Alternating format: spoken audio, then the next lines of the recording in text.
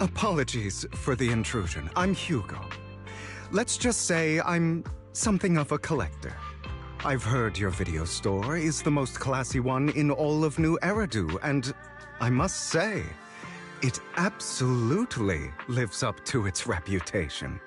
The ambiance here is understated yet refined, elegant but still cozy. It's so soothing, like a steady beacon in the dark. I've also noticed some well-known individuals frequenting this place, including elite members from PubSec and HSO. Your achievements at such a young age truly impress me.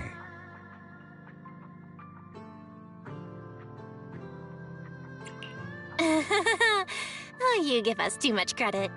Trust me, I'm being honest. I do find your store quite special. So, I guess the rumors about this place are true. Children of devils. What are you talking about? I'm not following. Am I imagining it? Or do you seem really nervous all of a sudden? Children of Devils is an old movie I've been searching for, but it's so niche I can't find a copy in good condition. Or perhaps, did this movie remind you of something else? You're imagining it. I'm just surprised there's a movie we haven't heard of. No worries. Like I said, this movie is rather niche. Despite the word devil in the title, it's actually about vampires. I'm sure you already know. Vampires were a popular fictional concept back in the old civilization. Typically, they are pale-skinned, well-dressed, exuding a mysterious and dangerous aura. But beneath their immaculate facade lie lethal fangs for draining human blood. You kinda look like one. I'll take that as a compliment. Too bad vampires don't actually exist in New Eridu.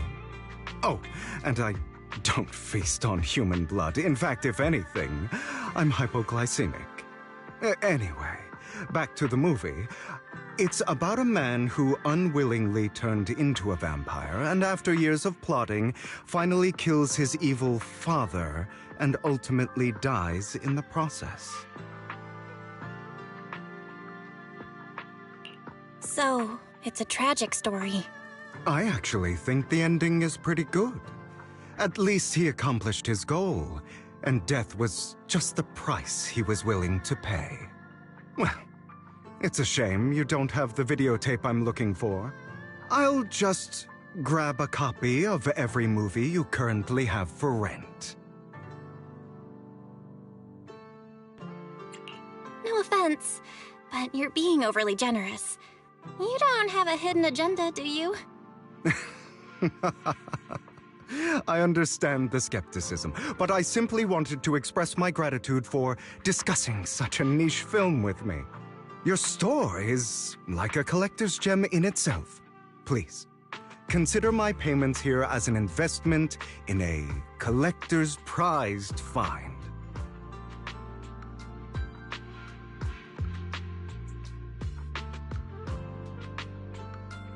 Your definition of a collectible is pretty broad, just as I'd expect of a collector.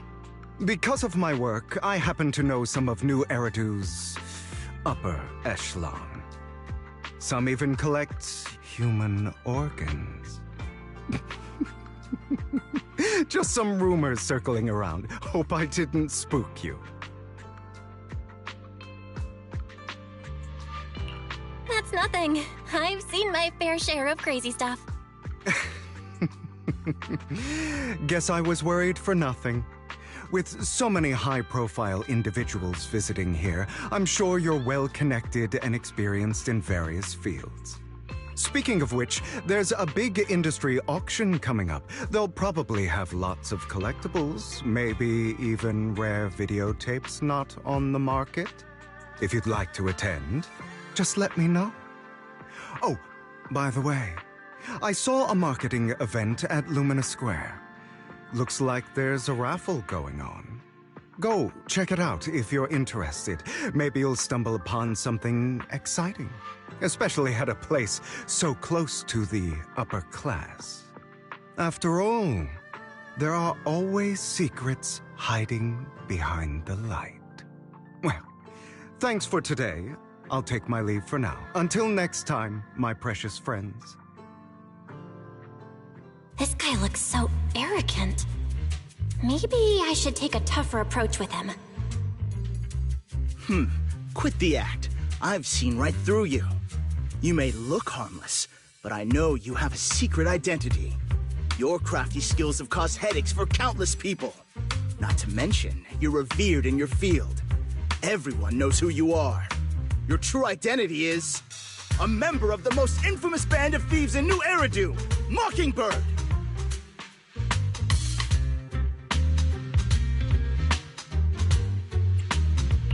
That's nonsense! I'm a law-abiding citizen, and I haven't done anything wrong. Exactly. If you're so confident in your judgment, why not call PubSec? I'm sure they'd be delighted to apprehend this Mockingbird Phantom Thief on the spot. All right, jeez, I was just guessing. Forget it. Clearly, you have no idea who I am. I'm Curtis Ravenlock. That's right, of the esteemed Ravenlock family from Tops. You'll face consequences for crossing me.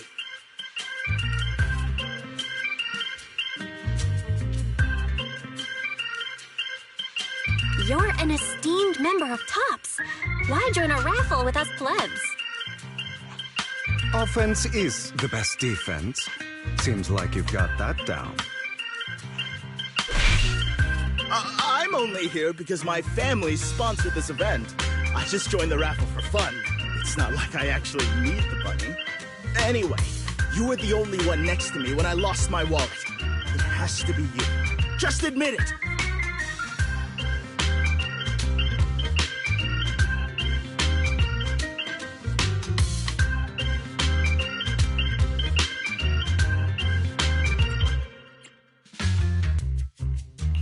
Listen, you can't just throw accusations around. You'll be held accountable for what you say. I did not steal your wallet. But if you insist that I did, let's go to PubSec together. Of course, if you can't prove it, I'll be pressing charges against you. Press charges? That's a bit too extreme, don't you think? Looks like you found the right approach to deal with people like him. In any case, my wallet is missing. It had a ton of Denny's, so someone's got to answer for that.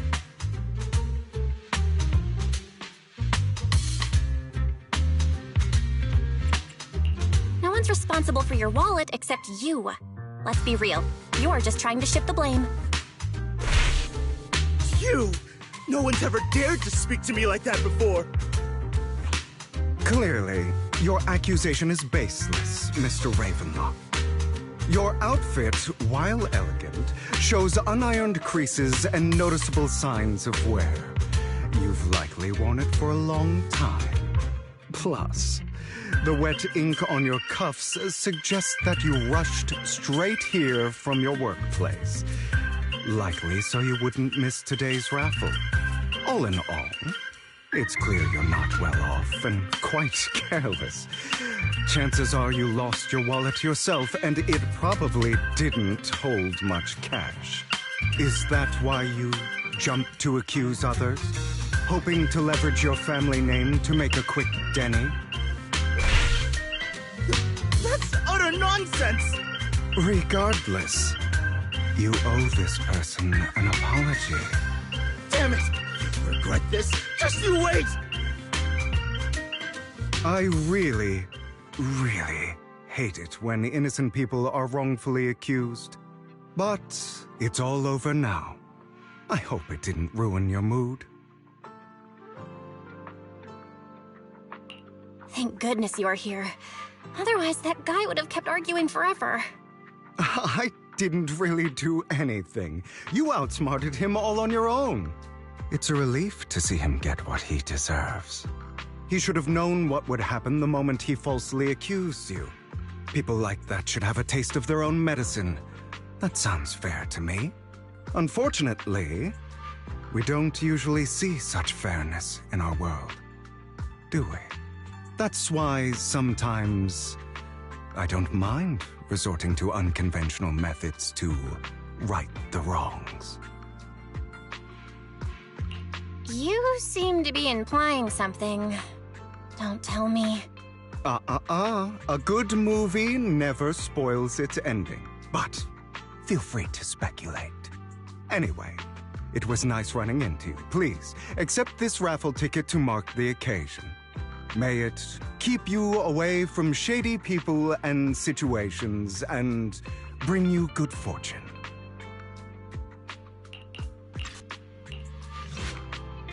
They're here with me now, sir. I'm glad to have the chance to speak with you, young'uns. Helios Academy used to be a peaceful and comforting place.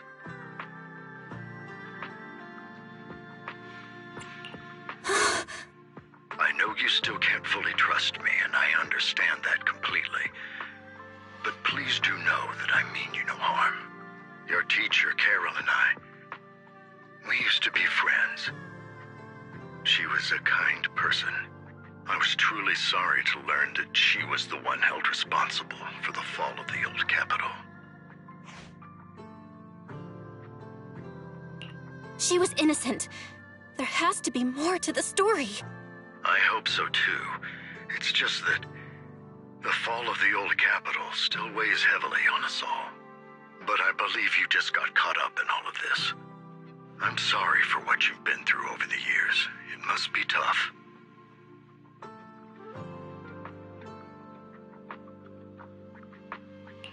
Sooner or later, we'll find the evidence to clear her name. Then I sincerely wish you success. The real reason I reached out to you is to tell you something very important. Something about your eyes. I stumbled upon some of the data Carol left behind. She spent much of her time studying ways to minimize the side effects of your eye implants. Teacher, she was always looking out for us. Yes, which is why I believe this was her final wish. As her friend, I want to see it through. Simply put, your eye implants are directly linked to your brain, and their functionality depends on your body's limits. As a result, the HDD system takes up a part of your body's capacity. This leads to certain issues, the most notable being that it suppresses your innate ether aptitude. I brought in a team of specialists to analyze Carol's data samples, and after some effort, they created a plan to upgrade the HDD system. After the upgrade, the HDD system will operate with significantly reduced power consumption, allowing for a substantial boost in your ether aptitude, or rather, a restoration to its original level. Do you mean that once the HDD upgrade is done, we'll be able to enter the hollows ourselves without use? Exactly. You'll likely experience some discomfort at first, but you'll get used to it over time. I'll have the specialists from Marcel Group continue monitoring your physical condition to reduce the burden on your body and help restore your ether aptitude more effectively. You're actually sharing such advanced technology with us? Thank you so much. No need to thank me. If anything, you should thank Carol. Furthermore, from what I've learned, the power within your eyes goes far beyond this. That's why I waited until now to tell you. Perhaps the power within you could affect all of New Eridu. But you must understand, power is a double-edged sword. It can be used against enemies or allies. As the mayor of New Eridu, I must ensure everyone's safety. So I hope you'll forgive my caution. I've been observing you for some time. That said, I'm confident to say that everyone at Victoria Housekeeping speaks highly of you. Miss Bell and Mr. Wise are both kind and honorable individuals. I believe they'll use their power for the right cause. Yeah, they're both good people. Thank you for your kind words, even though we have no idea what this power is. You're not just saying that to get our hopes up, are you? Of course not. It's just that I don't have much information right now. I'll let you know as soon as I do. Well then, I'll let Lycon assist you with upgrading the HDD system. Rest assured he'll guide you through everything. You should be able to follow him with your knowledge. If you would follow me.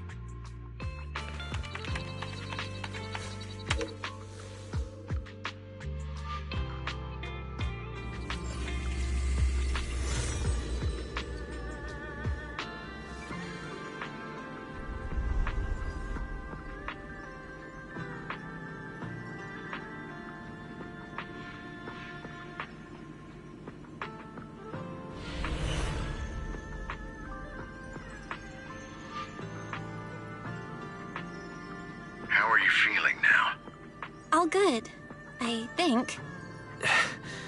Really? I'm feeling a bit off. Your body is adjusting. Give it time to adapt to the changes.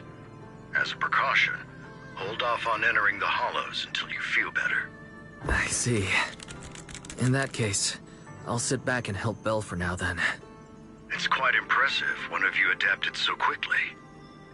Your ether aptitude is now on par with most hollow investigators, meaning you're ready to explore regular hollows. But you must be careful at first. Lycon, Ellen, why don't you two go along? One of the data piles in the hollow near the metro is malfunctioning, and we need a skilled proxy to address it. I'll assign this task to you. Of course, you'll receive fair compensation upon completion. Take your time in the journeys ahead. You've got plenty of time to uncover your full potential. How are you feeling now, Master Proxy? Fantastic! Never been better. I'm relieved to hear it. If you feel any discomfort, please, let us know at once. Yeah, I'll carry you on my back if needed.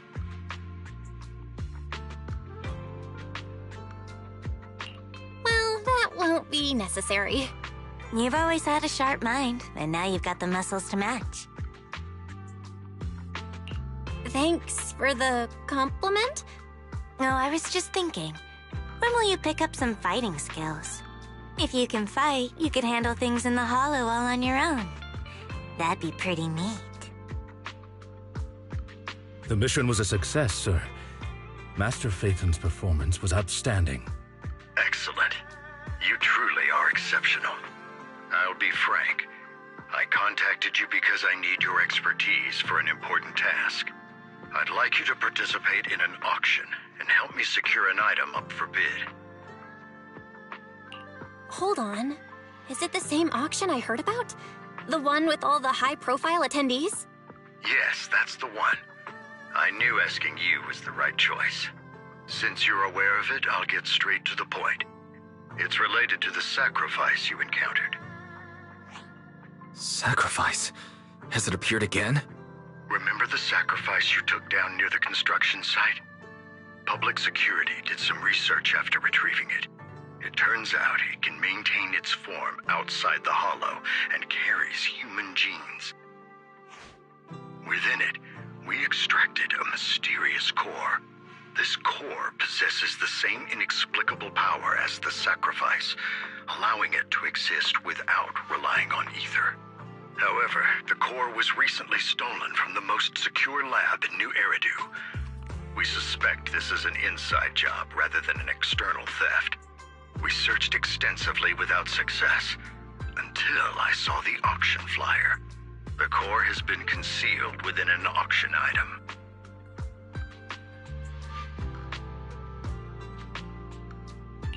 So you want us to bid on it at the auction. But why us? The power of the sacrifice is highly volatile and destructive. We must keep it confidential, at least for now. And I, as mayor, am not suited to participate in the auction myself. Plus, I'm running checks on my inner circle due to the theft. Frankly, there aren't many people I can trust. Don't worry, the funds are covered, and Victoria Housekeeping will be assisting you. Of course, this hinges on one condition. your willingness to aid me. All right, we'll give it a shot. Thank you very much. I knew that I could rely on you. The only hurdle now is the invitation. It's exclusive to Tops, so obtaining one might take some time. I'll handle that promptly. I'll leave the rest in your capable hands. You seem a bit puzzled, Master Proxy.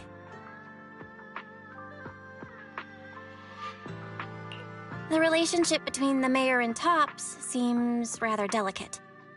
You're quite perceptive. As you know, the roots of New Eridu's governance lie with the Mayflowers, while Tops is a conglomerate of companies. Power and profit often lay the foundation for conflicts, which is why securing invitations could be tricky for us. Things would be much easier if Tops weren't so involved. But worry not, Master Proxy. It may take some time, but we will overcome these obstacles. Now, if you've no further need of me, I'll take my leave. Have a good day. Didn't that collector Hugo mention if we wanted to attend the auction to give him a call? But he didn't leave us with his contact information. Odd, right? If he wanted us to contact him, why not leave a number? Did he just forget?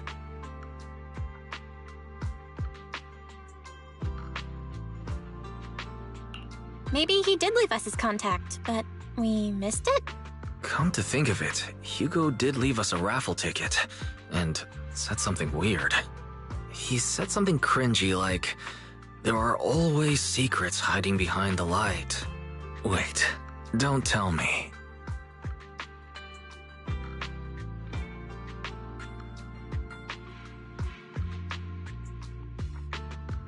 I get it now.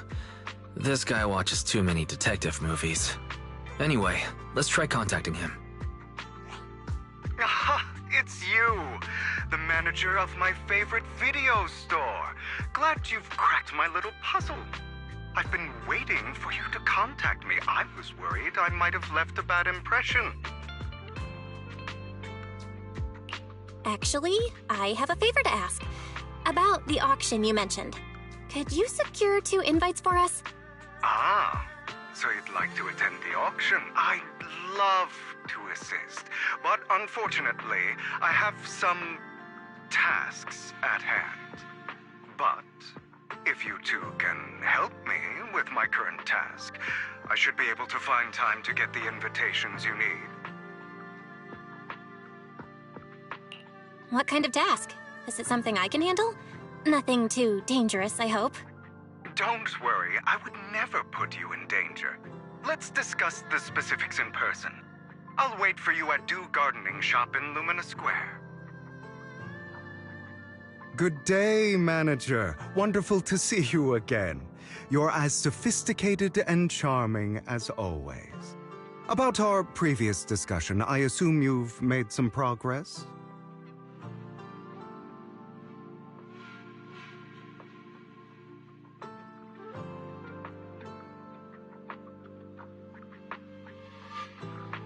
I see. Looks like it's more complicated than I thought. I appreciate your help. Here are the promised invitations for you.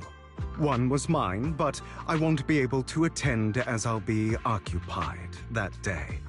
I had to pull a few strings to secure these invitations, so please don't mention where they came from. Otherwise, someone might come hunt me down.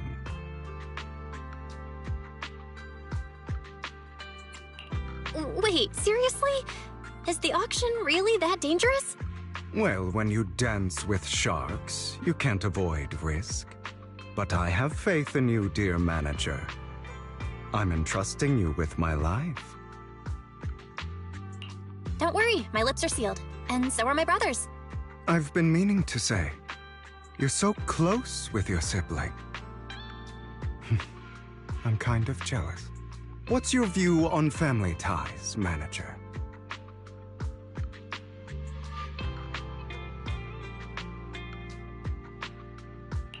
It's a bond you can count on. Like, no matter what happens, Wise and I have each other's backs. That's the exact kind of answer I expected from you. How lovely. I once had a half-sister. Different mothers. Had? Did you two fall out of touch because of an argument or something? No, we never argued. I would like to try, but it's too late. She's been gone so long. I can barely remember her face. I'm sorry. I didn't realize it was a sensitive topic. My condolences. It's okay. I brought it up first, and it was ages ago. Anyway, back to what we were saying. It's highly likely that Hartman will be at the auction as well. As you know, while he's the rightful heir to the Ravenlock family, he keeps many secrets. Should you cross paths with him in the future, be cautious. He's sitting up on his high horse looking down on everyone else, and he'll do whatever it takes to get more power. I hope these upper-class people eventually face the punishment they deserve. Too bad the scales of fate lean one way or another, unless someone steps in to tip them back. I digress. That's all for today. I have some errands to attend to, so I'll take my leave. Have fun at the auction. Lies. Deception. Betrayal. I see swirling mist, shrouding the truth in a deep, enigmatic haze. Found you. Chosen one. You are exactly as I thought you'd be.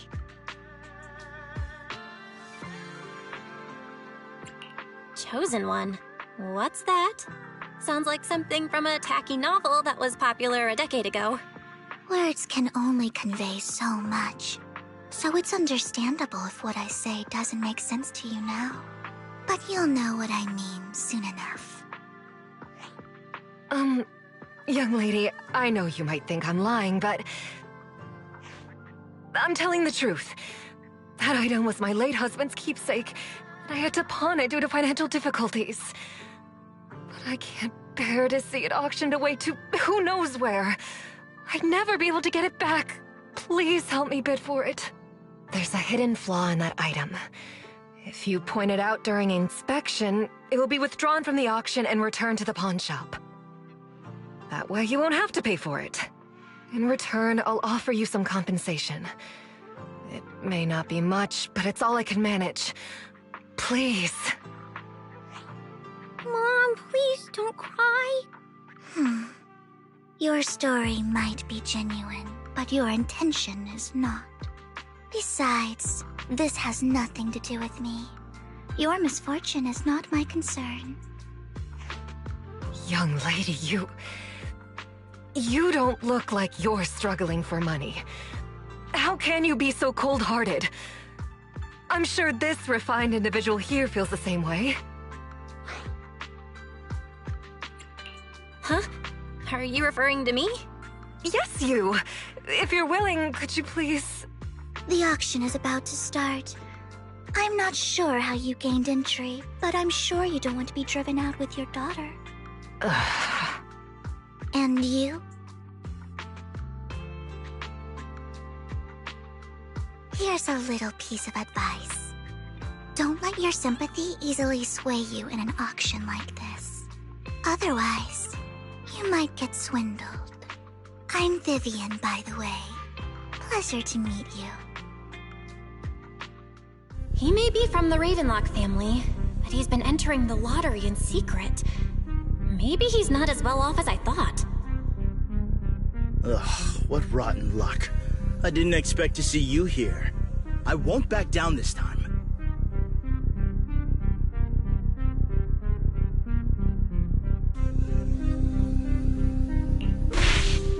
Let's raise the bid a little. How about 10%? Such a small amount, as expected of a commoner. I'll raise the bid by 50%. The start of an auction is crucial. Your opponent is determined to win, so it's best to shake his confidence first. You should just give up already. I'm dead set on getting this item.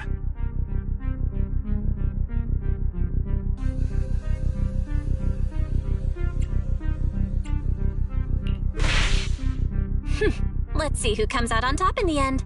A Ravenlock losing to a commoner like us. It wouldn't look good, would it? You're right. So for the honor of the Ravenlocks, I can't lose! Trying to provoke him backfired. Okay. Let's not rush into inflating the price. Seems like it's just the two of us interested in the item. Why don't we discuss this in private first?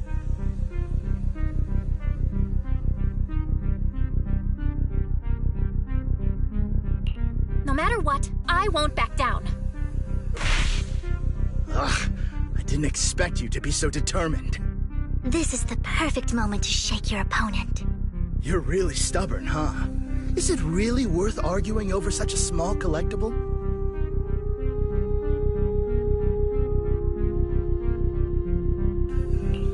Sure is. The money in our pocket is our biggest advantage.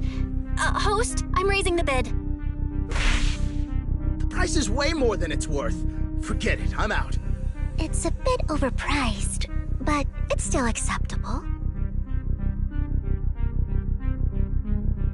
Regardless, congratulations on your winning bid. Though in my opinion, its aesthetic style is a bit ahead of its time. But as long as you like it, that's what matters. After all, the true value of art is in the love people invest in it.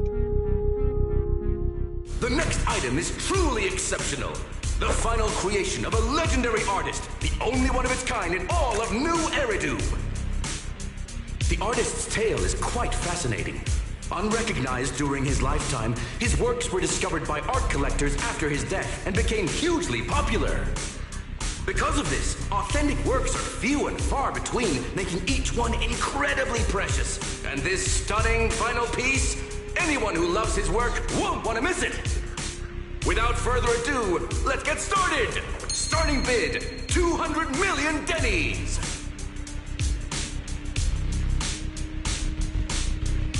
If I can get it for under 500 million, I can still turn a profit. 300 million! If I'm not mistaken, Wise, isn't that the item the woman asked Vivian to bid on? Yeah, that's the one. If our budget allows, perhaps we should. 1 billion. Even if his final piece is a collectible of this quality, starting at $1 billion right off the bat.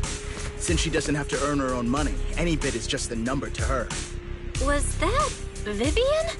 Wow, she just said, "Don't let your sympathy sway you," then went ahead and bid anyways. Yeah, but she can literally afford not to take her own advice. Oh, this elegantly dressed lady certainly has refined taste and deep pockets. So, is anyone ready to challenge this young lady? Invest in the legacy of a talented artist who left us too soon. Its value could double in the future. I'd advise against it. I'm going to bid on this no matter the price tonight. This young lady is certainly very confident. Our time is almost up at $1 billion. Going once, going twice, going 3 times. Sold for $1 billion. All right, ladies and gentlemen, that concludes the first half of the auction. Please feel free to unwind in the lounge for a bit, as more treasures await in the second half. You have a strange look on your face. Despite her ruthless exterior, she's actually quite kind-hearted. Though you wouldn't dare think that, would you? Not at all.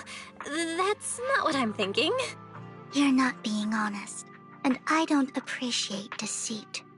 Just to clarify, I didn't assist that woman out of kindness, nor do I plan on giving up the item I just purchased, because it's nothing more than a common scam. A scam?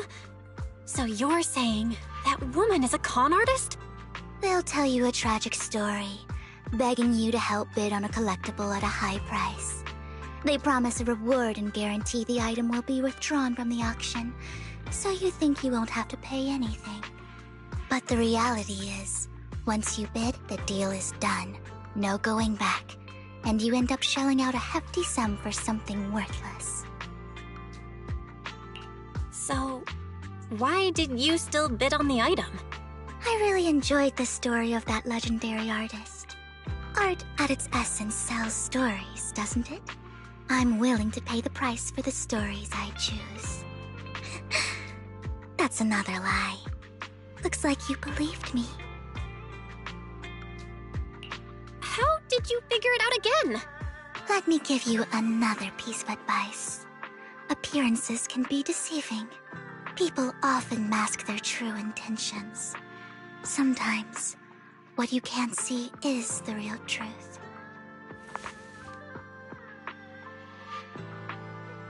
I hope next time you'll accept my invitation, and not that of these pretenders. I'll see you soon, my friend of many secrets. Ladies and gentlemen, welcome back! Up next in our auction is tonight's showpiece, the one-of-a-kind Robe of Heroes!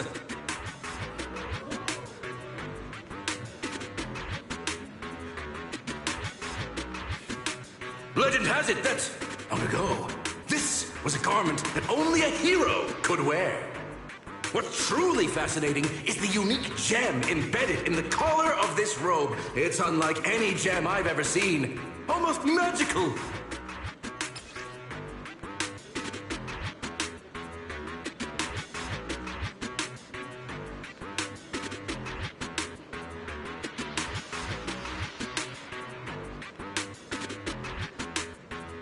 Wise, that gem's probably what we're looking for. Such an important item, yet it's just there on a piece of clothing, completely unprotected. How gaudy. This auction sure is busy. There's people of all sorts, whether they belong or not. Robe of Heroes. What a tacky name. Nonetheless, I'll secure it. In the name of the Ravenlock family. Yes, I see it. Seems authentic. Of course, I'll keep an eye on it.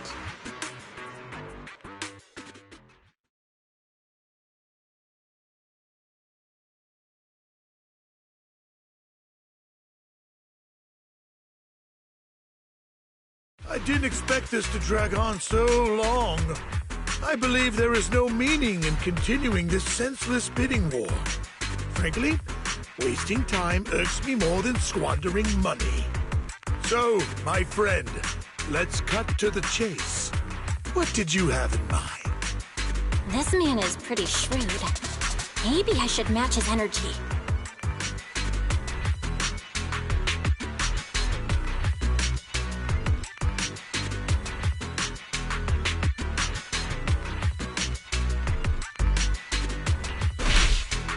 All I want is that Robe of Heroes. What a pity. We both have our sights set on the same item. It seems there is no hope of us coming to an accord. I'd suggest taking a less direct approach with someone like Hartman, lest he prey on your weaknesses. There are more antiques in this auction than just the robe. Why rush into this? You might find something else you prefer.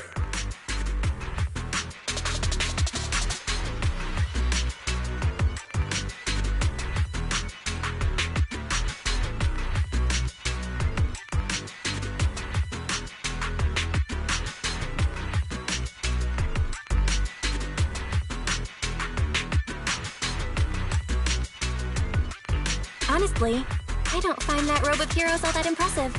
All I want is that exquisite jewel on the collar. Could you perhaps sell me just the gem?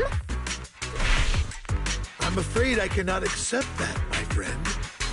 You're unaware of the true value of that gem. A wisely pointed question. Now we know the gem is his true aim. The Ravenlock family always gets what they desire. If you have any doubts, feel free to ask around.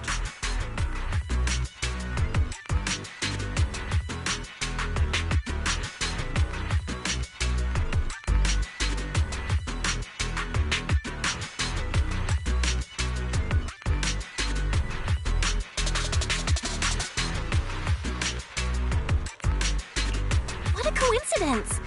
I, too, always get what I want. You're quite confident. You know when to stand your ground. Well done. My time is valuable, my friend. I've already lost a significant amount of Denny's talking to you. If I offer you a token of appreciation, let's say a hefty sum of Denny's, would you consider backing out of this bid?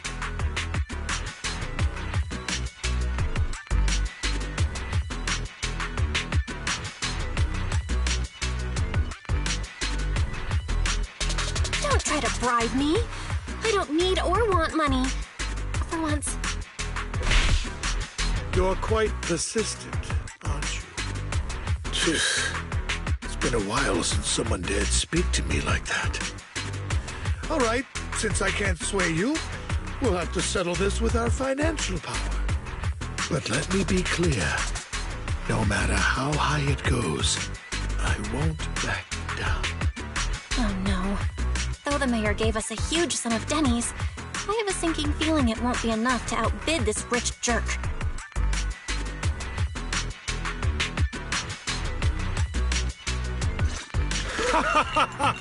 Thank you, everyone.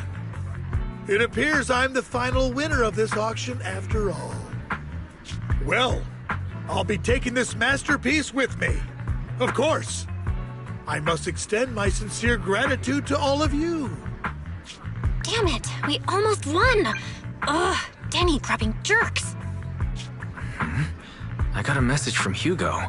He wants us to... Look up? What happened? Why'd the lights go out?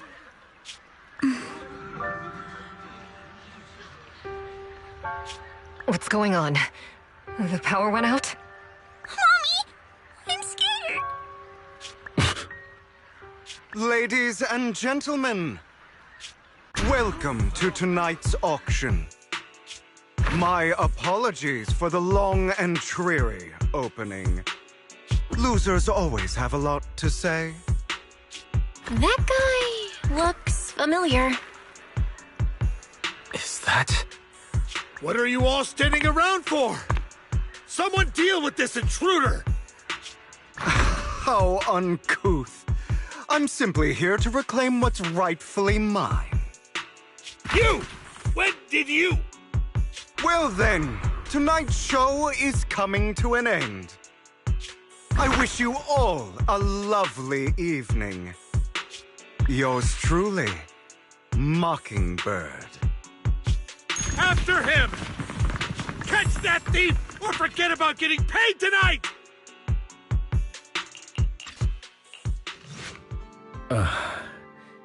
Forgive me, Master Proxy, but that... Mockingbird and I have... history.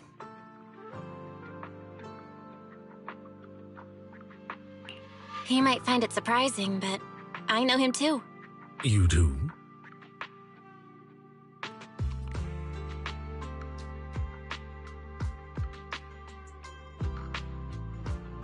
I see. So that's how you know him. Years ago, we founded Mockingbird, the Phantom Thieves Syndicate. Things started off well. We were young, with naive ideals and lofty goals, and we pursued what we thought was right. But one night, that all changed. There may have been signs of what was to come, but no one noticed them at the time, or perhaps we chose to ignore them. Eventually, I left Mockingbird and accepted the olive branch extended by the mayor. The separation was, shall we say, less than amicable. And my dearest friend became my sworn enemy. Master Proxy, if I may ask, what do you think of Hugo?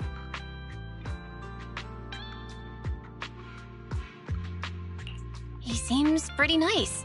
He did lend us a hand, so he doesn't really come across as a bad guy to me. I see. A facade, I'm sure, to earn your trust. In any case, he's very dangerous. I'm still unsure of his intentions, but we cannot risk letting him have the sacrifice core. Based on my past experiences, I can likely predict the route he'll take to evade his pursuers and escape. However, this path lies within the Hollow. Master Proxy, can you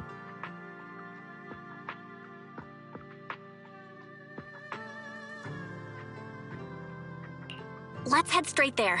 I'm feeling super strong right now. Very well. Please, follow me then. It should be this way.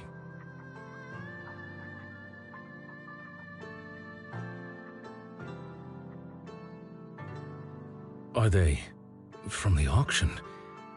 No, they shouldn't be able to track Hugo here. They're likely just hollow raiders. Back then, Hugo would typically retreat into a hollow after securing the goods. And as his partner, I'd be responsible for leading the pursuers astray. I'm unsure if he has a partner now, or who they might be if he does.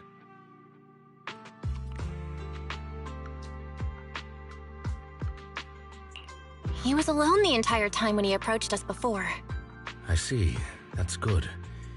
It means he must be carrying that core himself. Regardless, Master Proxy, let's steer clear of those Hollow Raiders for now. Although I'm confident in my ability to defeat them, a clash here might delay us and jeopardize your safety. Our main focus now is locating Hugo and retrieving the gem.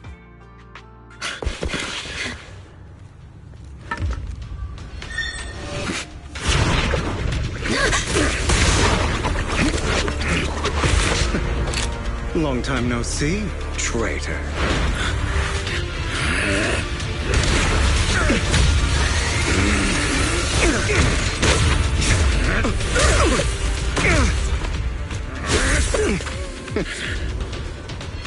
It was you who broke the oath, not me.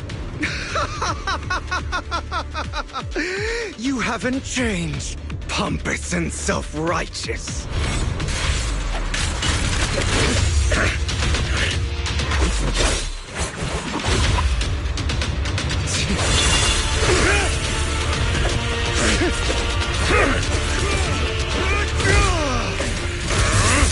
Beyond reason! Both of you! Enough!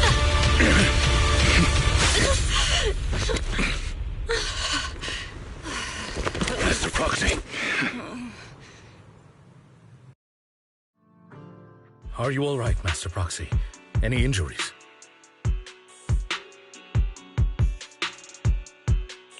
I'm fine. I just forgot I wasn't Eos. I thought your attacks would just go over my head. I'm not used to being this tall, I guess. Rest assured, Manager, my blade has always been steady. I'll never point my weapon at my allies, especially not you. As for that oaf, he has no sense of control in the heat of battle, even turning on his own comrades. I'd thank you not to spread lies. What? Are you denying it? I merely spoke the truth, didn't I?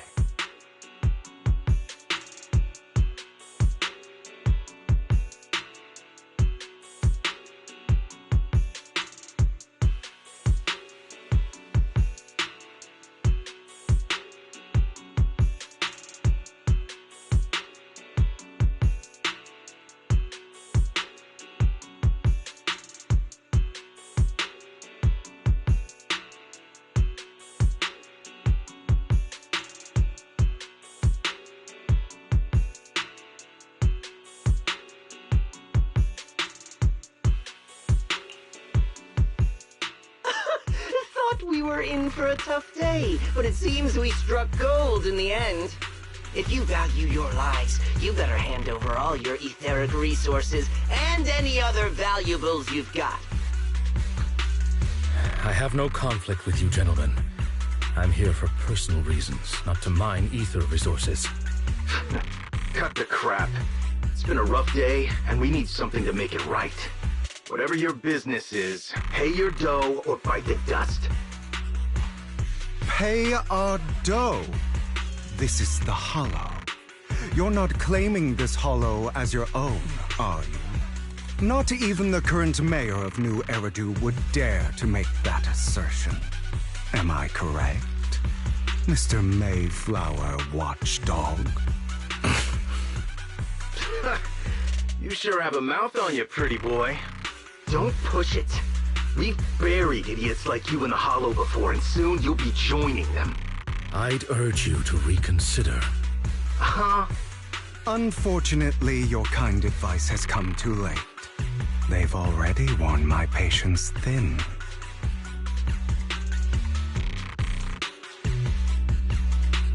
Oh, help me! Scared? Then perhaps you should think twice before you act. You've made your bed. Now lie in it. Sorry! I'm so sorry! Please have mercy! Spare us! We won't do it again! Are you quite done blowing off steam? Don't kill them. I'll hand them over to public security once we're out of... Who do you think you are to tell me what to do? They weren't planning to show you any mercy, yet you forgive them so easily. You haven't changed at all over the years, Lycon. To hell with you and your foolish fantasies of being some almighty savior. Haven't you learned your lesson from what happened with your eye and legs? My principles remain unshaken. No one has the right to take another's life. Sinners deserve punishment. Do you know how many lives they've taken? I'm merely delivering the justice the world needs. It is not our place to pass judgment. I know I will not sway you. There's no point in continuing this argument. I will stop you. I always will. Go ahead and try. I will defeat you. I always will.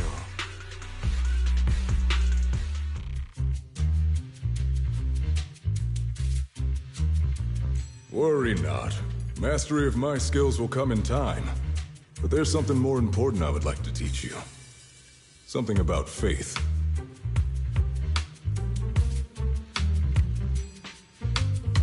Does a phantom thief even need faith? Of course. What else would we fight for?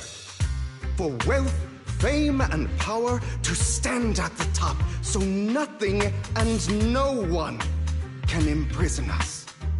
Isn't that what everyone desires? Or perhaps by faith, do you mean something asinine and empty, like justice, dreams, or friendship?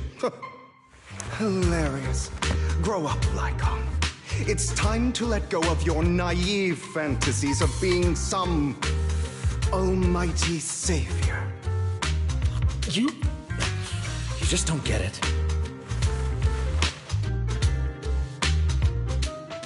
All right, enough squabbling. What I'm trying to teach you is very simple. I may not walk the path of justice, but I do not walk the path of evil. There's too much injustice in this world, and there are times when it becomes necessary to right those wrongs with unconventional methods. Taking lives, however, is out of the question. Life is a precious gift, one that nobody has the right to steal. No one should have the authority to judge whether another lives or dies. Keep that in mind. I will. You don't seem convinced, Hugo.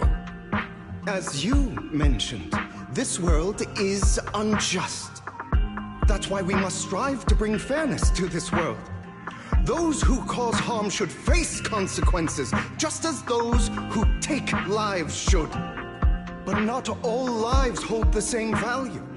Sometimes, you may need to eliminate one if it means saving more. You're too proud. Your pride may lead you astray. I have my own path and beliefs, Jack. I'll determine for myself what's fair and unfair. Hey, watch your mouth. If it weren't for Jack, you'd be dead already. You're a smart kid, Hugo. Skilled too. You could easily take the life of a sinner. However, what if one day you found out you were wrong? What if that so-called sinner were innocent? Could you bring them back to life? I wouldn't make that mistake. To err is human. Everyone is bound to make mistakes. It's good you're open with your thoughts. I just don't want your troubled past to weigh you down.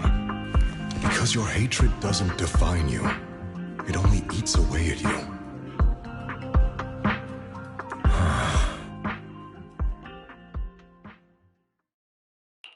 What's wrong, Lycon? You've been quiet for a while now. My apologies, Master Proxy. I was just reminded of some past memories. Before Hugo and I founded Mockingbird, we had a mentor, Jack. He took us under his wing when we were in dire straits, imparting his skills and life lessons. But Hugo didn't agree with his viewpoints. Perhaps our paths were always fated to diverge. Okay, I'll admit. I've been itching to ask. Why did you two split up? Mockingbird, faced numerous triumphs, but also setbacks. And one of them was a disastrous one.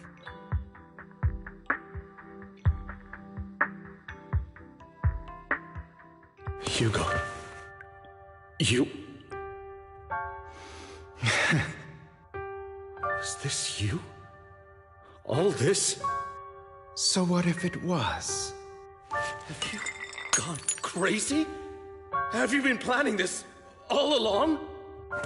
You'd bury all these lives in the name of vengeance? They deserve to die. Especially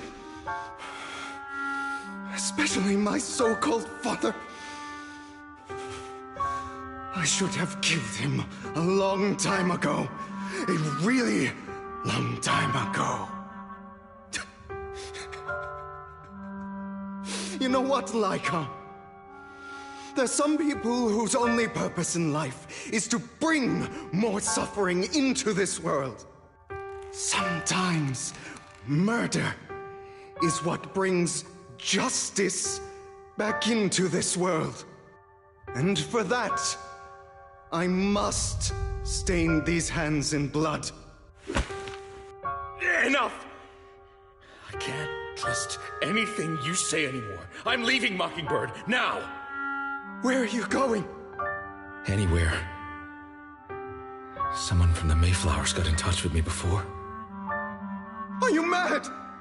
You know what those hypocrites in city administration are like. They're no different from tops. We fought them together all this time, and now you're leaving to serve as their lapdog. Are you going to turn your back on Mockingbird? Turn your back on me? The mayor is different from the others. But it doesn't matter. I'm not going to even try convincing you. As your friend, I'll give you one last piece of advice. Please, stop here. Otherwise, the day will come where your hatred and ambition will consume you. My apologies, Master Proxy, that you had to hear such an unpleasant tale. Hugo came from a powerful family, and his relationship with them was always strained, especially with his own father. So much so that Hugo wanted to personally put an end to him. After shouldering a mountain of injustice, Hugo ran away from home. That's when Jack and I met him. And that setback that Mockingbird suffered turned out to be intimately connected to his family. I had thought it was just a normal mission, when in fact he was plotting revenge. He took advantage of me and everyone else there. I do not mean to pass judgment on him and his decision, but I refuse to accept a partner who is willing to trample over other people's lives for their own desires. Perhaps his family left a mark on him that continues to influence him to this day. In any case, Hugo still has the sacrifice core. We should contact the mayor to plan our next moves.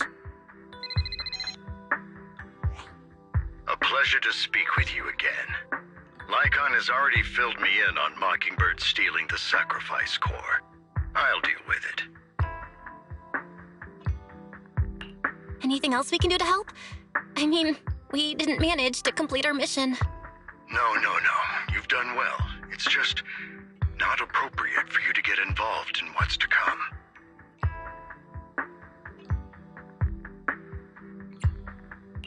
We've been through far more dangerous situations. Plus, we've dealt with Mr. Mockingbird before. So maybe we could help you. Really, I appreciate your kindness. It's just... Very well. Seeing as you're all people I know I can trust, I'm going to be frank. Not long ago, I received a letter declaring criminal intent. Sir. Lycon, I know you don't want to place them in danger. I feel the same way. However, I believe they deserve to know the truth. That letter threatened to use a sacrifice to take vengeance against the entire city of New Eridu. What do you mean by vengeance? I believe the person, or the organization, who sent the letter is planning to use the sacrifice to mount a large-scale attack against the city. Everything we've uncovered so far seems to support this hypothesis. As you know, the sacrifice's true power is a mystery and cannot be controlled if anyone attempts to use it as a weapon. This is no small issue. If this gets out, it'll send the public into a panic. Please promise me you'll keep things confidential. Then let us help out. We can do our part too. But it's like I said before, it'll be too dangerous for you. Whichever way you look at it, you're still citizens of New Eridu, and as mayor, it's my duty to protect you. Plus, Carol would be furious with me if I put you in danger. If she were still around. Anyway, I'm not at liberty to discuss this matter any further. Please rest assured that we will handle things properly as the administrative authority of New Eridu. That's right. Master Proxy, please trust us.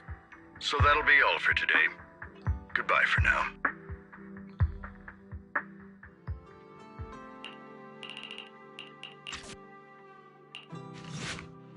All right, let's get started.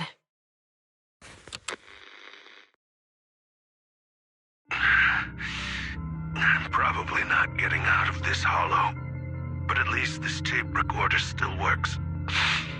Let's say these are my last words. I gave away my anti-corruption equipment to save those civilians, so I'm not in good shape. Unfortunately, we came up against a horde of ethereals right after that. I rushed over to fight them off and tried to save the civilians, but in the thick of all the fighting, I turned back and realized that I was somehow alone. Nobody was behind me. Luckily, I managed to defeat the ethereals, but the wounds and corruption I sustained in doing so should be fatal. I don't mean to cast the blame at all here, and if any of my colleagues ever pick up this cassette, I hope that nobody is ever held accountable. It's just human nature. It's normal. I just have a few regrets. Oh, what's that over there?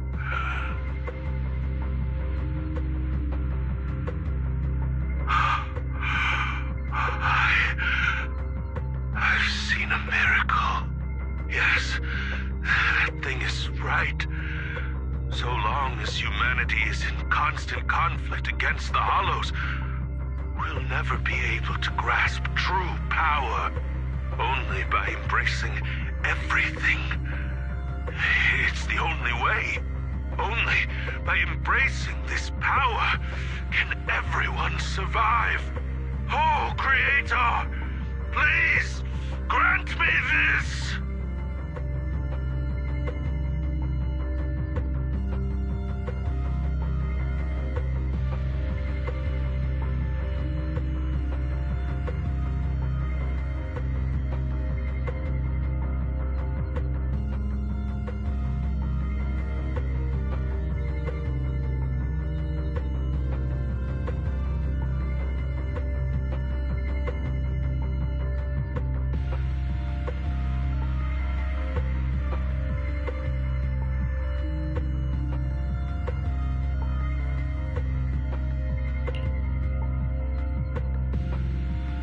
Are you okay, Ji-Yuan? Don't be so sad. Thanks. I'm okay. It's just...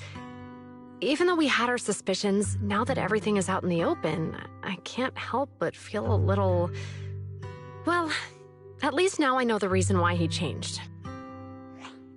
What did Bringer see during the recording? whatever it was. He called it a miracle. I saw the mission report from that incident. Bringer emerged from the Hollow unscathed, completely free from injury or corruption. Plus, I remember him rescuing a few civilians and walking out of the Hollow together with them. But if that's the case, then it's at odds with the audio we heard. Which one is the true version of events? It's possible that both are true. Like if Bringer actually met a real god that completely healed his body and helped him save the others. And that's why his mood changed so much. Why he started believing the Exaltists. Because he witnessed a miracle. That sounds like a reasonable speculation at this point. But it still exceeds the limits of what we know. In any case, it's a clue that ultimately points to the Exaltists. I'll keep pulling this thread and see where it leads. We meet again, Master Proxy. I imagine you've already managed to gain some info from the conspirators. About some people who wish to use sacrifice to launch an attack on New Eridu.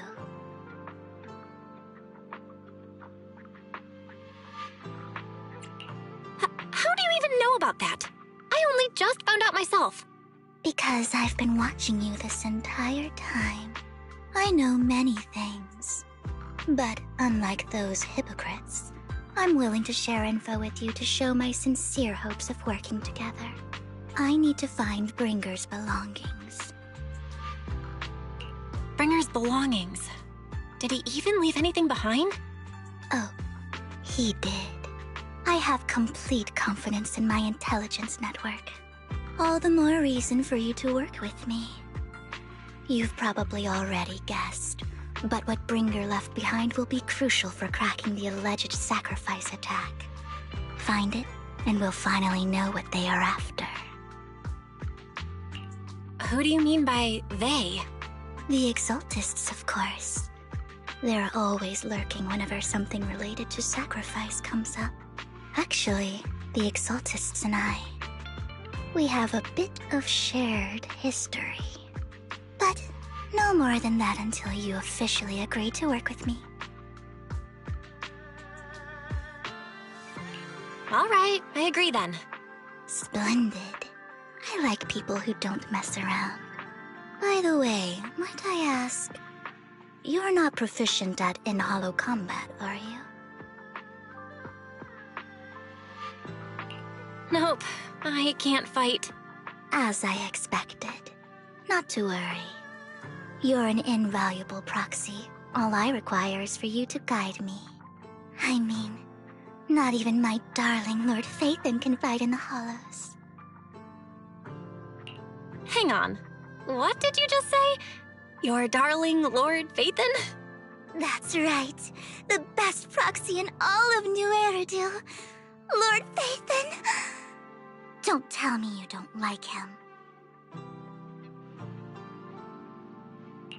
It's not that I don't like him. It's just, it's a little complicated. Well, if it's not that you don't like him, then that means you do like him, right? And I know exactly how you feel. My love for Lord Phaethon is really complicated, too. Great, you're a fan of Lord Phaethon, too. But that makes sense. All of New Eridu ought to be fans of Lord Phaethon.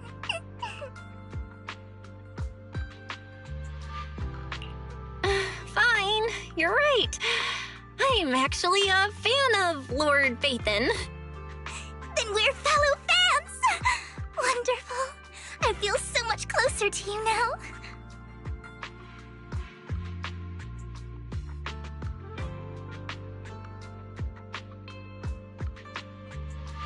Oh my!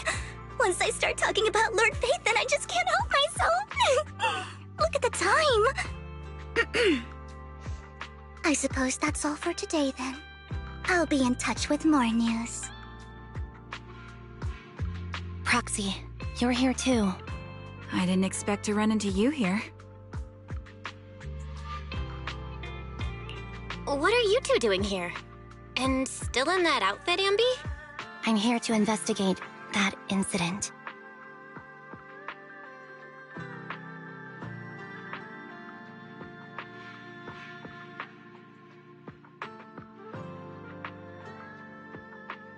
I've recently dug up some clues about the person behind the operation, but my key contact is ultra cautious and keeps demanding me to prove my identity. So, to gain her trust, I decided to meet her dressed like this. Now that everything is completely finished, this uniform doesn't really represent anything in particular. For me, it's just another outfit now. We all have to move on someday. I'm helping her. I want to make sure whoever's behind all this is caught. Ah, and who's this young lady? Her name's Vivian. She's my friend. We're here investigating a few things ourselves. Ambi, one of the Cunning Hair's most powerful members. And Trigger, an Opal Squad sniper. It's an honor to make your acquaintance. You know us? Looks like someone's done our homework. Is it because of the proxy? You two are practically celebrities. And because of my work, I've got loads of info when it comes to anyone with a name around New Eridu. I see. Seems you're handling your work well. Let's prepare to enter the Hollow. Unless you have any further questions, we'll be taking our leave now. You're going into a Hollow?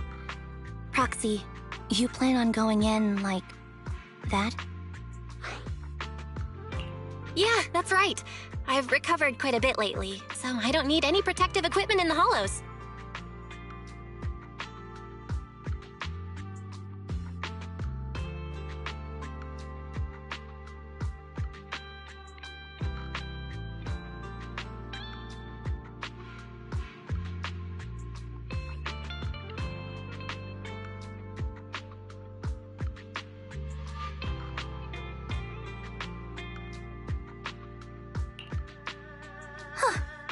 Aren't you that lady from before at the auction?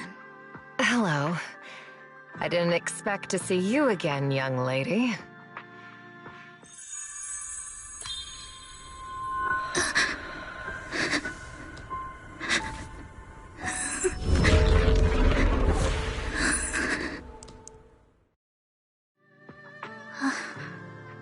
Vivian, are you alright?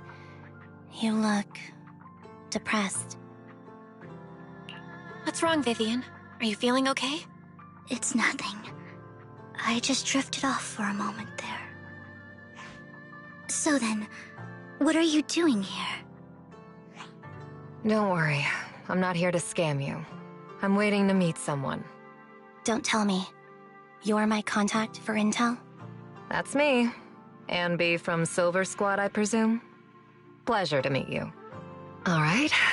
I'm going to exchange some information with Miss Ambi here. So if you'll excuse me.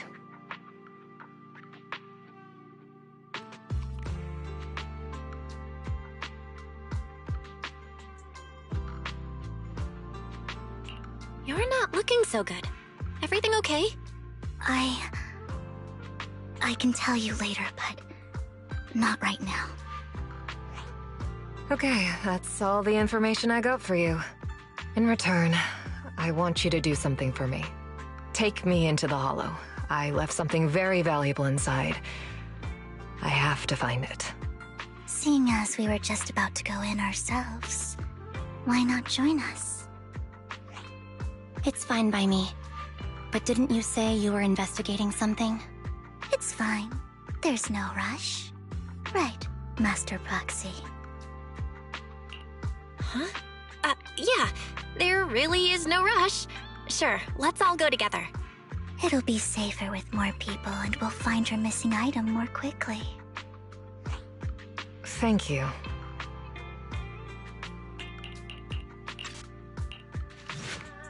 So, what is it that you're looking for? A ring.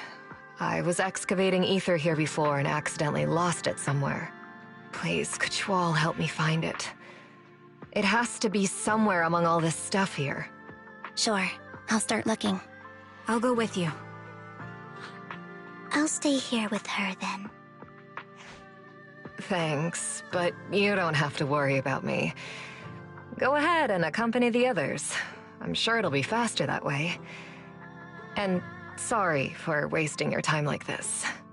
I know it might sound strange, but I'll be so happy if my daughter grows up to be capable like you.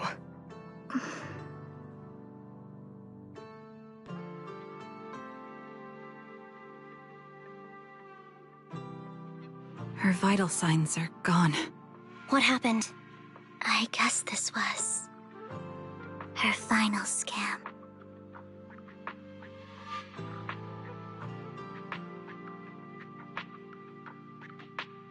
There's one thing I must remind you. Your time is running out. I'm not sure how you can tell, but you're right. I'm going to die in here. That's my plan. I'm very sick and don't have much longer. If I try to get treatment, it'll just be a burden on my daughter. So I scam my way through a bunch of physical exams and managed to take out a hollow corruption policy through Ravenlock Insurance. Once some time has passed, could you please take my corrupted body out of the hollow? That will secure a generous compensation package for my daughter. It's only what the Ravenlocks owe me. A pity, yes. But it's the only way I can squeeze it out of them. What makes you think that will help you? I just trust you will. I'm just awfully sorry you had to get involved in this, but it's something I must do. I have to leave something behind for my girl. I have to give her a chance at life. If it's okay, could you also please pass a message to Mira for me? Tell her, don't worry. Even if Mommy's body is corrupted, withers away, and turns to dust, my love for you will always be there. Thank you. You're a good kid.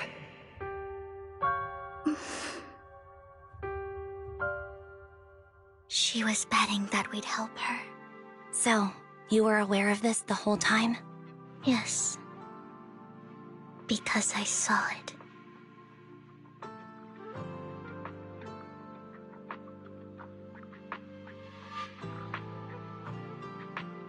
You might not believe me, but I've had this ability to see the future since I was a little girl.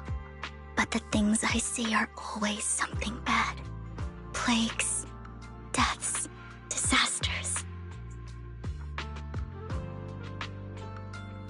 That's all I've ever been able to see. It's all that kid's fault! She's seriously jinxed. I always try to avoid her. Otherwise, she'll say something rotten that ends up coming true again. Prophecies, she says. Like she's not the one bringing the bad luck upon us. It wasn't me. I didn't do anything. Sorry. I'm sorry. What good is saying you're sorry? Things like this keep happening every time you open your mouth! How unlucky. She shouldn't be here. Nobody wants her around. If only she would just disappear. I just wanted to warn you all. I'm sorry.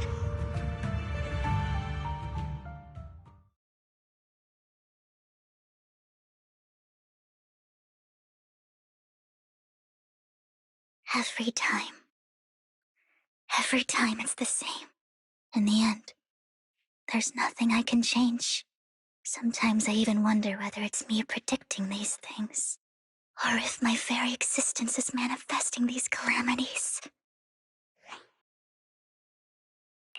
Vivian, it's not your fault.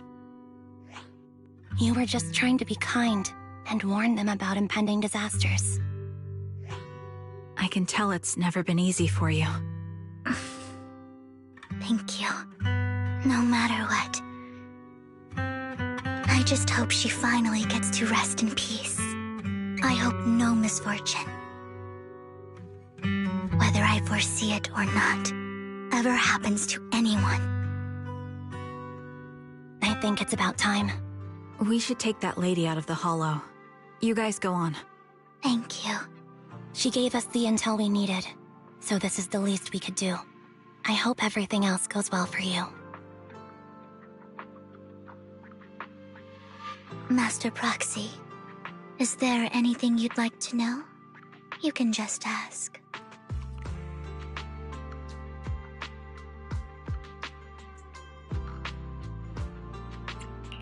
I'm curious about your story, Vivian, but we can talk more once you feel ready. Don't worry, I can wait. You're the first person to ever say that to me. I'd be happy to share my story with you. These premonitions I see are not within my control, and they always come to me in a flash, like a flood of images in my mind. Most of the time, I see death, disease, accidents, and disasters. Of course, there are also some non-fatal mutilations. But every time, without exception, they end up happening. And I can never prevent or change them. That's all I have to say about it. If that offends Master Proxy and you don't want to hang out with me anymore, then I can understand. I don't mind at all. That's just who you are, Vivian. I'd like to keep hanging out with you. I've always considered this ability as a curse. It's not a curse. If anything, I think you've been given a gift. Thank you. Really. Well, it's getting late. Bringer's belongings ought to be around here somewhere. Let's take a closer look.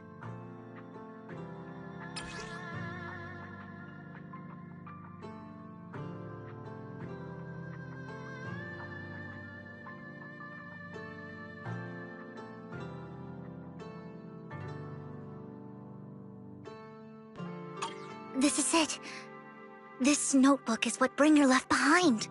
But I don't know what these markings on it mean.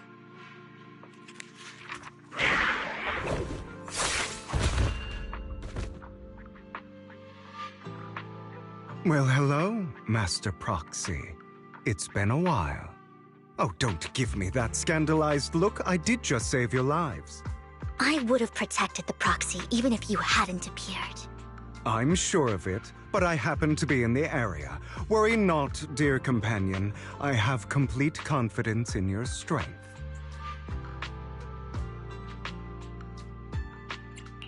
Hang on, did you say companion? So you two know each other. Apologies. I didn't have a chance to mention it before. I'm actually part of the Phantom Thief Syndicate, Mockingbird. That's right. I was only able to slip in during the auction thanks to some help from Vivian backstage. So, the whole time, you were only bidding on the collection so you could get backstage and mess with things? I warned you before. You can't rely on appearances. Don't worry, Master Proxy. We don't have any ulterior motives here. As you've probably heard, Mockingbird is a renowned Phantom Thieves syndicate in New Eridu that, despite its longevity, has managed to maintain the secrecy of its members' identities to this day. So, disclosing our identities to you is essentially the highest sign of good faith that a Mockingbird Phantom Thief can show.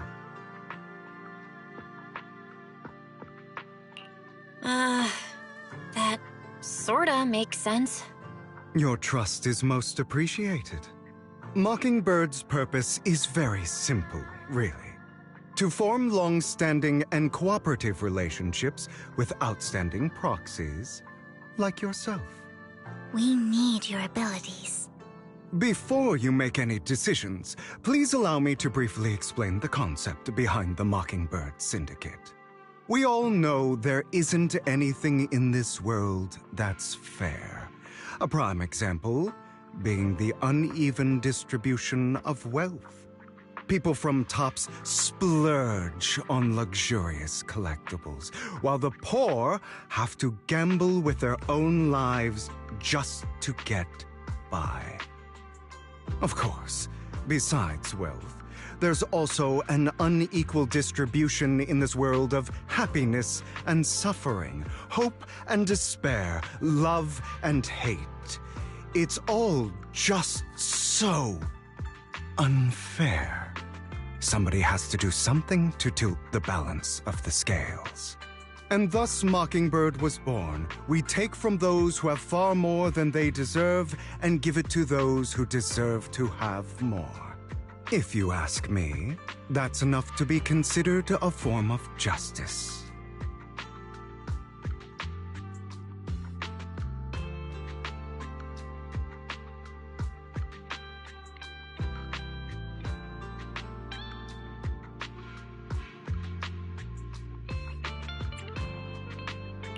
I don't really agree with this form of justice.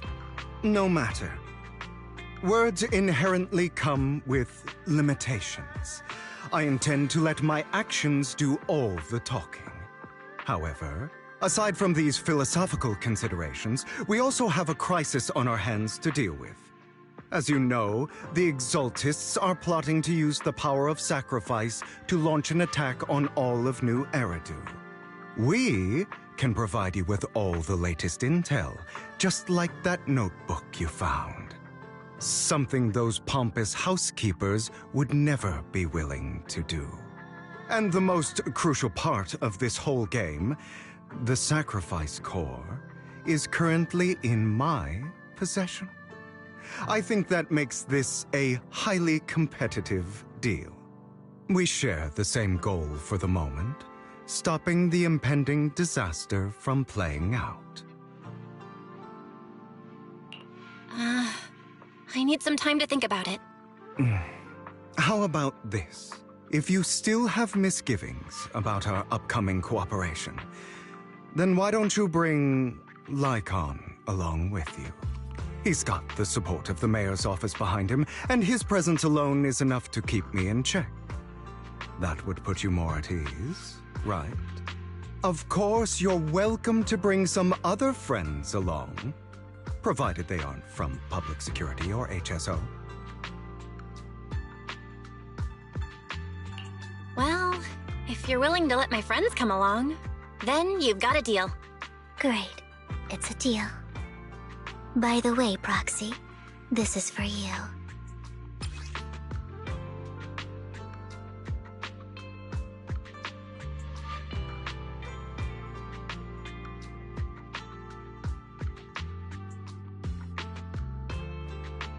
Consider it a souvenir commemorating our first time working together. For now, we'll carefully look through the contents of that notebook. I'll contact you if anything comes up.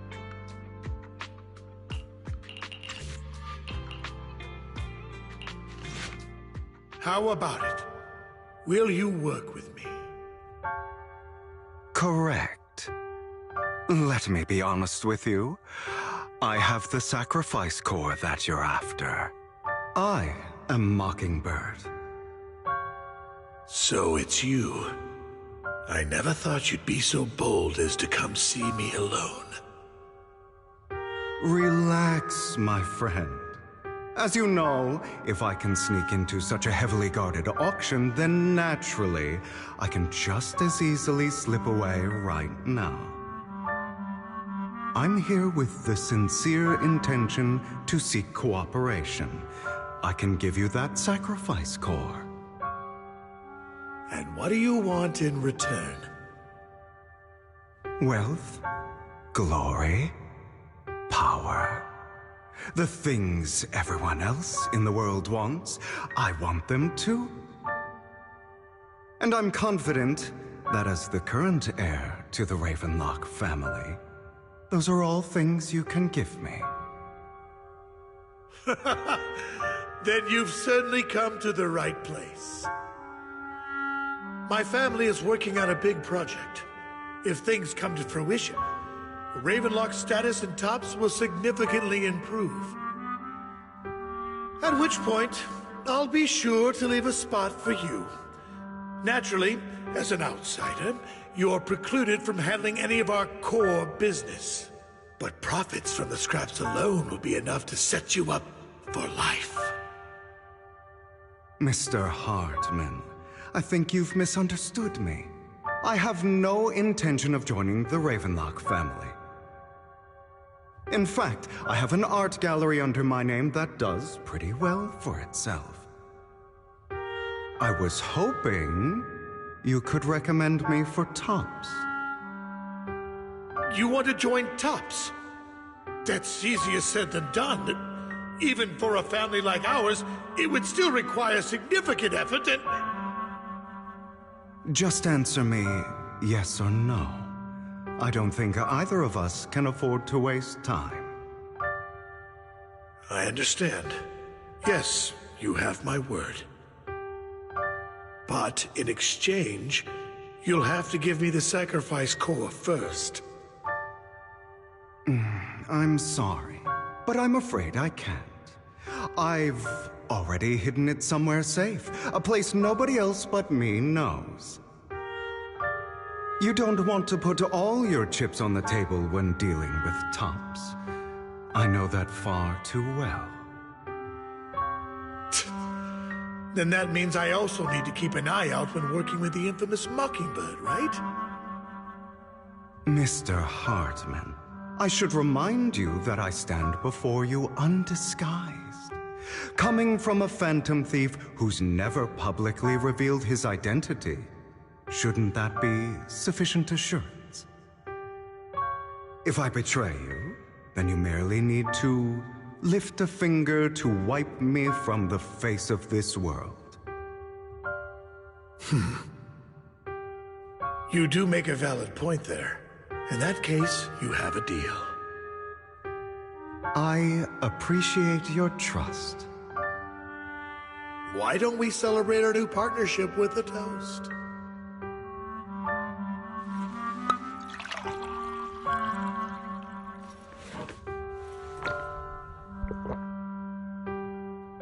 Having a drink before undertaking anything important is a family tradition. It's good luck. As an outsider, it's a real honor. By the way, you aren't the only member of your organization, are you? Shouldn't all your companions agree to this deal first? You don't have to worry about that. I'll make sure she agrees. Otherwise, I'll get rid of her too. Seems you'll do whatever it takes to get things done. Great things lie ahead for someone like you. All right, let's leave it at that for today. I'll contact you about what to do next.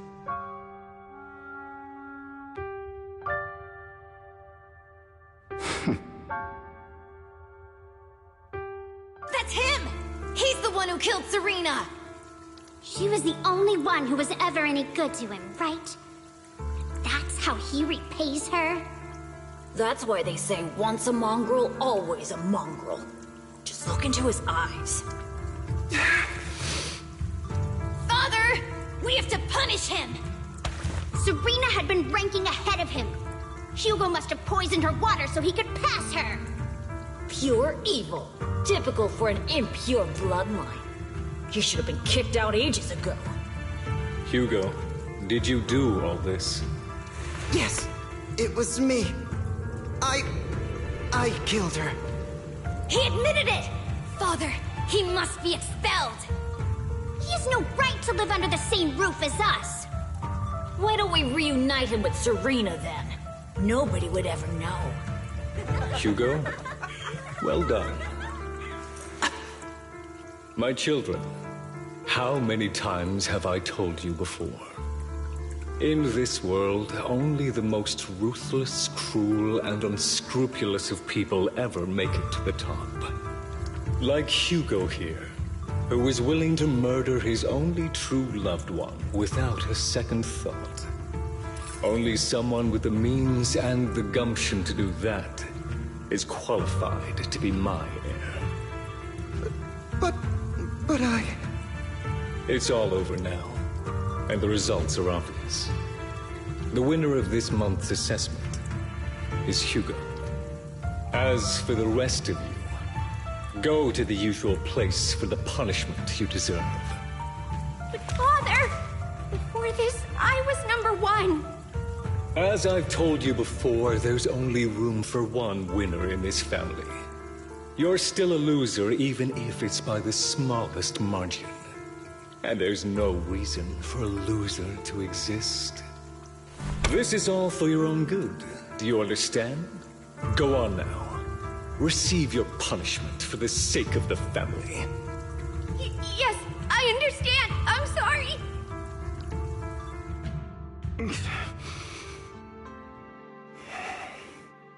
That really brought up some unpleasant memories. It won't be long. Soon, it'll all be over.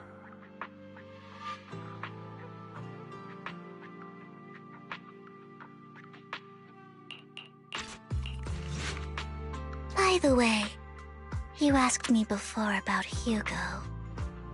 I don't really know much about him. He rarely ever talks about his past. But judging from his eye colors, you can guess he's probably the bastard son of a renowned family. I think his mother was very worried about his different colored eyes, and even wanted to get rid of him at one point. But then his family offered a huge price and bought him off his mother for some reason. And just like that, he moved from a leaky and drafty boarding room to a luxurious mansion. But he's also mentioned that the extravagant home is actually like hell for him.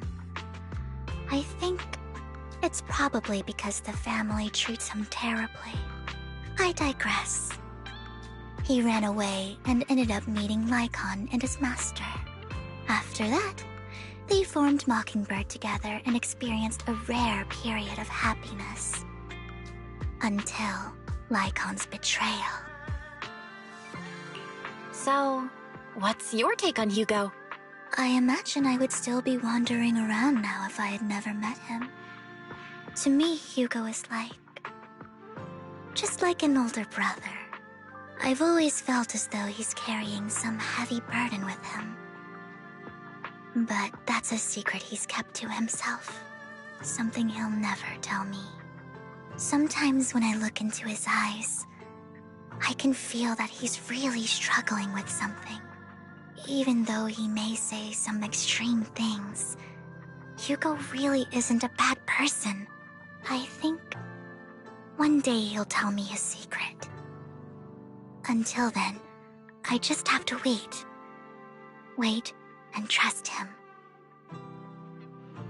It appears we're the first to arrive. I thought we were running late. This might sound weird, but it's nice to think about getting to work with you from now on. I don't really know why that makes me feel so happy. Oh, it's because we're fellow fans! Anyone who likes Lord Phaethon can't be a bad guy. For sure. Of course, Lord Phaethon is the greatest there will ever be, but you're definitely the best proxy I've ever met in person. Hugo told me before that you're really skilled, and he said we'd get along great. I never expected he'd be so right. Oh, by the way, would you like to come by my place if you have time later? I have a huge collection of Lord Phaethon merch. Lord Phaethon doesn't have any merch out there, right? I mean, we don't even know what he looks like, for starters. It's all my own original merch, like screenshots of old Internet comments. I print them out and turn them into postcards. Plus the avatars Lord Phaethon's used, the music playlists they recommend. I've organized it all. I'd love to show it all to you if we get the chance. I'm super curious to see all that. Please be sure to show me sometime. Splendid! Let's book a time and you can come by my place and see all my Lord Phaethon merch! Speaking of which, what's taking those two so long? Hugo said he had some preparations to do before entering the Hollow. I wonder how that's coming along.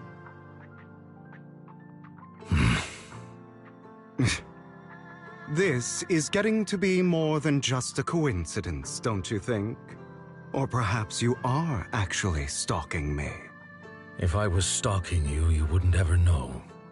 Overconfident as always. You haven't changed at all. We just make it a habit to check the state of our weapons prior to combat. Thanks for that little reminder. I almost forgot. I didn't expect you to let me join. What else could I do? Master Proxy would have insisted on having you join us. I never expected for us to have a chance to enjoy some pleasant conversation like this. Without our weapons drawn, that is. It really has been too long. I still remember when we first established Mockingbird. Indeed. That was a long time ago.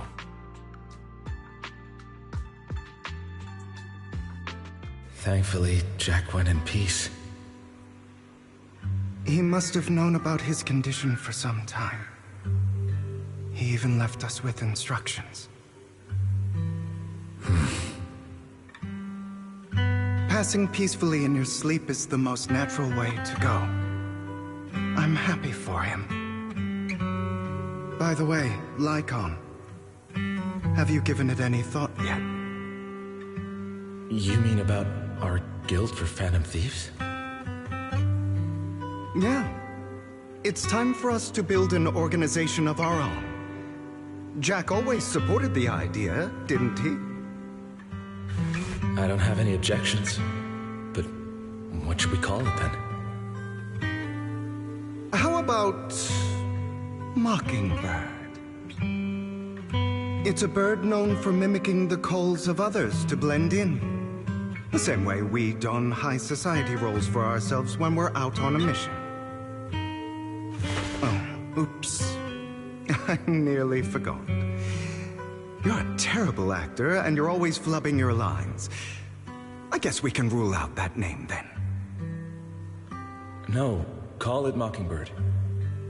We're always just putting on an act, aren't we? I won't slip up on our next mission.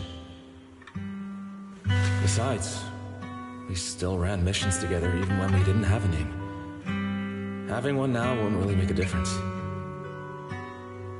No. It does make a difference, Lycon. And I don't just want a name. I want Mockingbird to become a symbol, like the sword of Damocles hanging over everyone's heads, striking fear into the hearts of the rich and cruel whenever they hear the name. Just like Jack used to say, this world isn't fair. So that's why we have to influence it however we can, and change things in our own way. But on the basis of not causing harm to other people's lives. That's also what Jack used to say. You remember, don't you? Of course I remember. All right, I promise. That sounded pretty forced. Don't forget, things don't end well for people who break their oaths. I'm good for my word. You must trust your fellow companions. That's also something Jack would say. Well then, today's the day that Mockingbird will officially start flying. Our first order of business, deciding on our symbol.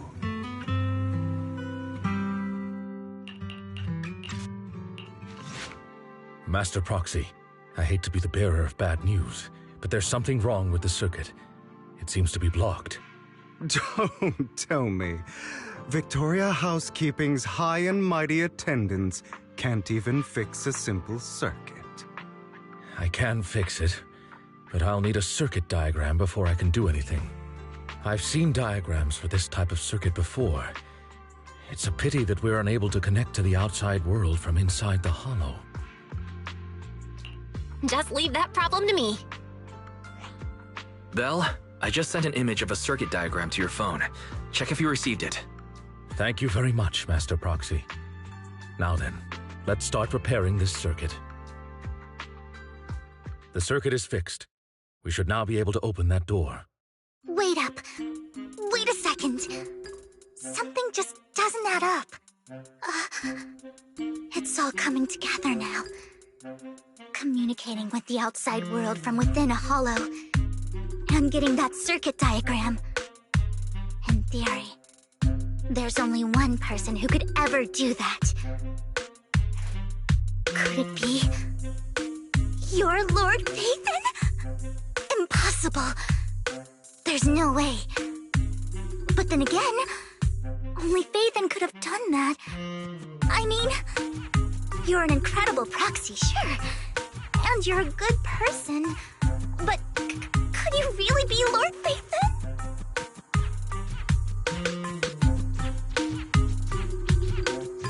That's me. I'm Phaethon. Sorry, I just never had the chance to tell you. Unbelievable. Lord Phaethon, I've been your biggest fan for years now. Goodness me, Lord Phaethon was right in front of me all along, and I had no idea. This is like a dream.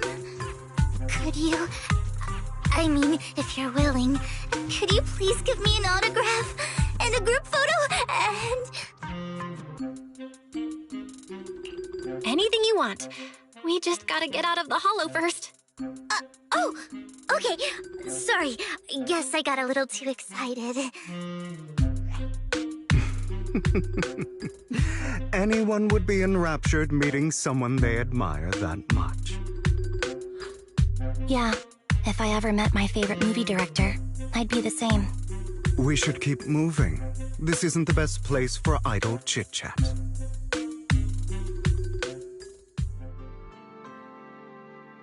Master, a complex mechanism has been detected ahead. To pass through, you need to activate all 3 smaller mechanisms. Suggestion: split up and handle them simultaneously to save time. So, we have to head to 3 different places to crack this thing.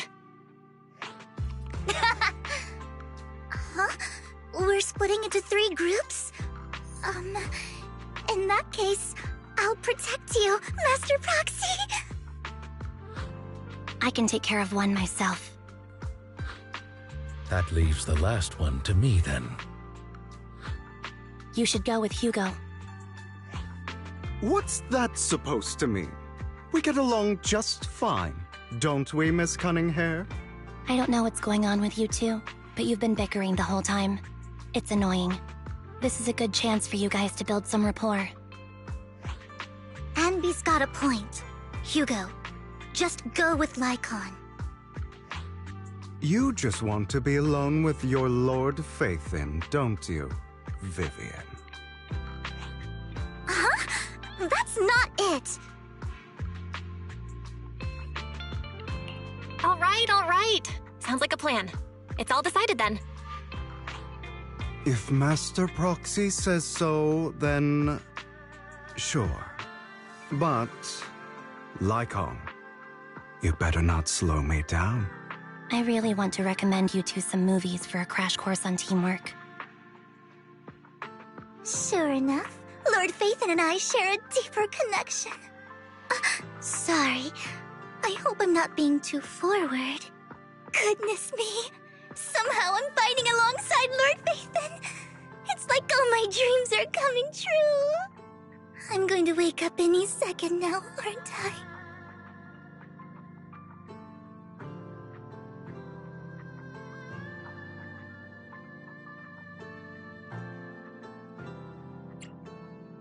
No, this isn't a dream.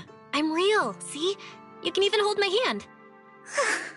Not only is Lord Phaethon incredible, but super kind. That's it. I pledge to be a die-hard Lord Phaethon fan until my very last breath.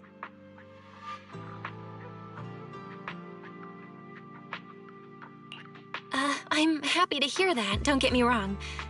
But why do you like Phaethon so much, Vivian? Lord Phaethon is my light. The one who saved me in my darkest and most desperate times. Like a deity who rescued me. You probably don't remember, but You really did save me that day. Wow, it's so embarrassing to say all this in front of you. Sorry, I hope I'm not bothering you too much.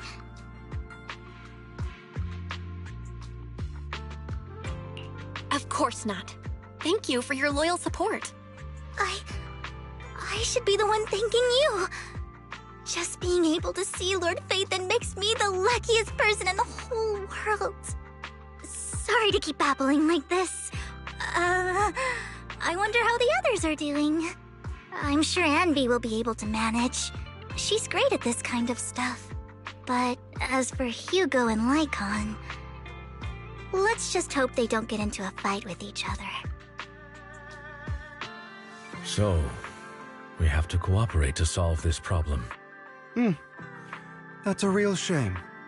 I have no intention of arguing with you right now. Master Proxy and Miss Vivian are elsewhere, and we must rendezvous with them post-haste. What a coincidence. That's exactly what I was thinking. Just this once, we should trust each other. For the Proxy. I have no objections. Very well. Then you'd better keep your word. I know you've never fully trusted me, Lycon, even before it all fell apart.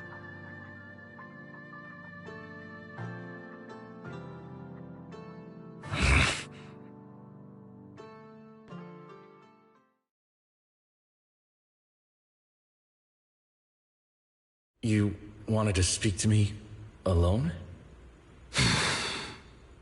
I know you and Hugo are as thick as thieves and don't hide anything from one another.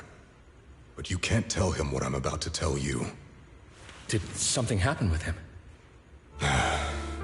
Hugo is an intelligent and gifted child.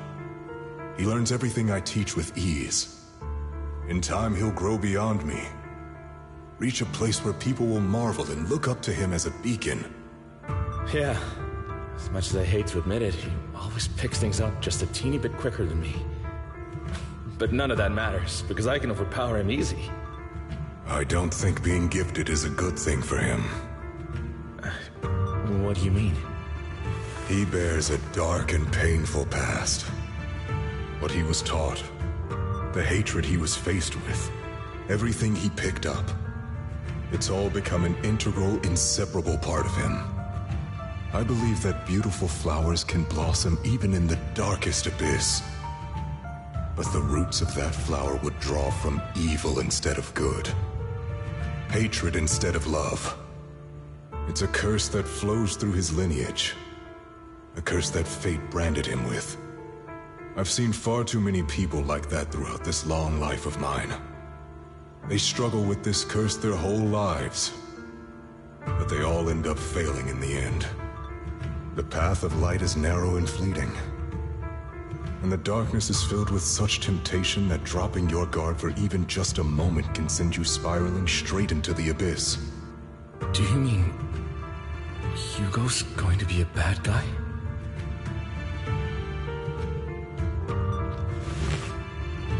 I don't know. I hope he'll always stay true to his heart. That he won't give in to hatred and ambition. That he won't become the dragon that must be slain. But he has inherited the seed of evil. You cannot let it take root.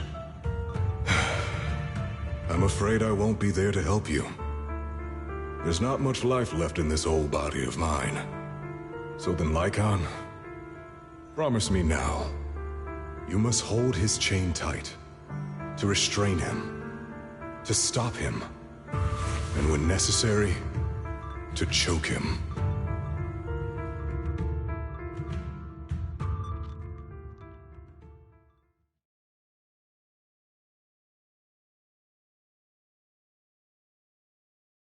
You've become slow. Or maybe you've been on guard against me this whole time, and that's what's slowing you down. Looks like I was right. Lycon, I hope you're aware that the one who betrayed Mockingbird and went to work for the Mayflowers was you. Not me. I would never betray my companion. I don't wish to repeat myself, but you should not break our oath. That's the path I've chosen, and I'm going to stick to it. But you know that path will lead you the wrong way. Who are you to lecture me about right and wrong? I believe any path that makes you feel pain must be the wrong one. Your disgusting sympathies make me sick, Lycon. There's only ever been one person who can kill me or save me, and that is me.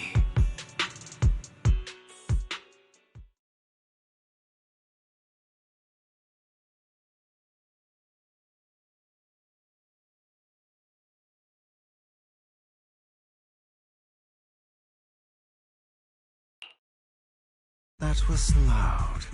What's happening up ahead? Hold on, everyone. I'll go check it out. It's probably multiple ethereals attacking. Just in case, I'll go with you. Vivian, you should go with them too. Keep an eye on Lycon, will you? I'm worried he might sell us out to the mayor when he gets the chance. I'd never do that. But if Miss Vivian wishes to join us, she's more than welcome. Okay. Then I'll go with you. Why do you look so nervous? I've spent so much time by your side already. I need to get away from Lord Phaethon for a little bit, or I might die from this overwhelming happiness. If that's the case, Miss Vivian, feel free to come along with me. Okay. All right. So, how does it feel to be worshipped, Lord Phaethon?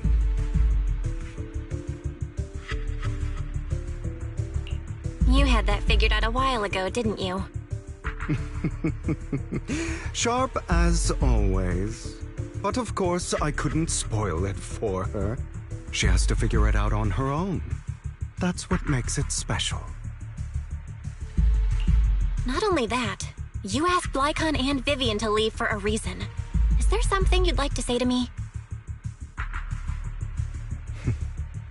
I can't keep anything from you, can I? I've always treated Vivian like my own little sister. Maybe it's just a coincidence, but she looks a lot like Serena. I think I mentioned it before. Serena was my half-sister. She passed away a long time ago. Vivian adores you. Whether you're Phaethon or just Belle. Of course, I also have a lot of respect for someone like you. Strong, fair, and genuinely kind. So I hope... I beg you, please keep her safe. Hang on. What's that supposed to mean? Think of it as the last bit of conscience I have left. A kid as pure as her. She should stay alongside someone who walks in the light. Like you. Not even Vivian can agree with all my beliefs. One day we'll go our separate ways. Your beliefs? What do you mean exactly? You probably heard from Lycon. We swore an oath when we started Mockingbird. We swore to use our own hands to right the wrongs in this world. But never, under any circumstances, would we take another human life. I stayed true to my words. Until my father, man I hated, stood right before me. I could have ended his life easily, but I hesitated. I remembered that damned oath and their repeated attempts to convince me. I didn't do it. Because of that, innocent people died. All because of him. If I'd killed him first, then none of those tragedies would have happened. People like him don't deserve to live. After that, I realized, sometimes, taking one life really can save countless others.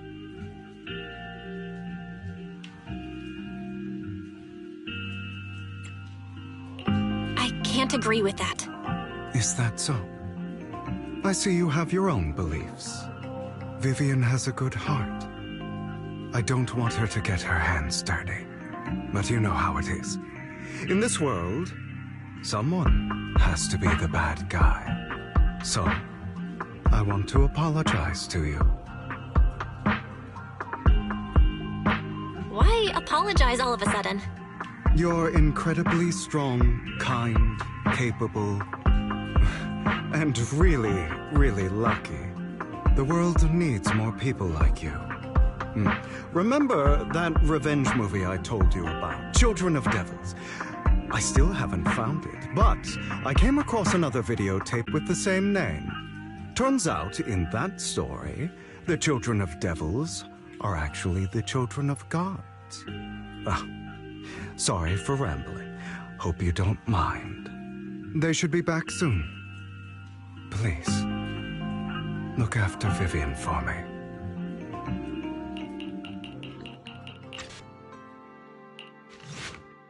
What is this? It looks like a cocoon. Careful, everyone. If I'm not mistaken, that's a sacrifice in there. It appears to be in hibernation. We don't know when it'll wake up. If it does wake up, we'll be in serious trouble. Wait, those spots Bringer marked in his notebook. Are you saying each one might have a sacrifice like this? That means there must be at least a dozen of them. And that's only counting the ones we know so far. These sacrifices may still be hibernating, but the fact that there are so many of them out there is terrifying. The Exaltists must have a way to revive them. And that's not all. These sacrifices can exist outside the Hollows. If they make their way into populated areas, I'm afraid it will lead to a catastrophic disaster likened to the fall of the old capital. That's almost certainly what they meant by vengeance against all New Eridu.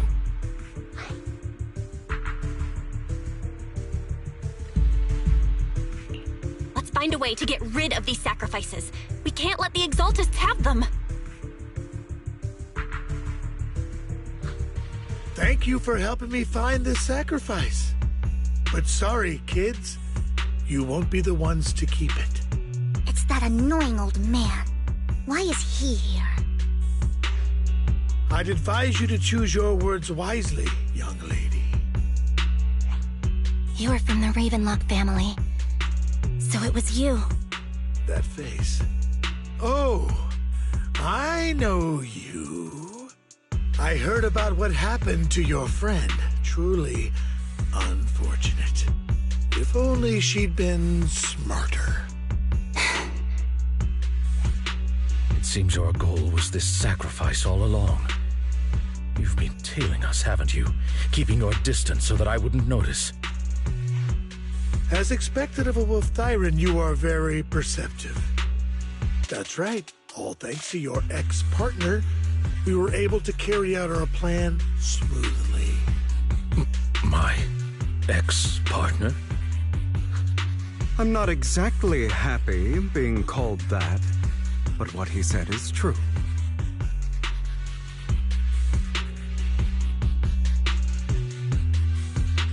Wait, Hugo, what do you mean? I made a deal with Mr. Hartman in advance. So, would you kindly step aside and let us have this sacrifice? Of course, you can choose to refuse, but if you do, then I'll have to take coercive measures. What did you offer him? Everything we know about the sacrifices plus the core itself. But why? It's simple. I want to climb higher. Mr. Hartman offered me a chance to join Tops. Who could say no to that?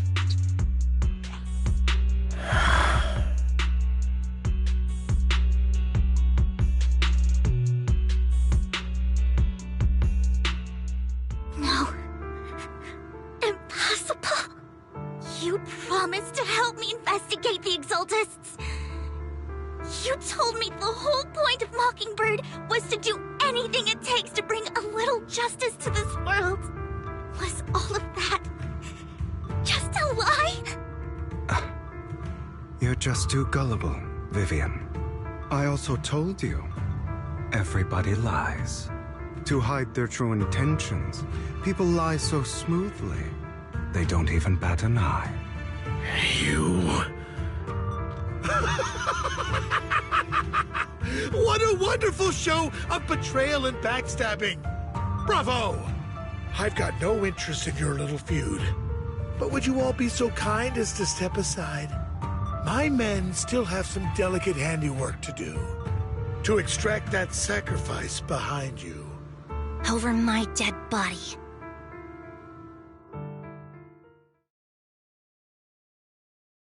Oh, you guys are such a pain! Hugo, stop standing around. Time for you to act. We had a deal. Give me the sacrifice core now. Did we? I don't remember.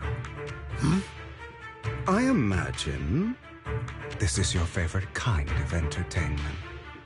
Watching allies betray each other, suspicion festering until it all turns to bitter hatred. Seeing people tear each other apart like wild beasts, just like your decaying family. Does it comfort that dead conscience of yours? You... What's that supposed to mean? I am loving the look on your face right now. Right when you think you've succeeded, I'm here to tell you it was all fake. None of it was real. Let this pain sink in.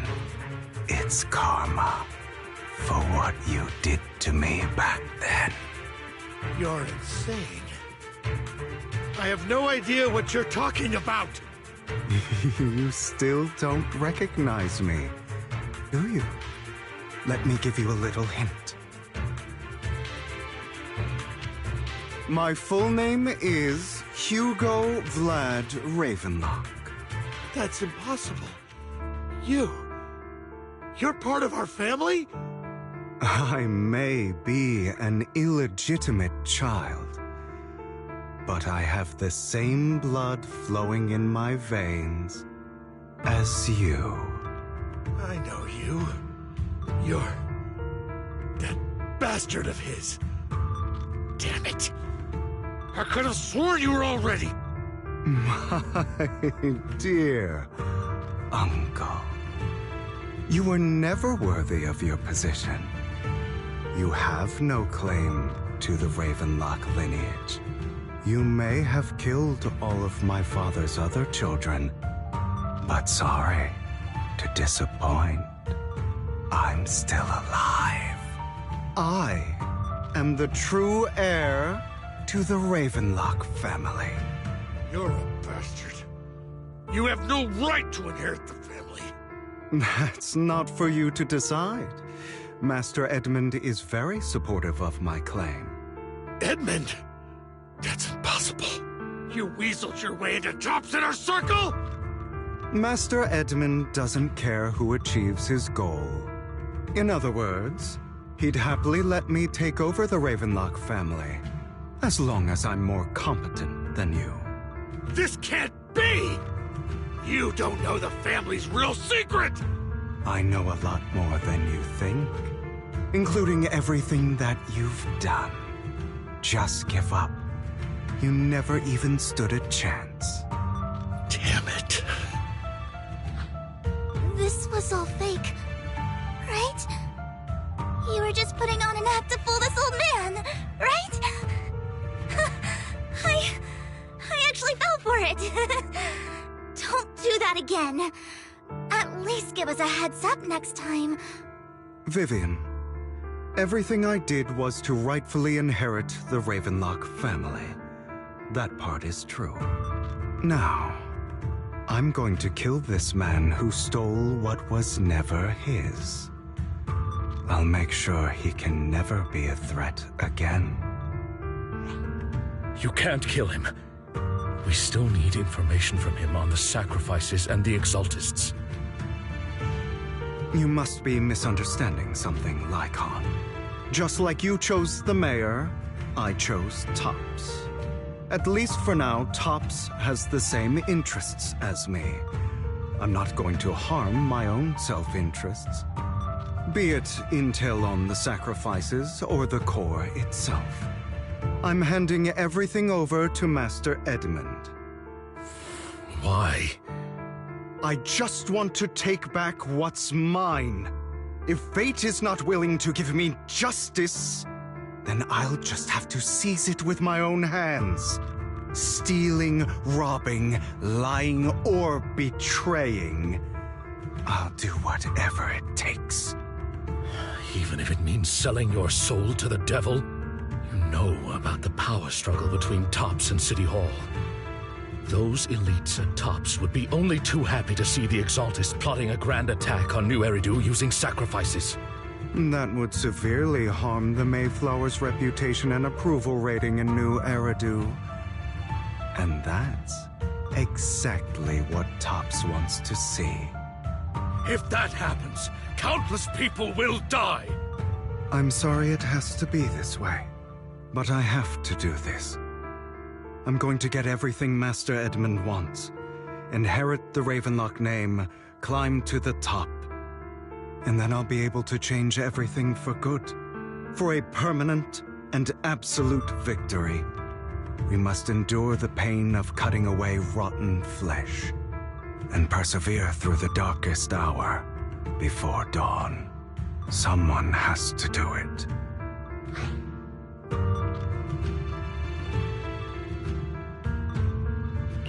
I don't really agree.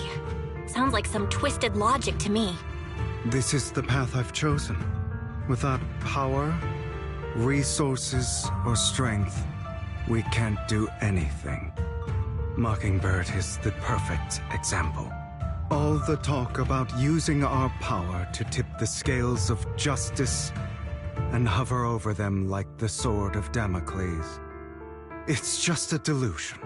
In their eyes, we're nothing but annoying gnats. Mockingbird has never really changed anything, or saved anyone. Never in the past, not now, and never will in the future. It matters.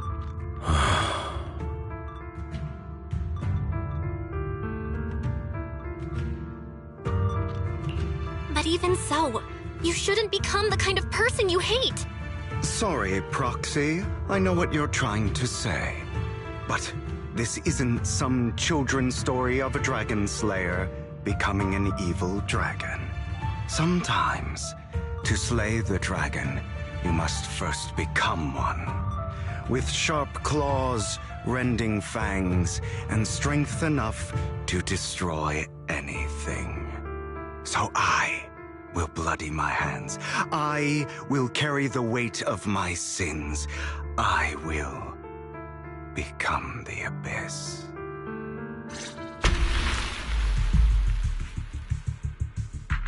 All right, you got me.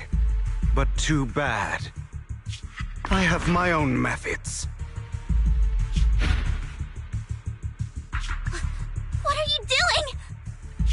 Well then, make your choice. The sacrifice core, or your precious Faithin. I know you took it. Don't forget, I'm the one who taught you that. Okay, the core is yours. Just leave Lord Faithin alone. What a shame. Did you really think I'd keep my promise? That's right. This is the real me. What's the matter? Thinking of killing me? Didn't you say all life is precious? Drop your foolish facade. I knew it. You... He has inherited the seed of evil. Do not let it take root. When the time comes, you must be the one.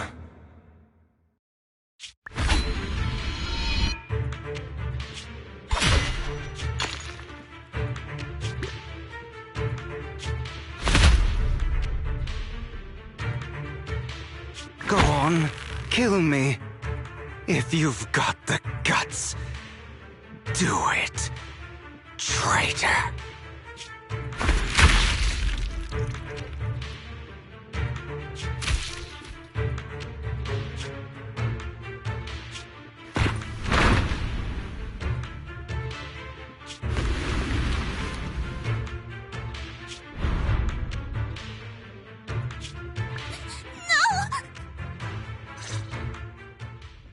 Master Proxy, are you okay? Are you hurt? Don't worry, I'm fine. I just never thought things would turn out like this. Lord Phaethon, I'm sorry. I had no idea Hugo would do that to you. I'm so sorry.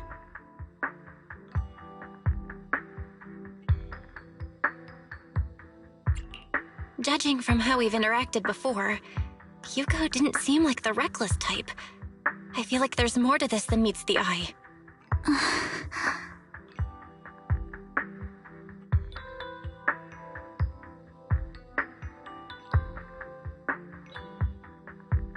Hugo, he...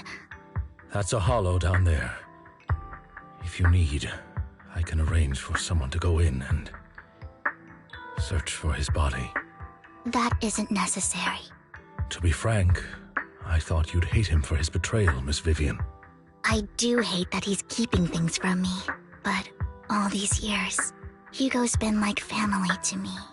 I believe he's still with us.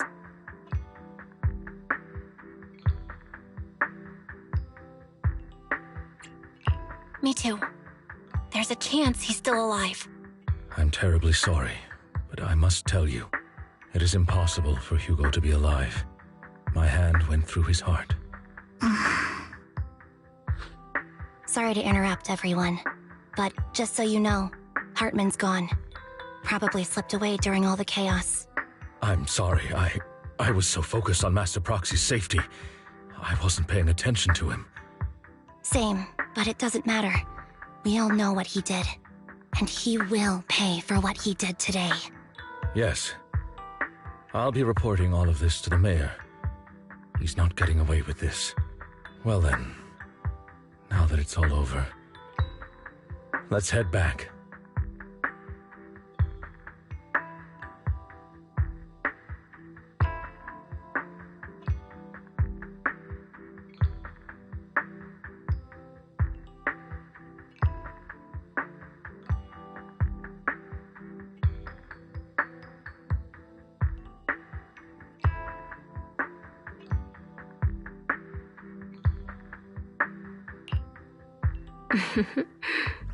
Another obstacle out of the way.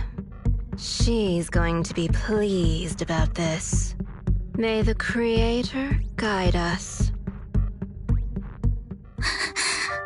Fear, suffering, despair, and destruction.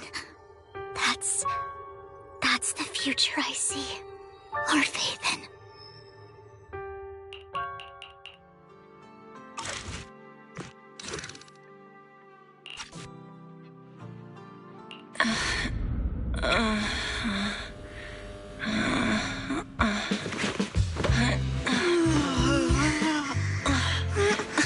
Lord Phaethon, this time let me. Vivian? Vivian?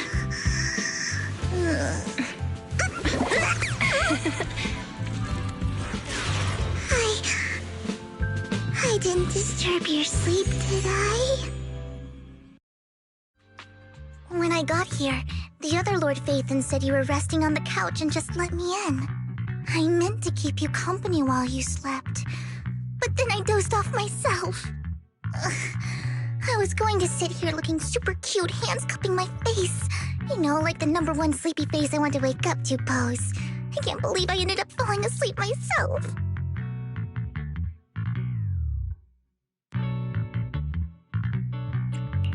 What sleepy face? What pose? That was a lot of words in one breath. Are you sure you got enough sleep, Vivian? No, Lord Phaethon. I was just worried that I had disturbed your rest. Just being able to see you sleeping peacefully is already the highlight of my day. No, my entire month. Though it is a bit late, but... Good morning, Lord Phaethon. You're here super early today, Vivian. Is there something urgent? Mockingbird's death has stirred up quite the storm. I took some time to gather intel. It seems someone deliberately leaked the story that Hugo is an illegitimate child of the Ravenlock family, but I haven't found the source yet. Could it be Hugo's uncle, Hartman? Maybe he's trying to turn people against Hugo and Mockingbird by playing the illegitimate child card. I suspected that too. He could be using Hugo's background to make people believe Mockingbird is just another Top's pawn. To the upper class, Mockingbird may be insignificant, but it has a loyal following among regular folks. But after some digging, I was surprised to find that the public isn't turning on Hugo. They're actually starting to see him in a better light. Some people feel bad for him, some relate to his struggles, and Hartman's the one getting all the heat. Public outcry against Hartman is growing, with many believing he murdered Hugo for his own selfish gain. Tops is hosting an industry summit this week, a responsibility usually handled by the Ravenlocks. But my sources tell me another family has taken over this year at the last minute. If I'm not mistaken, Tops is intentionally keeping its distance from the Ravenlock family due to the current public sentiment.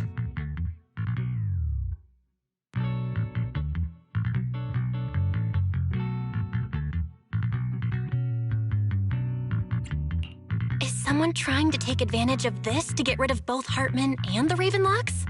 I think Hartman knows this too, which is why he's completely vanished. No matter how hard I search, I can't find a single trace of him. Hartman must have taken the sacrifice core. Now that he holds this bargaining chip, he is definitely going to negotiate his way out of this with the Exaltists. Sorry for interrupting, Vivian, but I need a quick word with Belle. Oh, no problem at all. I'm sure you have important faith in matters to discuss. Take your time. I'll just be waiting outside. We can't make our guest wait outside. Belle and I will step out instead. Oh, don't mind me, Lord Phaethon. I wanted to browse the videotapes anyway. I'll be right here. Just let me know when you're done. Belle, Lycon's outside the video store. He knows Vivian is with us, so he's hesitant about coming in. He's stressing over what he did to Hugo in front of Vivian, but he really needs to talk to us. Maybe you should go speak with him first. I'll go talk to Lycon. Honestly, neither he nor Vivian is at fault. As proxies, it's our job to be the bridge between them. Good morning, Master Proxy. Good morning, Lycon. Wise mentioned you wanted to talk to us and Vivian about something? Yes. It's an urgent request from the mayor, one that directly affects New Eridu's safety. However, before we get into the details, as a former member of Mockingbird, I'm concerned about Miss Vivian. Hugo made many mistakes and betrayed the principles of Mockingbird, but I'm certain he didn't intend to put Miss Vivian or you in danger. I don't know Miss Vivian very well, and I was the one who took her companion's life. I might not be the right person to comfort her, but I hope she doesn't regret the choices she made or lose faith in the path she chose.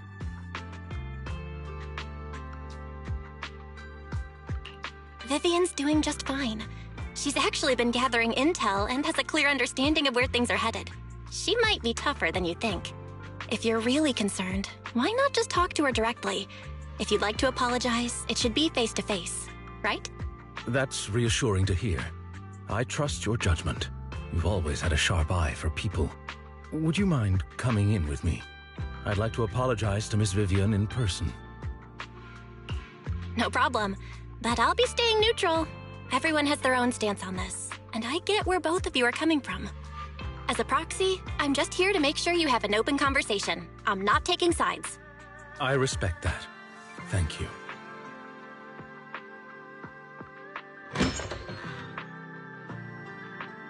Miss Vivian, I'm very sorry about Hugo. You don't have to explain anything. I'm also part of Mockingbird. Mockingbird stands on more than just gain, so it won't fall when fortunes shift. Hugo had his fixations and ambitions. I also have things I must see through. I'm determined to get to the bottom of the Exaltists and the sacrifices. Miss Vivian, as a former member of Mockingbird, you have my deepest respect. You have my word, whatever comes next. I would never harm you or Master Proxy. As for Hugo, please, accept my condolences. Condolences? That's not necessary. Mockingbird has plenty of tricks up its sleeves. This isn't the kind of act that ends so easily. Wouldn't you agree? You're right. Huh? That's it? You two just figured it out? Well, that was fast. Master Proxy, I believe we all share the same goal. Uncover the truth of the Exaltists and the sacrifices. The mayor has tasked me with inviting you to take on this mission, and hopes we can work together moving forward. If the mayor wants to work with us, I trust he will demonstrate his sincerity in kind. Mockingbird will not serve as a pawn for the powerful. That will never change. Of course. While the mayor cannot handle this personally, he will make sure we have all the intel and support we need.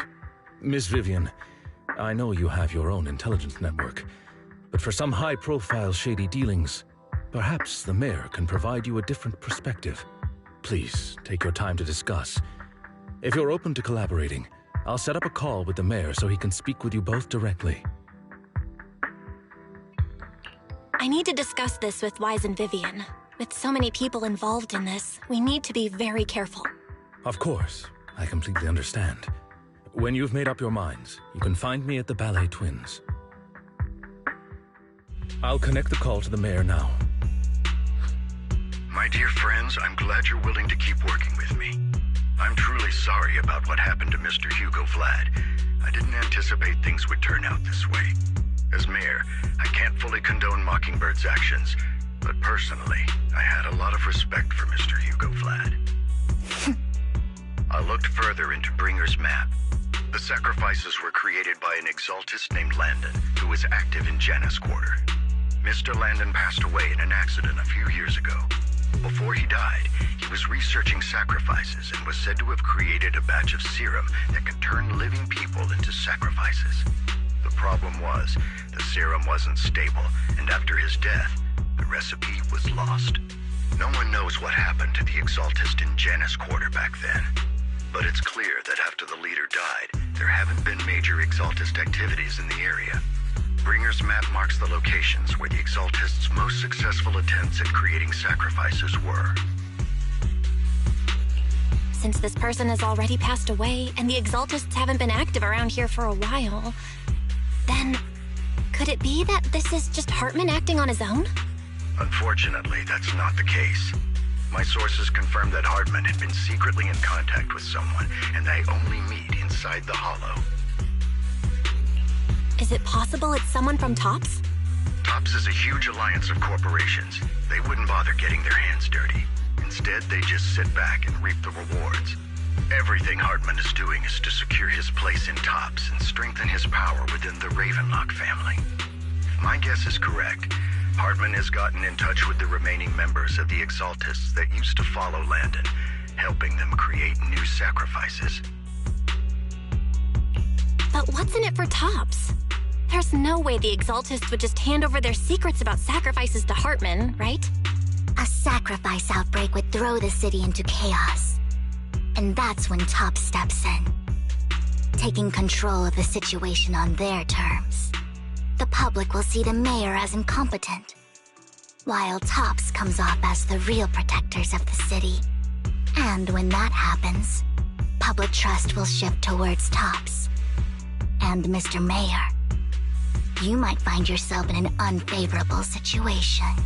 Still sharp as ever, Miss Vivian. So, what exactly do we stand to gain from partnering with you? Please don't tell me you're doing this out of some noble concern for your citizens. I'm not some hero of justice. And I don't believe in lofty ideals or empty promises. We have a common enemy. While our ideologies may differ, we can work together on this.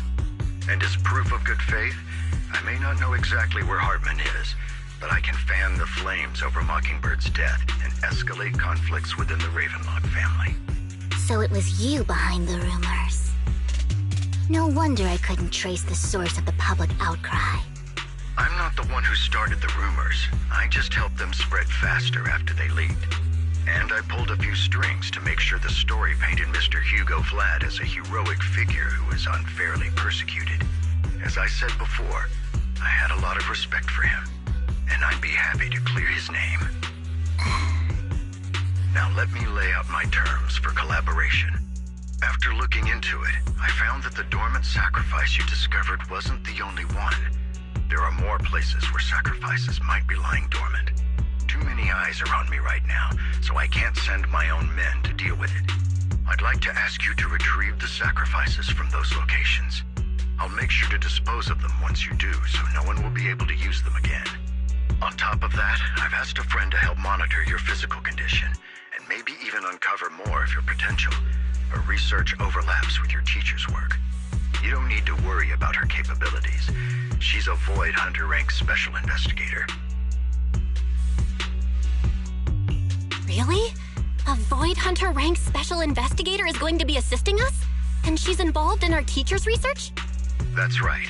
She's heading to Janna's quarter for some business. I wanted to set up a formal meeting, but she declined. She prefers to assess things on her own, and will reach out when the time is right. She'll let you know the details then. So it looks like you both are on board with this commission and ready to help recover the sacrifices? Okay. We don't want New Eridu falling into chaos either. We'll do what we can. I know you won't let me down. Given our positions, we might not be friends, but we're definitely not enemies. I'll leave the rest to you then. I've got to go. Goodbye.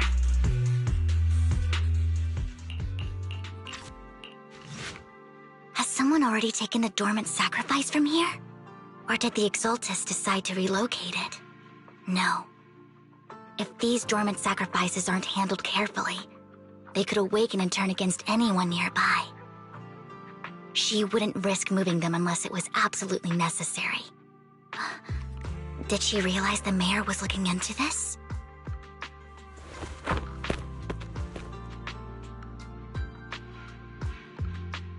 Did Hartman just make up this intel to get a shot working with us at Tops? I've been walking around forever and haven't found a thing. The Ravenlocks have always been a shady bunch. No surprise they've gone downhill over the years. I heard they were pretty loaded back in the day. What kind of business did they run? No clue. On the surface, their businesses seemed legit, but who knows what was happening behind the curtain. Probably something with the sacrifices. I mean, how else would he know about the dormant ones left around here for years? And he was so sure that even if those original sacrifices didn't work out, he had a backup plan. Backup plan? What could that be? Well, that's beyond me. I just happened to overhear something while I was next to Mr. Edmund one day. What's Tops planning to do with all these sacrifices, huh? For research? Do you think we'll ever have a normal life in the Hollows? Don't ask questions you shouldn't be asking. All right. There's nothing here anyway. Let's leave the Hollow and report back on what we found. And we'll make it just in time to clock out for the fieldwork shift. Let's get out of here first.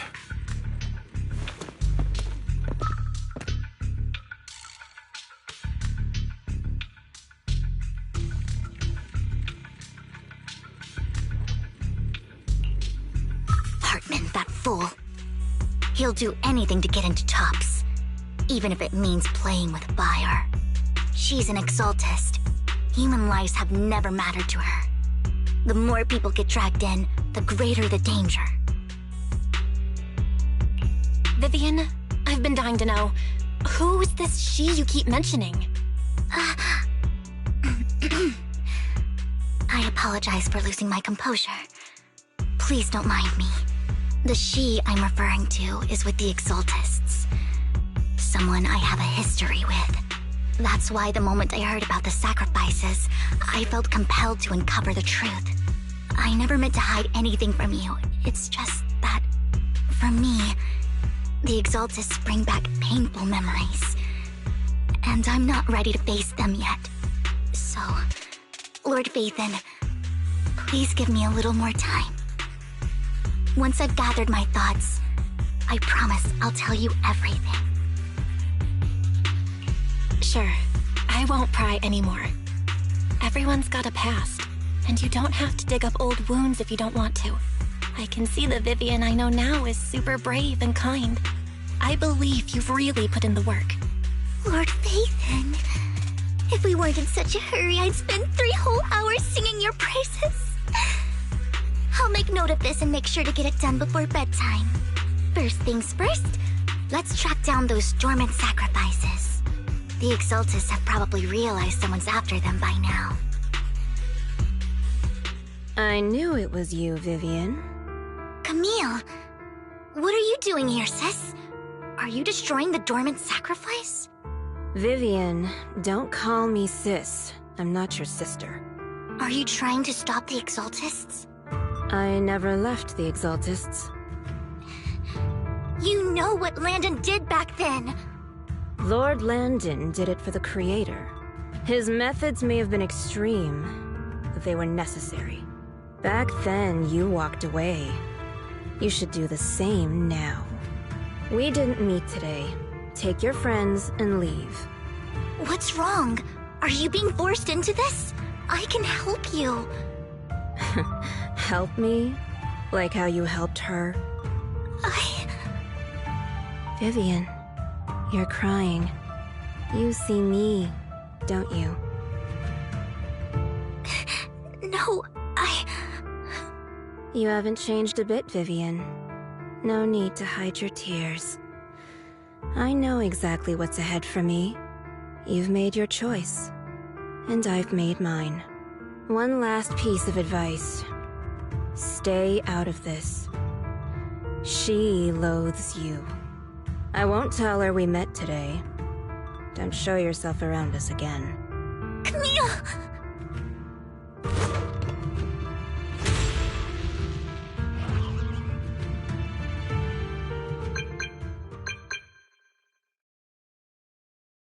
You two took longer than I expected. Did something happen? We searched the coordinates the mayor provided. Most of them were already empty. No dormant sacrifices. Camille, the Exaltists have been actively destroying the dormant sacrifices. The Exaltists? There's no reason for them to go after the sacrifices, right? Vivian is telling the truth. I saw it too. And one of them is someone I once knew. I thought she would leave the Exaltists after Landon's death, but she stayed. Do you have a history with the Exaltists, Vivian? When I was a child, I stayed with the Exaltists for a while. Back then, Landon was one of the most respected figures among the Exaltists in this region. A lot happened, and after Landon died, I left. I can't turn a blind eye to the sacrifices. I know all too well how many lives have been lost bringing them into existence. Ever since I learned a sacrifice had appeared in Janus Quarter, I haven't been able to stop worrying. I won't let history repeat itself. That's why I asked Hugo to investigate, starting with the Sacrifice Corps. Vivian. Please stop. I'm not looking for comfort. I'm just recounting the story for you to understand the situation. We've got bigger things to focus on. But when I do need comforting, I'll come straight to you. I hope you'll make time for me, Lord Vathan. Just so you know, I'm not the easiest to console. No worries. I'll totally have your back until you're feeling better. Okay. Back to the matter at hand. That conversation between those two TOPS employees back in the Hollow is still bothering me. They said Hartman had a backup plan, And that got me thinking about some news that was quietly swept under the rug. Lately, there have been mining accidents in Ravenlock-controlled areas. Many workers have died. The families were paid off with huge settlements, way more than usual. No protests, no controversy, and the issue was buried. But considering the Ravenlock's financial position, why would they be so generous with payouts?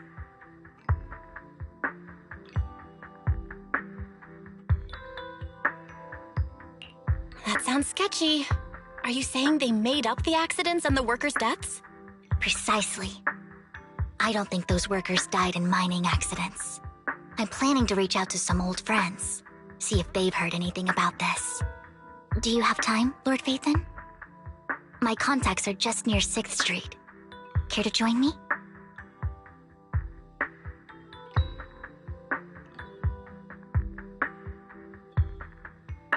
I'm in. Let's go together.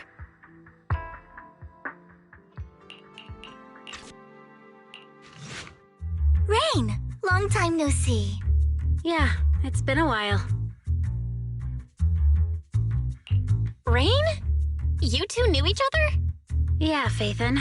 Long time no see. Rain! You actually know that Lord Phaethon is Lord Phaethon? No, I mean, you actually know Belle is Lord Phaethon.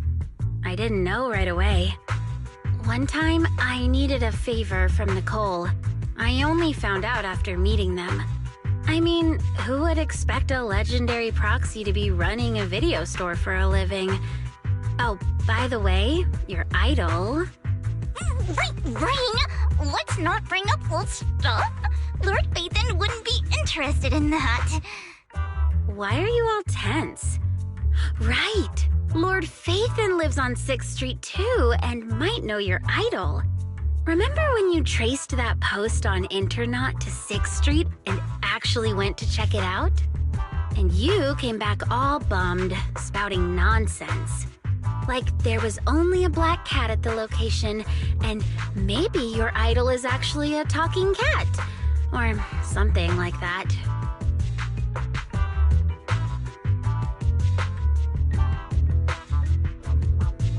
I know that black cat. I'm always sneaking at snacks. Lord Phaethon, please, let's drop this topic. Come on, Vivian. It's been years, and you still won't say who your idol is. If you'd just let me, I'd have tracked them down ages ago. I get it. You want to find the person who's important to you on your own. But you've tried so hard already. It's okay to lean on me a little, you know. I'm sure your idol won't hold it against you. I shouldn't have come to see you. Huh? What's wrong? Hey, Rain. Vivian said you might have some new intel. So let's get to the important stuff first.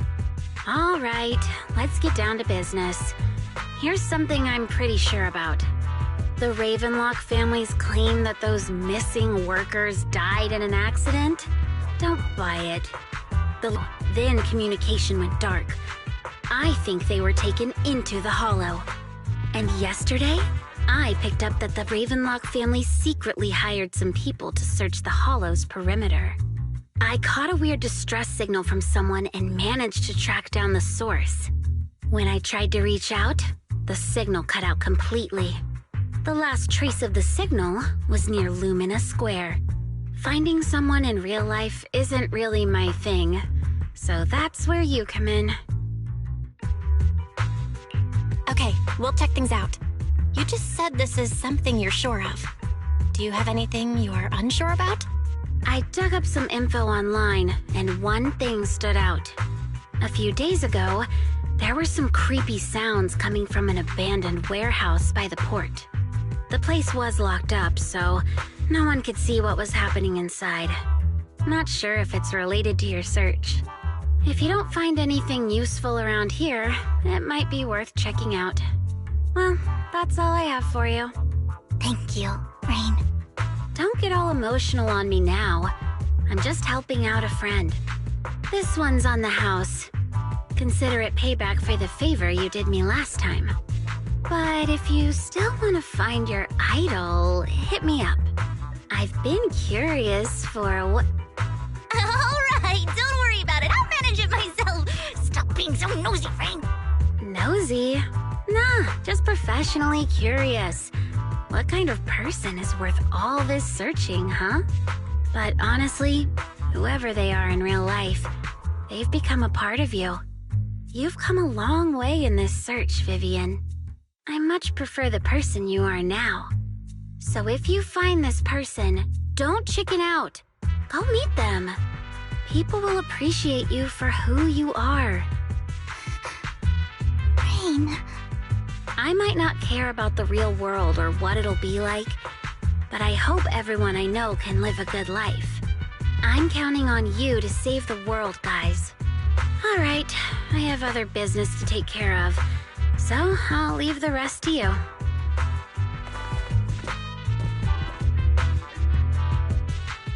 Don't take me back, please. I was wrong. I know I messed up. I don't want your money anymore. Please, no. Calm down. Who are you? I won't say anything. Just let me go. I don't know anything. I swear, I know nothing. We're not PubSec, the HIA, or the Ravenlock family. We won't force you into anything. There's no need to be afraid.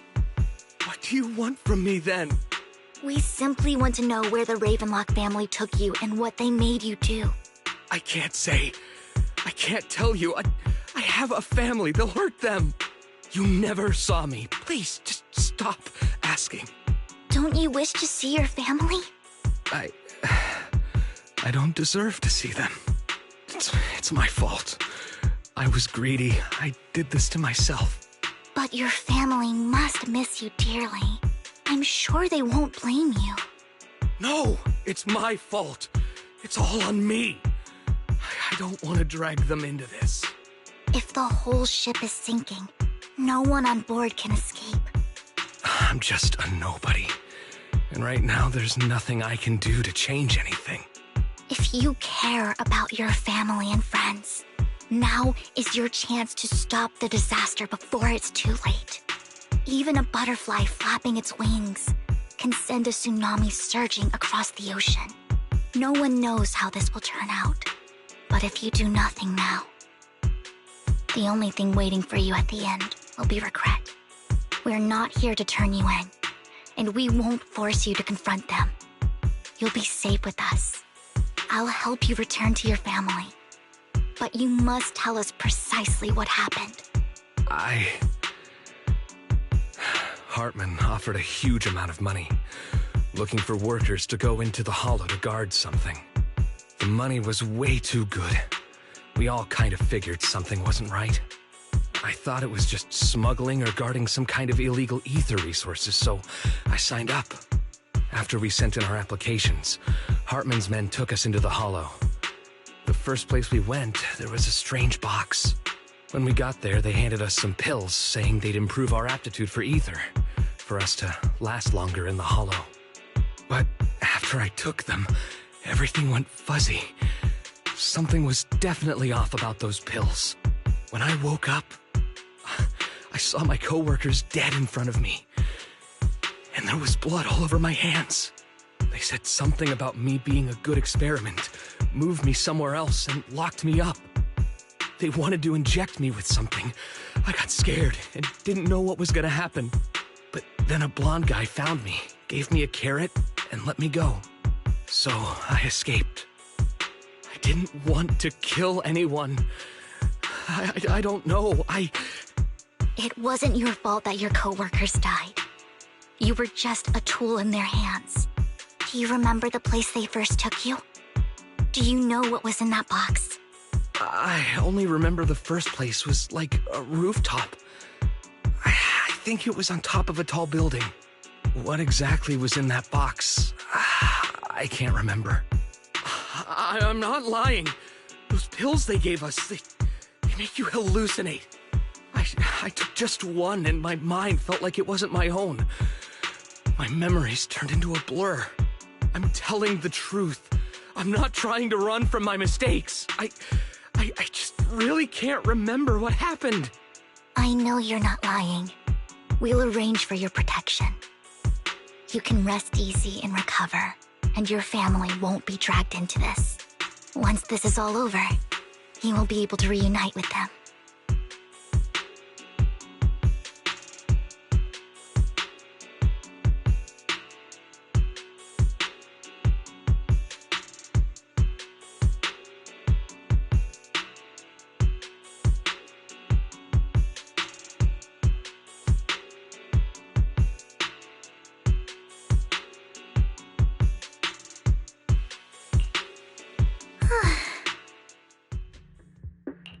I've been meaning to say this for a while, Vivian.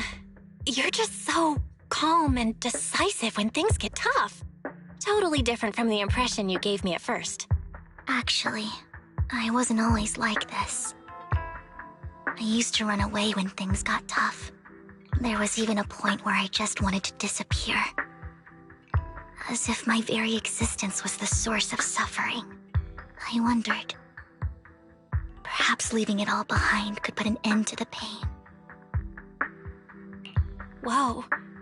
It's hard to imagine you like that. I mean, you had this super intimidating vibe when we first met. Well, I was on a mission at the auction when we first met. And just as Rain said, I've come a long way from who I used to be. Speaking of Rain, it's still wild to me. I never thought you and I would have mutual friends.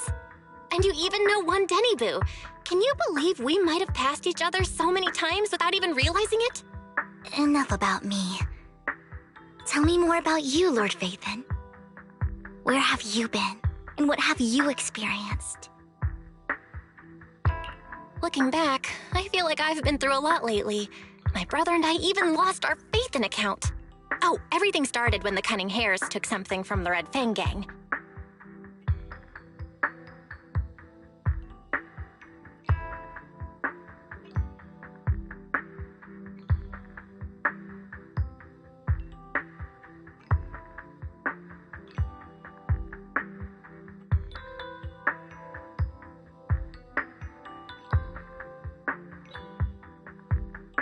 I remember it should be around here. That store's been sitting in my favorites for ages.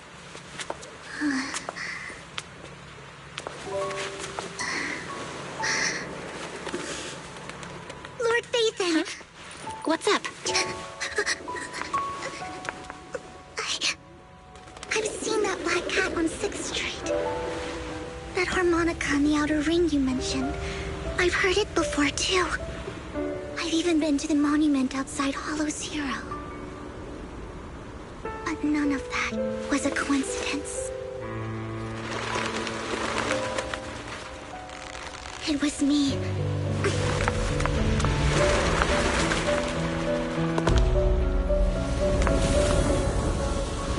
Following you, and now I've finally made it to your side.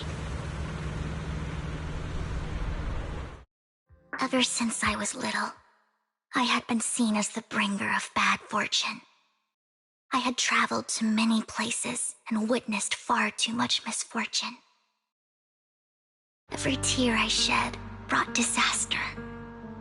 I've heard too many curses to count.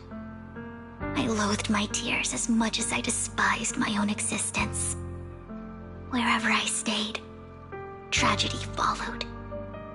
I had roamed too many places, and each time, it ended the same way. I didn't know where I could go anymore. One night, I stumbled upon a post discussing me. Whether they knew me or not, everyone seemed convinced that I was the source of the curse. Some mocked me with cruel intent. Some wished I would vanish, and others speculated maliciously. It really seemed that my very existence was a disaster.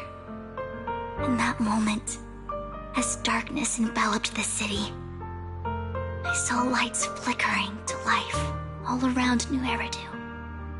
So many lights, and not knowing where to go, I thought, if only I could disappear into those lights. I made up my mind, and right then, My phone rang. I decided to take one last look. I wanted to know who left me my final message from this world. It was you, Lord Vathan. Wait, really? Me? Yes. And I checked with the other Lord Vathan. You were the one using the account at that time. But I know you probably don't remember it. After all, it was just an ordinary day, with an ordinary post and meaningless comments online. But for me, it was the night I finally realized where I could go. I wanted to walk the paths you had walked, see the sights you had seen. And then, one day, share it all with you, face to face. What did I even say in that comment? I can't remember off the top of my head. Well, you'll have to figure it out for yourself. I'm not telling you. Huh? No! So, Lord Vathan, thank you. Not only for that comment you made that day, which was a silver lining for me, but also for giving me the courage to become who I am today. The Vivian standing right in front of you now. Lord Vathan, I truly like who I've become.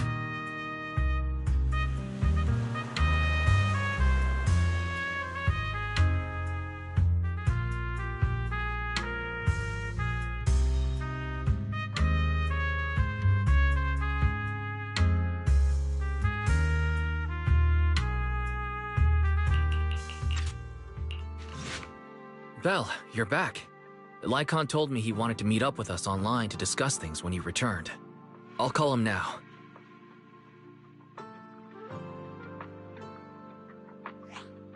Master Proxy, Miss Vivian. The gentleman Rena brought back has stabilized and calmed down now. Based on his account, we've identified where Hartman is hiding the core. He also mentioned that Hartman plans to trade the core with a group of people. We suspect that this group consists of members from the Exaltists. I knew it. Now that we have the location, it would be splendid if we could seize the sacrifice core before they do. Precisely. We hope you can head to the location as soon as possible to secure the sacrifice core. We've got this. I have other matters to attend to, so I'll leave the retrieval of the sacrifice core in your capable hands. The mayor's friend that he mentioned before will also be assisting you this time. The target coordinates have been shared with her, and she'll meet you there. Please ensure your safety, and I wish you all the best. Where's the sacrifice core? Camille, you really think I'd stroll around with something this important? Plus, even though the Ravenlocks and the Exaltists have been working together for ages, I've hardly even met Lady Dina. I'm the one offering the sacrifice core here. I'm curious what Lady Dina's got lined up for me in return? I'm just here to verify that the core you mentioned is real. Once that's sorted, Lady Dina will give you a proper response. Our partnership isn't just talk. We need to be sure you have what we need before moving forward. Sure thing. I'll take you to where I keep the core. Once you verify it's legit, have Lady Dina come over. We'll lay everything on the table face to face. All right, lead the way. It seems Hartman is trying to bargain for more. What a greedy and insatiable man. It's just that... why would they only send Camille for something as important as the sacrifice core? And I can't shake the feeling that Camille doesn't want Hartman and Dina to meet. Why is that? Who's this Dina he just mentioned? Is she the leader of the Exaltists? Kind of. Lord Vathan, I really think we should hurry. We must get to where Hartman keeps the core before anyone else does. I've got a shortcut planned, but there are gonna be ethereals along the way. I'll let you handle them, Vivian. Don't worry, Lord Vathan. You're in capable hands. I'll ensure your safety. Lord Vathan, the box is empty. So Hartman never kept the core here to begin with? How did you even find your way here? Where's the core in the box? What did you do with it? You call this keeping the sacrifice core safe?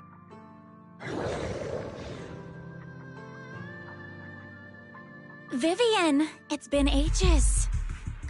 Dina! Oh my, you actually remember me. So sweet. Look at you, thriving. I thought you'd totally forgotten about our past. So, tell me, do you ever dream about the people you've killed? Are they crying in your head all night? Back then, I had no idea. You had no idea? While you were soaking up all that love from your daddy and everyone else, you had no idea what was going on? I wasn't... Lady Dina, Miss Vivian didn't actually...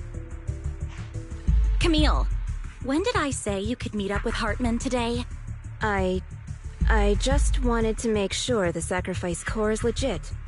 I was worried Hartman might try to pull a fast one on us. Really? So loyal. I thought you'd be more like the old days. Just a few words from Vivian, and you'd be plotting my demise. Just like what you did with Father. I won't, Lady Dina. Don't even think about betraying me, Camille. You owe me for what went down back then. However, I do understand your worries.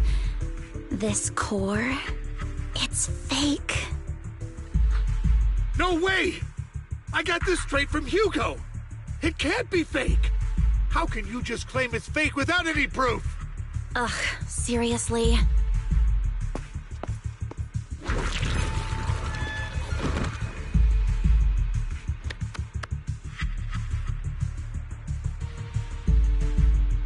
The sacrifice core can max out the ether particles within human bodies in no time at all. But look at your little subordinate. How uncouth. He's making noises like some animal. Can you shut him up? So annoying.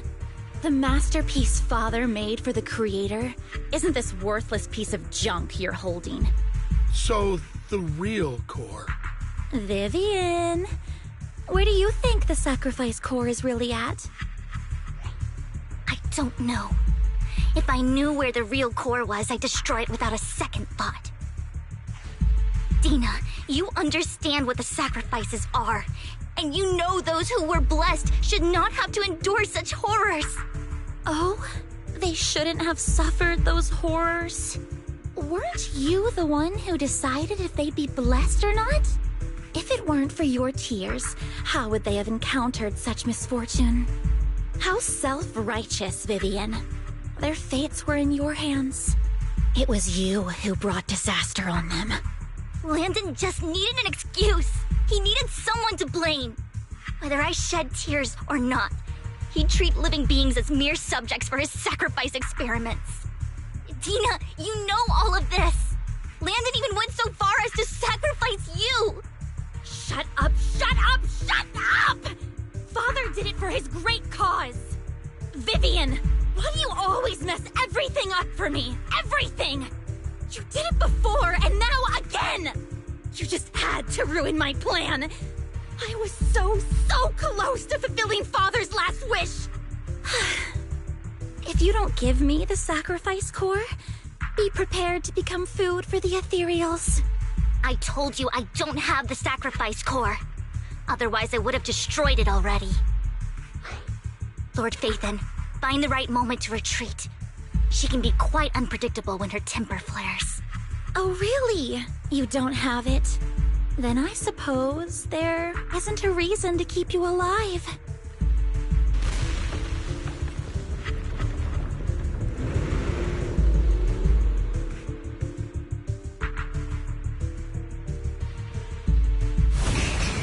There are so many.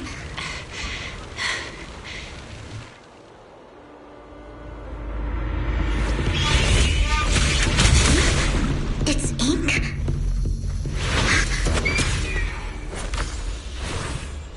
Shun Palace, good fortune, closed gate, safety. What? An evil miasma gathers here. Another place of conflict. If you wish to avoid disaster, then head southeast.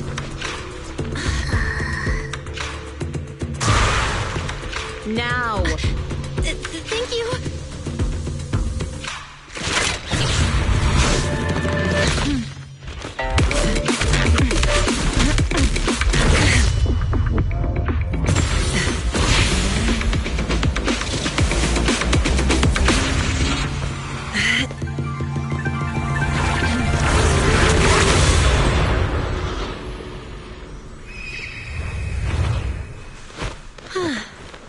Finally, peace and quiet.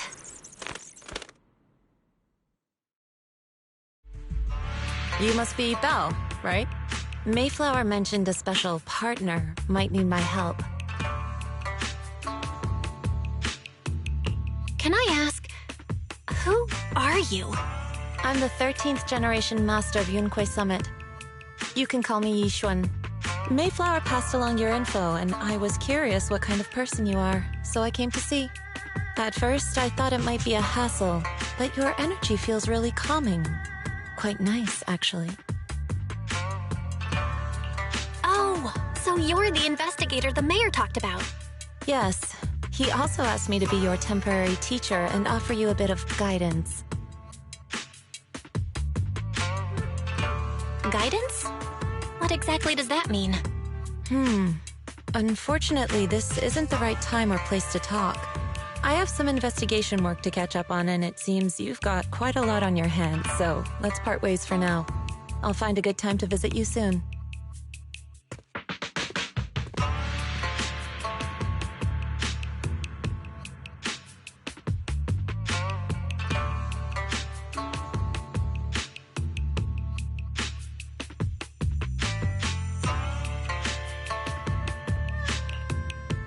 I'm so sorry, Lord Vathan. I'm just not feeling very well. I think I'll head back for now. I'll investigate the sacrifice core and reach out once I find something. You definitely need some rest. Let's get out of the hollow.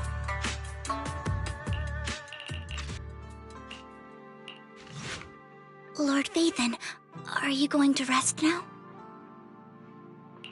I'm not in a hurry to get back. You've been kind of off since we got out, and it's got me worried.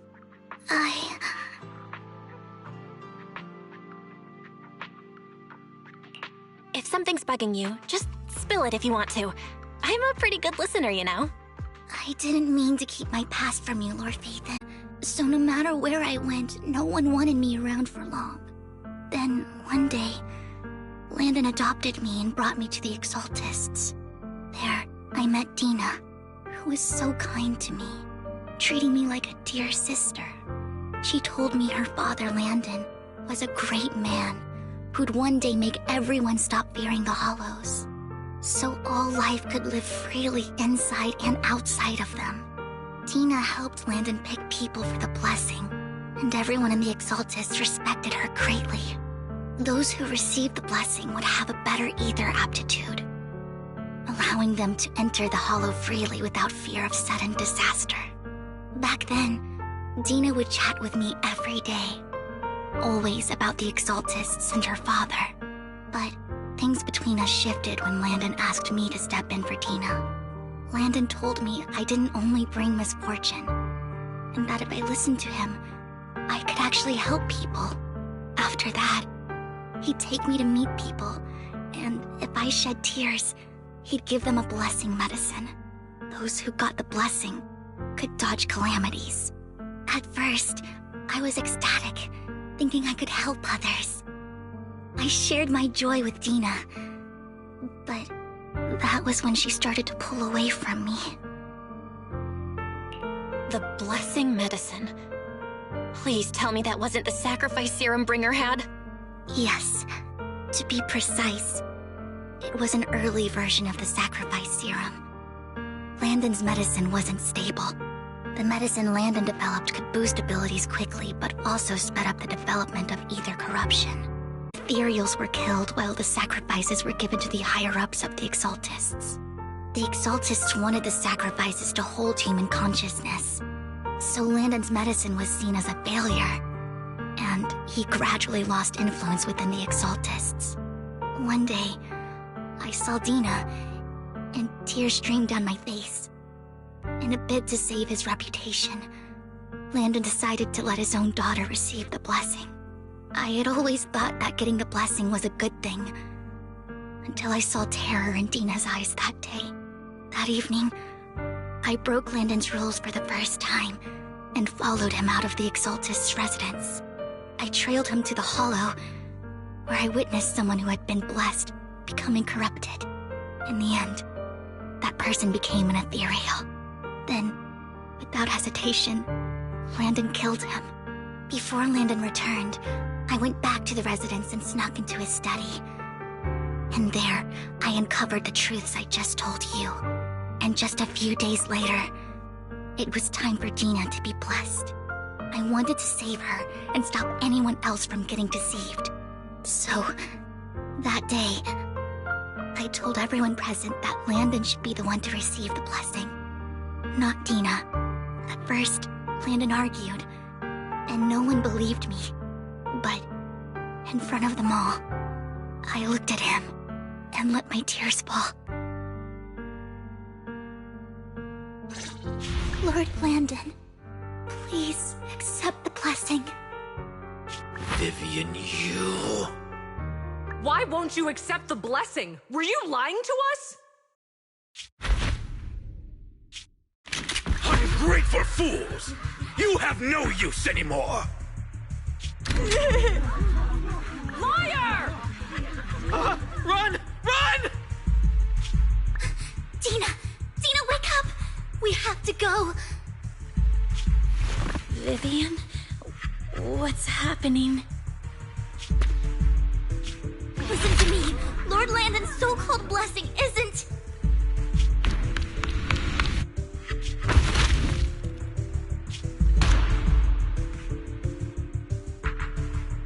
Father!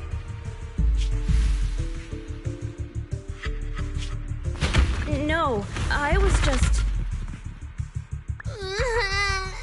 Mom, I want to go home. It's got nothing to do with us. This is just what happens when you don't accept the blessing. Vivian, was this you? Dina, I just didn't want you to accept the blessing. Everyone who does ends up... I just don't want to lose my father. You knew? If you knew what he's done, you... He's my father. He's all I have.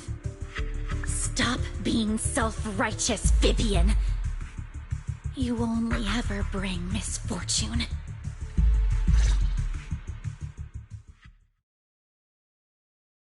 I thought once Landon was gone, Dina would leave the Exaltists. I never expected her to continue his research, or that Camille would stay. Camille lost her entire family in a hollow disaster, so she's always supported the Exaltists. She's not a bad person. She's just someone searching for hope. She joined the Exaltists very early on, and even watched Dina grow up. That day, she was just so desperate to save Dina that she... All these years, she's been following Dina, taking care of everything out of guilt, I think. But I didn't just fail to save Dina. I trapped her. I see misfortune approaching, but I can never change its course or avoid the bad ending. Maybe I really am a bringer of misfortune. No way. You're not the one bringing bad luck. Whatever went down with the Exaltists, Landon used you. As for Dina and Camille, they know the truth, and they just made their choices. The Hollows and the disasters they caused took more than just their loved ones. But not all survivors cling to obsession and hatred like they do. Lord Phaethon. You need to believe in yourself. You're currently resolving the sacrifice crisis with your own effort. I remember you saying you really like yourself now. So what's changed? Yes, that'll always be true. Thank you for listening to my story today. Years have gone by, but I've never had the courage to face all this. Maybe Dina and I were meant to meet today, so I could finally spill it all out. It lightens my heart a little. Lord Vathan, you truly are a wonderful listener. Whenever you're feeling down, don't hesitate to come to me. I will. It's been such a long day. You must be exhausted. I'll track down the location of the sacrifice core and let you know what I find. Good night, Lord Vathan.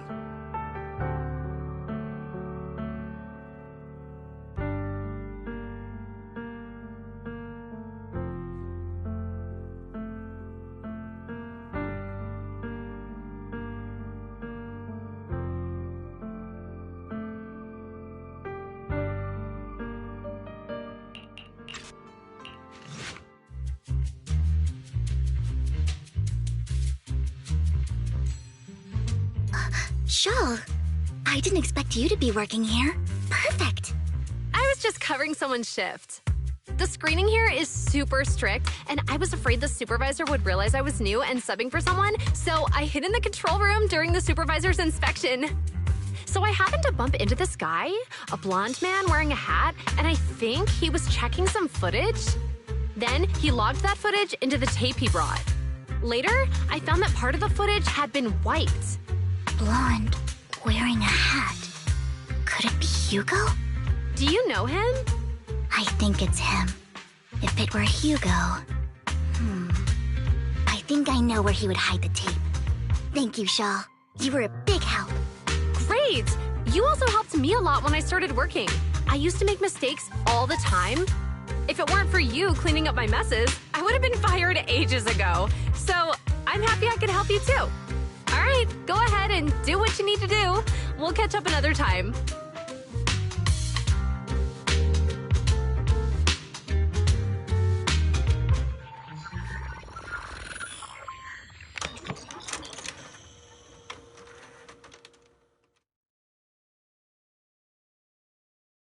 If I'm not mistaken, you and Vivian share the same goal.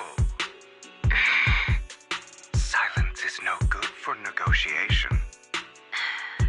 I just don't want Dina to reach a point of no return. Hasn't she already reached that point with what she's doing? The formula for the Landon serum was lost, but a batch survived, and Dina was able to develop a substance that can be used for mind control. She's trying to combine the two to make sacrifices that would obey human commands. If the dormant sacrifice and the remaining Landon serum are destroyed, we can put an end to this. Dina's concoction can't create sacrifices on its own. And the sacrifice core? That belongs to the creator, not her. Although I find Landon's methods despicable, I can't deny that the Exaltists and the creator are leading us in the right direction. I just don't want Dina to spend her life trapped by her father's mistakes. I mean, no offense, but I find your protectiveness rather weird. I will confirm the location of the dormant sacrifice and find the chance to relay the information to you. I do not want any of my people to be going into danger. As for the sacrifice core, I can only guarantee that it will not fall into her hands.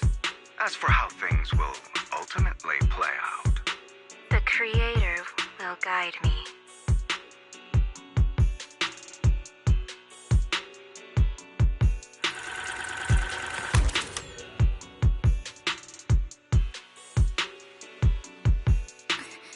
Camille was actually destroying the dormant sacrifice? Now Camille's actions make sense. But why did Hugo never tell us? Hugo... Belle, Lycon said there's something urgent he needs to discuss with us right now. All right, let's patch him in. Master Proxy, I apologize for disturbing you. We have just learned that the Ravenlock family will host a banquet tonight. This banquet is rather special, as they're allowing members of their family to invite business partners to attend. With Hartman at the center of controversy, there are many members of the family who are eager to use this opportunity to replace him. The mayor has been spreading rumors of a young tycoon who inherited a sizable fortune and is looking to partner with a person from an old and influential family. This information has lured a young man named Burton from the Ravenlock family. So, you want me to pose as this tycoon and use Burton to infiltrate the banquet? Correct. And Hartman's study is also located within the venue. I see. Hartman's study might hold valuable information. So, what should I do? You can attend as her +1. +1? Lord Phaethon, please go with me! Master Proxy, it seems Miss Vivian requires your presence, so... Yes, just your presence will help me immensely! All right, then let's go together. I'll send you the time and place for the meeting with Burton. If you encounter any danger, please evacuate immediately or contact me for backup. I hope everything goes well for you tonight. Miss Banshee, I believe I've shown you my sincerity. Now how about you? Sincerity? My presence here is a show of sincerity. If we're to work together, Miss Banshee, you should drop your pretentious act. I am well aware of the ways of the Ravenlock family. If I were to come empty-handed, I probably wouldn't even be able to make it out the front door tonight. Since I agreed to come with you, and even brought along my most precious companion, does that not show my deepest sincerity? No need for such an off-color joke. Our door is always open for those coming or going. We both know what's what, so let's cut the small talk. I know far more about how the Ravenlock family made their fortune than most here. I am also well aware of why Hartman, despite such a massive scandal, still remains in power. Oh? Do tell. Exaltists, blessing, sacrifice, Landon. Where would you like me to start? How did you know that? No, who are you? Don't be so tense. If I'm not mistaken, it's about time the banquet began, My companion and I are practically famished. Is this how you treat your guests? By letting them starve? Perhaps when we've had our fill, we'll remember where the sacrifice is hidden. You know where the sacrifice is? So, can we go get something to eat now? And I'm also looking forward to receiving a special dessert from you. We can discuss what you wish to know while we enjoy dessert. Of course. I wouldn't let such an important guest discuss matters on an empty stomach. As for dessert, I will prepare it myself, and I guarantee it will satisfy you. I'll come find you later. I wish you a pleasant evening.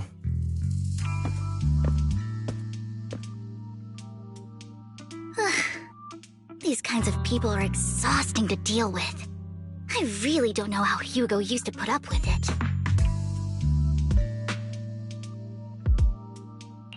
What did you mean by the other party they need to offer more? Fortunately, that old fox Hartman is terrified of losing power. He's definitely keeping the destruction of the sacrifice and the fact that the sacrifice core is fake hidden from the other family members. Otherwise, Burton wouldn't have been so willing to raise his offer. Lord Phaethon, let's find Hartman's study when the banquet is at its busiest. All right, I've already taken note of the surrounding terrain. Once more people arrive, we'll enter the garden through the door in the corner of the banquet hall. Wherever you go, I'll follow, Lord Phaethon.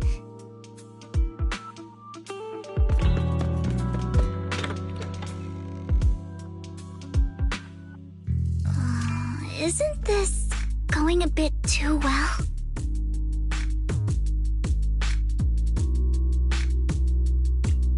The security around the manor is really strict, but inside might be more lax. But just in case, let's tell Lycon. Right. Having some backup would be safer. Let's check Hartman's recent correspondences for clues. I still still have concerns about the sacrifice core. Right. Though the core he gave Dina was fake, Hartman might have left a trick up his sleeve and hid the real one. Then let's split up.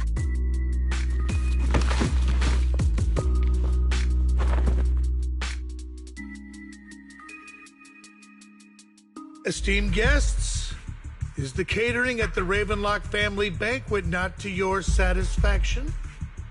So much so that these two distinguished guests felt the need to come to my humble office to scavenge for food. Don't want to come out? Well, after all, you don't have long left. Burton, that greedy idiot, fell for the mayor's trap. But I never expected that he would bring you into my territory. I suppose I should thank him. Otherwise, I would have had to go to great lengths to eliminate you. Vivian, Phaethon, give Hugo my regards. Tell him I shall be taking the wealth and power of the Ravenlock family for myself.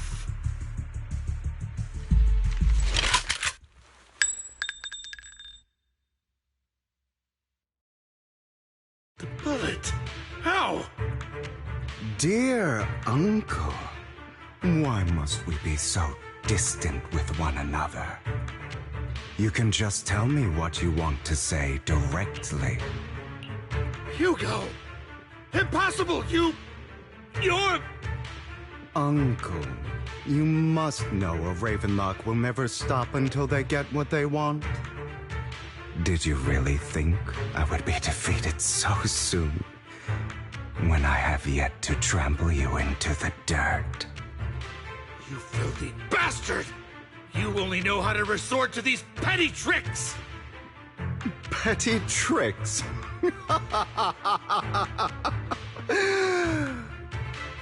Perhaps you'd like to know what I managed to accomplish using this faked death of mine.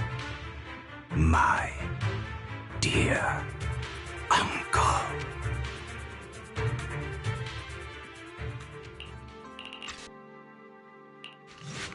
You're taking longer to rest than I expected. Lycon, you think too highly of my physical capabilities. Well, thank you for your cooperation. I must say, if nothing else, at least your acting skills have improved. Why do you look so angry? You should be happy. We pulled that off together with flawless teamwork and managed to fool everyone. Drop your foolish facade. I'm glad you still remember the code we set all those years ago. And thank you for ensuring your sleight of hand didn't deteriorate. Oh, right. I should also thank the blood bag hidden in my clothes and our other props. Do you remember when we last used this trick? It was probably ages ago. Sometimes I really don't understand you.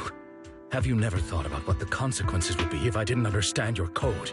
If I decided against helping you? Or if I just couldn't control my strength properly? You'd understand it. Of course, if things really did go awry, I had alternative plans. You wouldn't be so arrogant as to think I'd bet everything on you, would you? You're insane. No, I'm flattered. So what exactly is the purpose behind all this? Surely after going to such great lengths to erase your own existence, you don't just plan to hide here and reminisce about the past with me. Don't try to brush this off. I've already helped you enact your plan. Tell me the truth. Don't get your tail in a twist. I have more plans that require your assistance, so naturally I would not hide anything from you.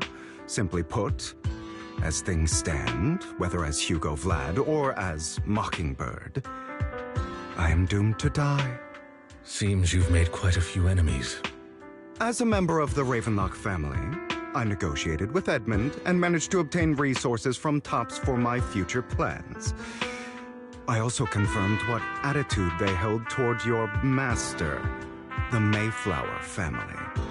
Meanwhile, I used my identity in Mockingbird to strike a deal with Hartman and gather information on their collaboration with the remnants of the Exaltists.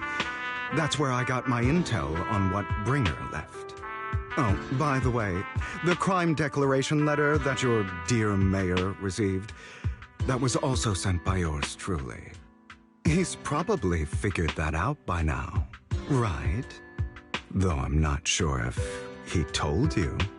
The mayor learned about the sacrifice attacks through his own means, but lacked an opportunity to take action. That warning letter was precisely what he needed. You aren't hopeless yet. How delightful. In short, I'm more well-informed than your lot because I get around, dealing with all these different important figures. But of course, it comes at a cost. It's only fair. After all, you can't hide the smoke from a wildfire. Rather than trying to carefully tame it and risk setting yourself alight, it's better to let it burn free. When I helped you put on your little act, killing you in front of everyone, you left the sacrifice core to Hartman. That was intentional too, then? Oh, yes. And it worked like a charm, didn't it? Now no one cares for me anymore, and all eyes are on Hartman. A perfect situation for keeping the Ravenlock family in check while dealing a cutting blow to the Exaltists behind them. Another crucial point is Vivian and Phaethon. I must sever any ties they have with me or Mockingbird. Although I feel bad for Phaethon about what happened, but it had to be done. That's the only way they would be safe, allowing the plan to continue. I noticed that you never turned your blade toward Master Proxy. So, those words you said back then were also... I will bloody my hands. I will carry the weight of my sins. I will become the Abyss. Obviously, it was all an act. My acting has always been impeccable, as you know. Hugo, you're taking such a tremendous risk. Why? Would you believe me if I said it's for justice? But unfortunately, it's not.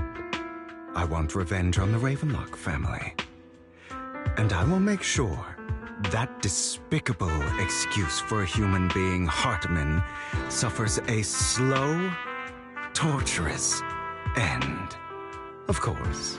I also promised Vivian that I would help her investigate the whole thing with the Exaltists. That's all. You don't look too good. Is it your wounds? No. This is the first problem I plan to resolve. Lycon, do you have a place that is sufficiently discreet, quiet, and can take a lot of damage?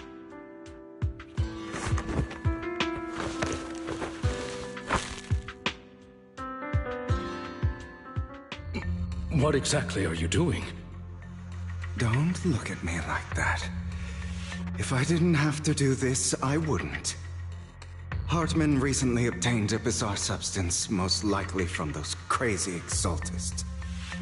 After use, it allows control of the victim's mind, to some extent. You were dosed with it? To be more precise, Lycon, I deliberately allowed Hartman to put this drug in my cup to facilitate our previous collaboration.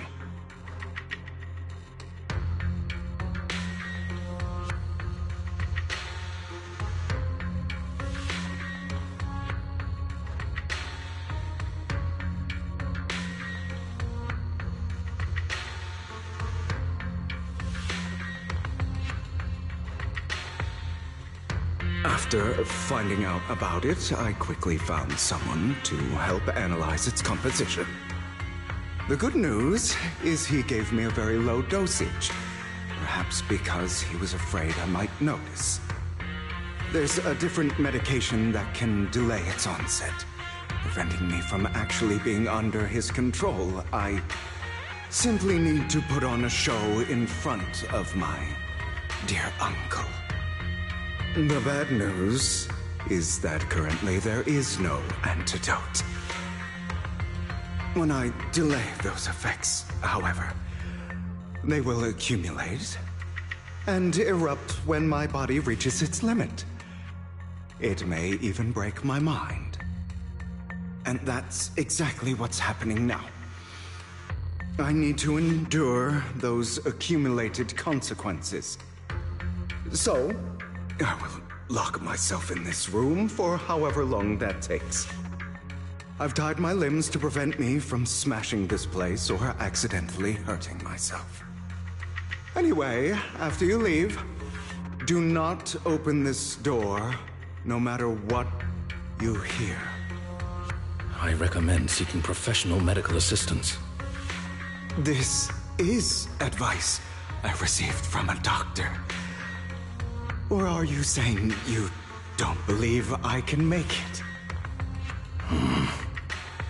So, come find me here at the scheduled time. All you need to do is smile and await my victory. What if I want to stop you? You know you won't succeed. You never have. And you never will. Well, time is short. Let's begin. I understand. Don't die, you stupid bastard.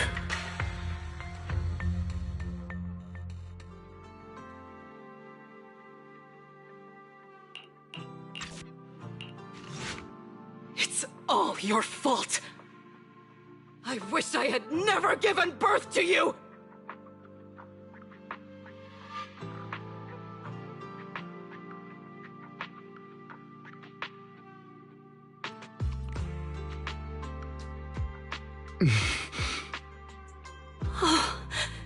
Everything will get better if you just die, right? If you die, he'll come back. We'll have another, more perfect child. One who will inherit the Ravenlock family bloodline. Then I'll be able to escape this pain. So, Hugo, for the sake of Mommy's happiness, just die, okay?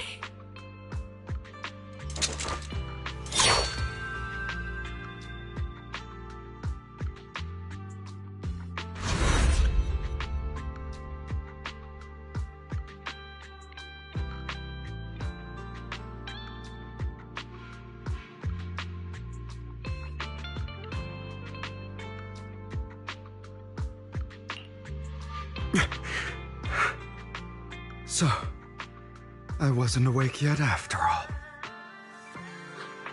That's because you don't want to wake up again. Who are you? I am you. Hidden deep within your heart. Your most true self. You want to kill her, don't you? Your so-called mother. Every time she beat you without reason, when she tried to gouge out your eyes, when she sold you into that hell, laughing all the while. You wanted to be the one to end her life. Why not admit your hatred? As you are, you can hunt her down and make her pay for the living hell of a childhood she made you suffer. Yes, I hate her. I hate her because she was foolish and shallow, greedy and stupid. I hate her because she doesn't deserve to be a mother. She did everything she could to try and get into the Ravenlock family, believing she could live a life of luxury without having to do anything and never realizing she was a pawn, discarded from the very beginning. So she chose to blame me. Blame me for my heterochromia. Blame me for my very existence. But I won't kill her, because I know it won't change anything. She was incapable of loving me, just as she is incapable of loving herself. Have you been brainwashed by that dog? Keeping up the act of being some magnanimous and forgiving fool? Don't compare us. I've simply come to understand love or hate. I make my own choices, and they have nothing to do with anyone else. She sold you to the Ravenlock family for a huge sum of money. She used that money to start a new life without you. While she was indulging herself, you were going through hell in the Ravenlock Manor. Does it not torment you? Do you not feel the hatred? Do you not want to demand answers? Kill her. Only by killing her. Well, I want to make a different choice. Stop lying to yourself. You never had a choice. This weak-minded thinking will only lead you to failure. Like before, you'll be nothing but a worm, trampled into the dirt by those so-called elites. Do you still not get it? This is how the world is, and always has been. Hesitate and you'll be the victim. If you don't grab your knife first, you'll end up being on the other end of the blade. If you want to change anything, you must first become the one who makes the rules. Just like that woman. The only reason she could treat us that way was because we were weak. So listen to me. Find that woman, kill her, and prove to this world your strength! It's what she deserves! Why forgive them? They don't deserve it. I'm not forgiving them. Or rather, I don't care about them. They don't even matter, at least not yet. You know, perhaps the person I hate the most, the one I truly cannot forgive, has never been someone else, but rather my weak, powerless past self who could do nothing but hide inside a closet and cry. I hate myself for having neither the strength nor the courage to resist. I hate myself for begging for so-called familial love, even after being treated so terribly. I hate that despite the pain of my wounds, I still hope to receive the carrot and not the stick. And that me is you, correct? So, I forgive you. I forgive myself. You'll regret this, fool. Your pretty words mean nothing. You will ultimately return here to me.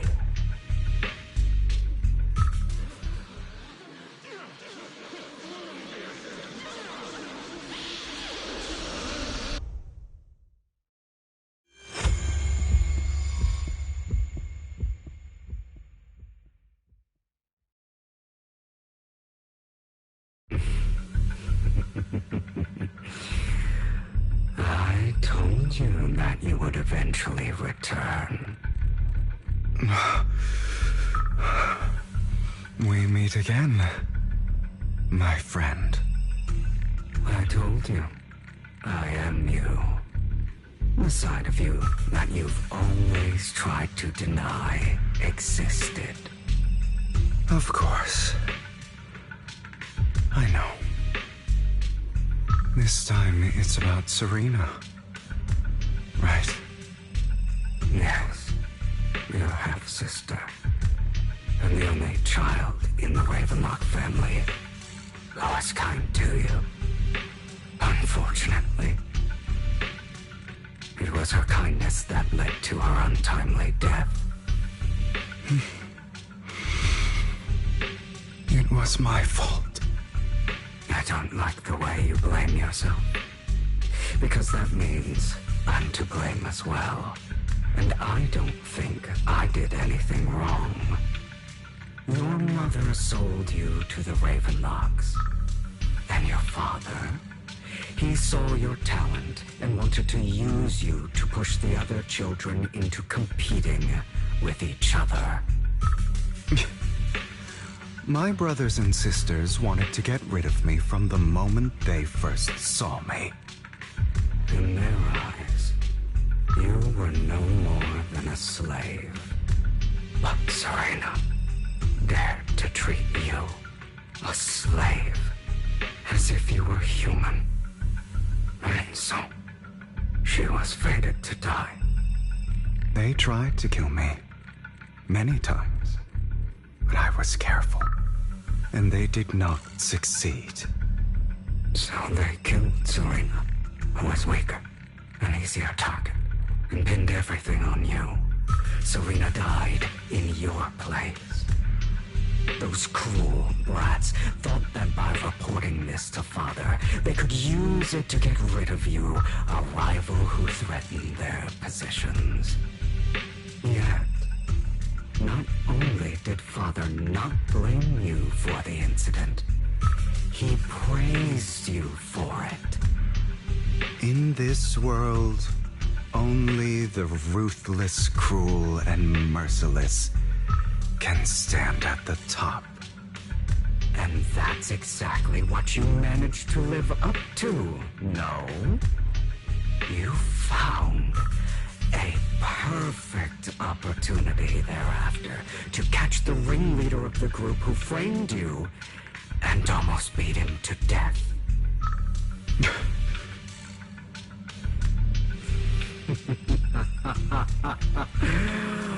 Oh, you should have seen the expression on your face back then. Oh, crazed and manic with utmost delight. I don't remember that.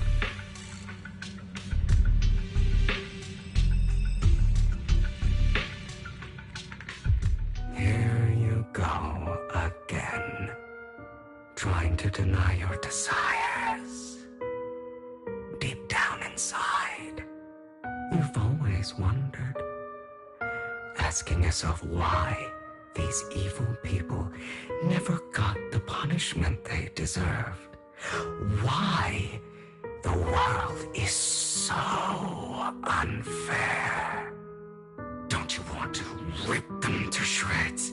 Just like that day when you beat that boy's face into the dirt until he was barely recognizable. His disgusting blood staining your fists. Recall your exhilaration, your cathartic release of rage, that outpour of hatred. That victory belongs to you. You deserve it. Those brothers and sisters of mine are all dead. I cannot take revenge against the long deceased. By Hartman's hand, dying in the power struggle to become the Ravenlock family's heir, rather than by our scythe. Boring. Boring? I find it hilariously ironic. Children who would murder their own kin for scraps of power dead at the hand of their uncle who followed their example. Is that not karma? Power struggles pitting kin against each other, betrayal, suspicion, and hatred. between people of the same blood. It's like a curse written into the Ravenlock family's genes. Laughably stupid.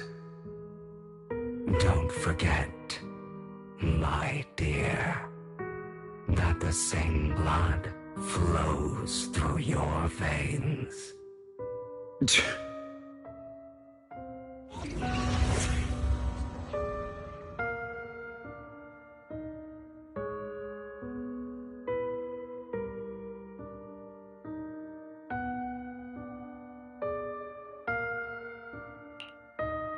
That's right, my dear nephew.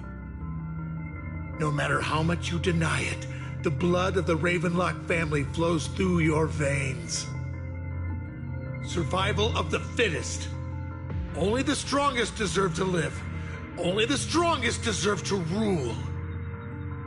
This is the path of success that has led the Ravenlock family to victory countless times. A blessing and a curse etched into your flesh and blood. As long as you live, you'll never escape the mark of family. You are destined to one day become someone like me, like your father.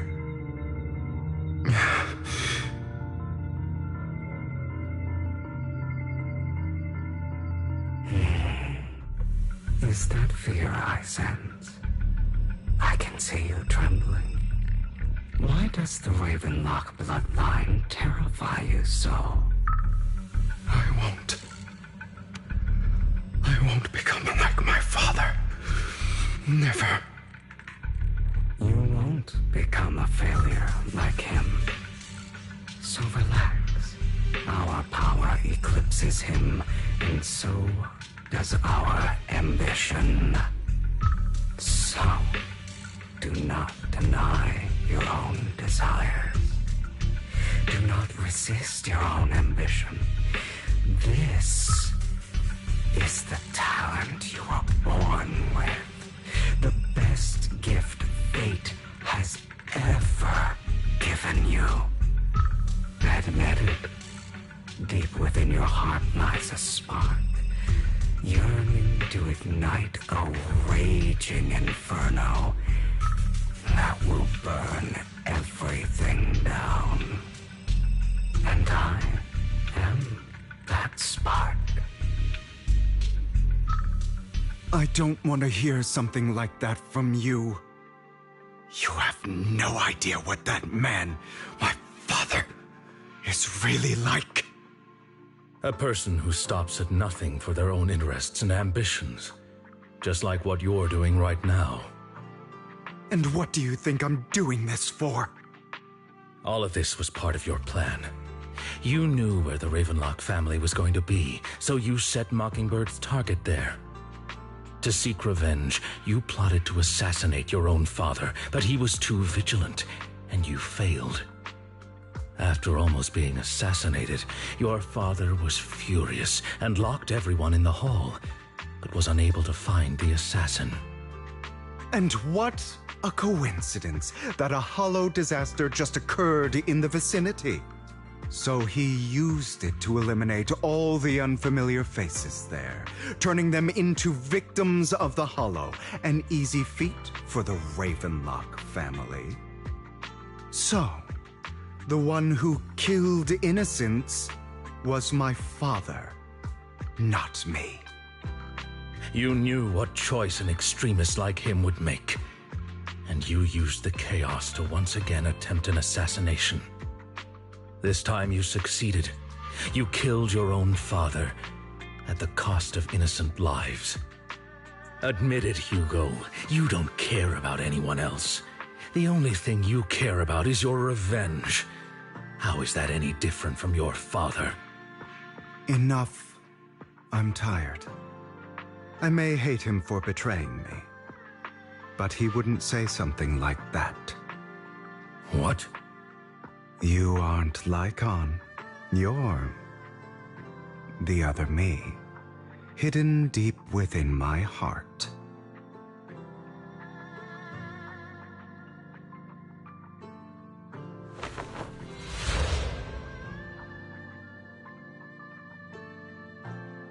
I've been waiting for you, my dear. It seems you've already grown accustomed to this place, even turning the tables on me. Just as you said, you are me, and I am you. There's no such thing as having an advantage over oneself. We are ultimately one and the same, forever inseparable. Then you should know what I want to say. When you and Lycon split, you didn't even try to clear up the misunderstanding, didn't deny or argue against what he said. Because you realized that deep down, he was right about you. You just hadn't acted on it yet. Some people live only to bring more suffering into this world. Sometimes, murder is what brings justice back into this world. For that, I must stain these hands in blood. That's right. Just like what you said before you faked your death. Were those words really just an act? To slay the dragon, you must first become one with sharp claws, winding fangs, and strength enough to destroy anything. You know the truth better than anyone. If you hadn't hesitated and instead seized the first opportunity to kill your father, none of what followed would have happened. Innocent civilians wouldn't have died. Your partner wouldn't have lost an eye and both legs trying to save people. And Mockingbird would have never gotten to that point. You can save more people. Save good people. Save more lives than the evil ones you take. I've spent countless hours in regret over that incident. So why not submit to your true nature? You want to be the judge, jury, and executioner of this world. And you can. I wasn't responsible for Father's death. The true mastermind is my uncle, Hartman. His schemes to kill the head of the family were all so he could take control. Mockingbird was simply unlucky enough to get caught up in it. So, for a behemoth like the Ravenlock family, with its roots so deep, a single person's death, regardless of who that person is, wouldn't change anything. Of course, whether it's Tops, the Mayflower family, or even the entire world, it's actually all the same. I refuse to be dragged down by pointless hatred any longer. You foolish, stubborn idiot. Do you understand the power of hatred? Have we not come this far precisely because of it? Or are you going to follow Lycon and Jack's twisted logic? Come on. You don't actually trust anyone? Otherwise, why would you hide this whole scheme of faking your death from them?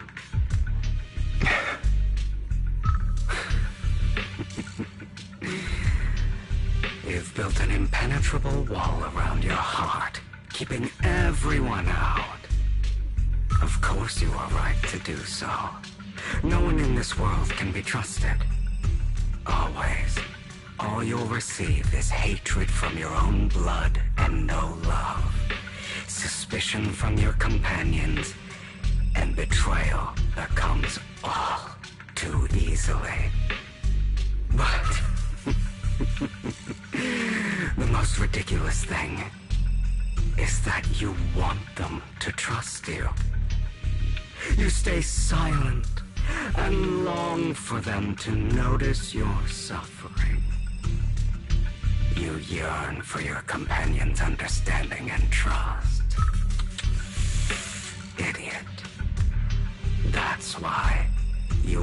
incapable of exploiting them for your own ends. You care about their safety even more than your own. But remember, only the weak need companions. And we are children born from hatred. We are different from them. I will never be like them, and I don't need to be. Come. Let me show you what powers we can wield. But you are me. And I'll never lose to myself.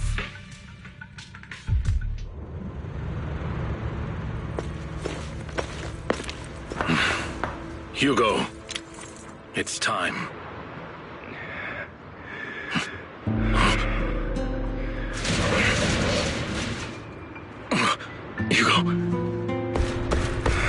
Hugo, you... Did I scare you? I made it through. I won. No praise from me, my dearest partner.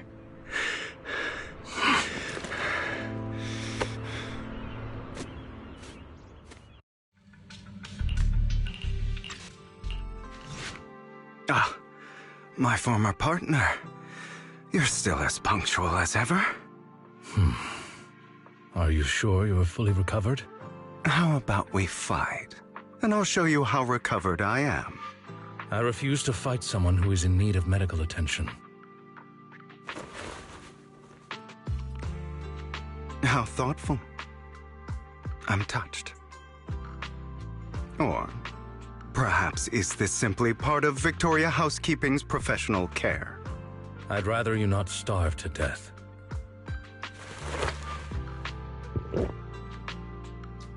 Not to your liking. I'm fairly certain this is the same kind as before. No. I've just gone too long without food.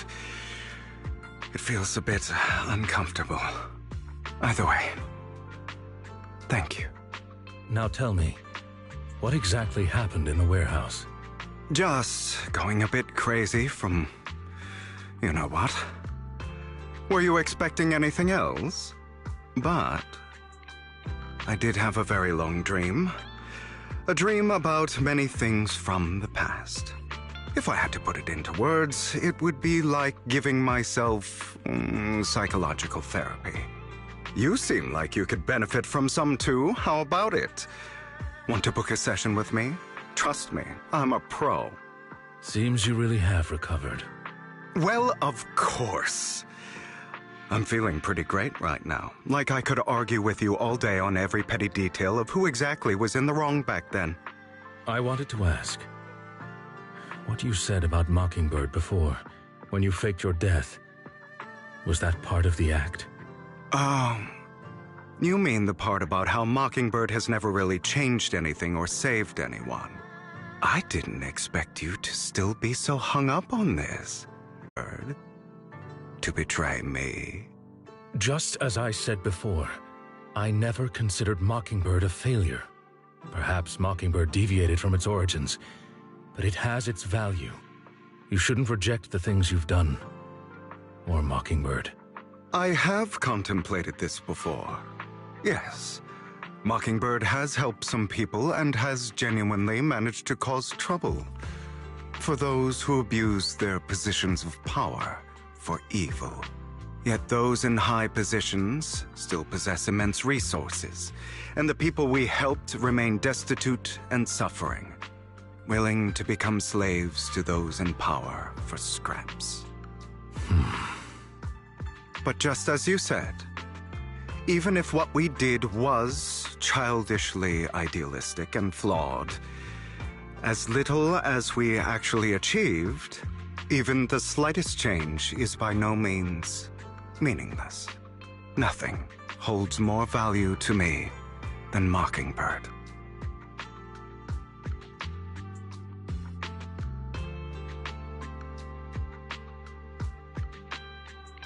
All right, let's catch up later. I still have things to do, and need to wrap up my plan. I thought you would rest up first. As much as I would prefer that. My dear uncle and the Exaltus fanatics likely would not give me such an opportunity. If all has gone to plan, the fish will have taken the bait already.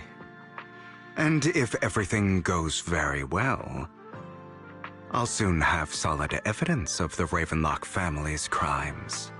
Well then, thank you for your assistance, former partner. Let's part ways here. I'll go with you. Lycon, surely you don't think that because I just recovered, I'm too weak to deal with those useless fools. Hartman's actions will disturb the safety of New Eridu. As I serve the mayor, I should intervene. Very well, whatever. Let's go. And don't slow me down. There's more over there. Let's hurry. It's different this time.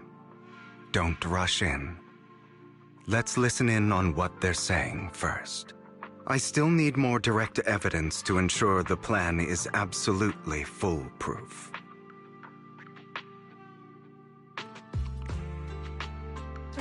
The compensation you promised. It's all real, right? All we have to do is follow you into the Hollow for some simple tasks, and you'll give us a huge sum of dennies. It sounds real suspicious. Shut your trap. You keep yapping and asking questions. If this is all so suspicious, why were you so eager to sign up for it? Because I don't have a choice. My daughter was previously caught in the Hollow disaster and suffered severe corruption. The treatment costs have completely drained our family's savings. So that's why... It's the same for me. A serious illness at a senior age. I need the money. Who would risk taking a job like this unless they were desperate? I'll do it. No matter how suspicious. As long as I can get paid, I'll do anything. Even risk my life! Wait, you people from the Ravenlock family, you're part of a big company in Tops. You wouldn't go back on your word, right? Don't worry, you'll get every denny you were promised. But before we start, you all need to take this medicine first.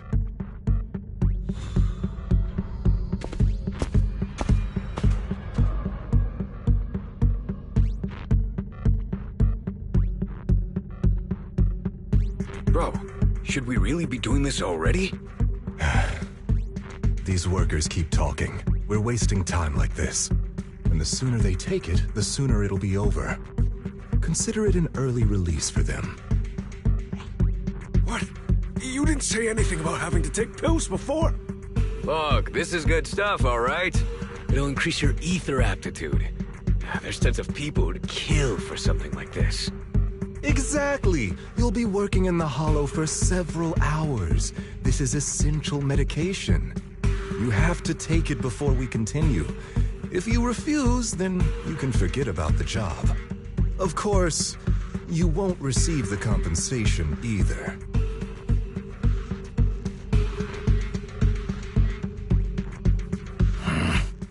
Lycon, what are you doing? Rescuing those workers, of course. There's clearly something off about those pills. We can't let them take them. Now is not the right time. As I said, we need more evidence to ensure the plan works. And as I said many years ago, you can't exploit innocence to achieve your goal. So that's how you see it. If that's not what you want me to think, then explain everything to me. All right. It's a little complicated, but simply put, these workers will be fine. Of course, it's your choice to trust me or not. But if you try to rush in, I will stop you. I trust you.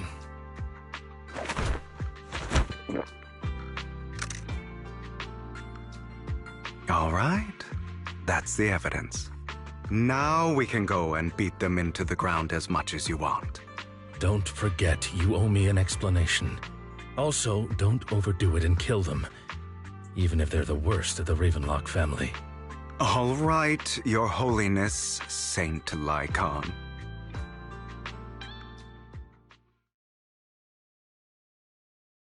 Ah, damn it! Who the hell are you?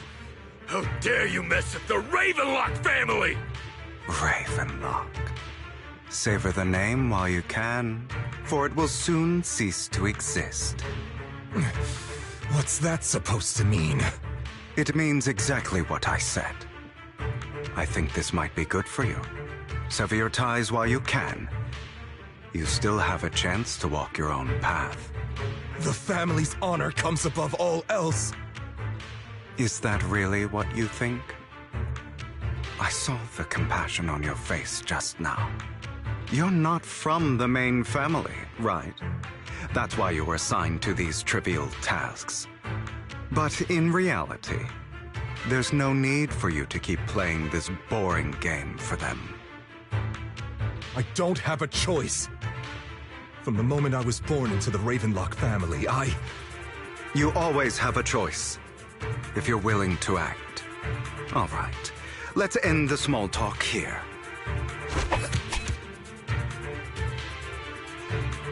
Don't worry, Lycon. I didn't hit them too hard, just enough to keep them quiet. How's that? My acting's pretty good, right? As always, a certain someone should take some lessons from you. I'll leave the rest to you then. Okie dokie.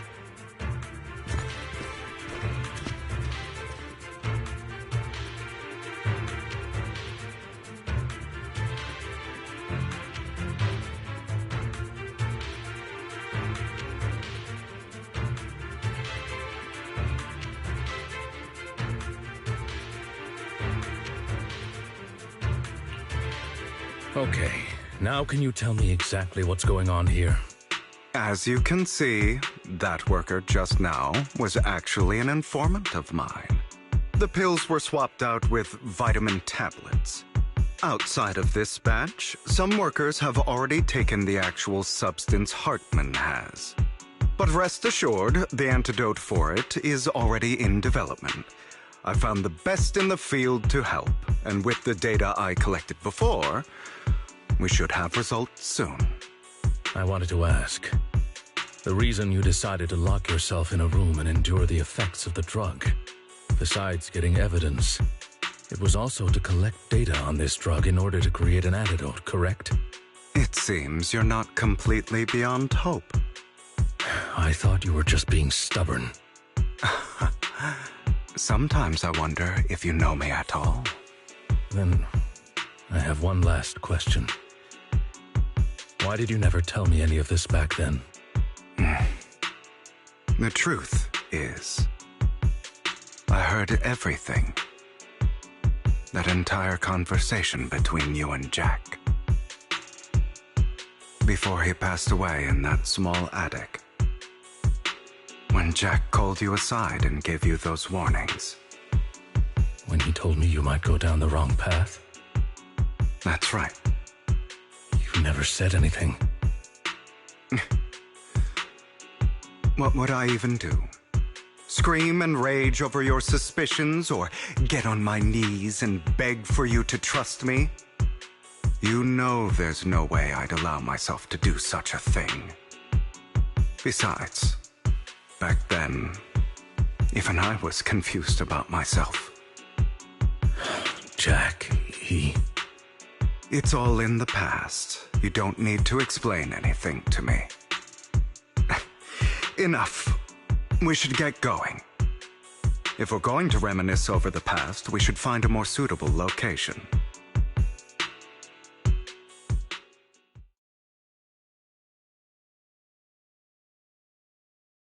Lycon, that incident back then, I didn't do it.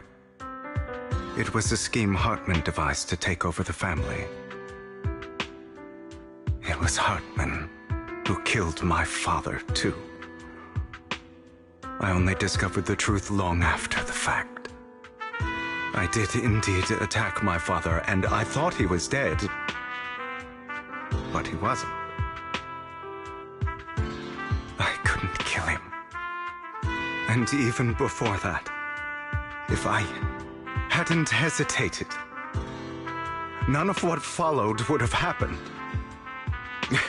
Even now, I still think they deserve death. But I no longer care to personally deliver that fate. They're beneath me. And I have more important things to do. You? I know we may never agree on that point, Lycon. I once wanted to fight against those ugly truths that defined me, but I discovered that the more I rejected them, the more painful it became. So, I could only accept that crazed, hateful, and malicious side of myself.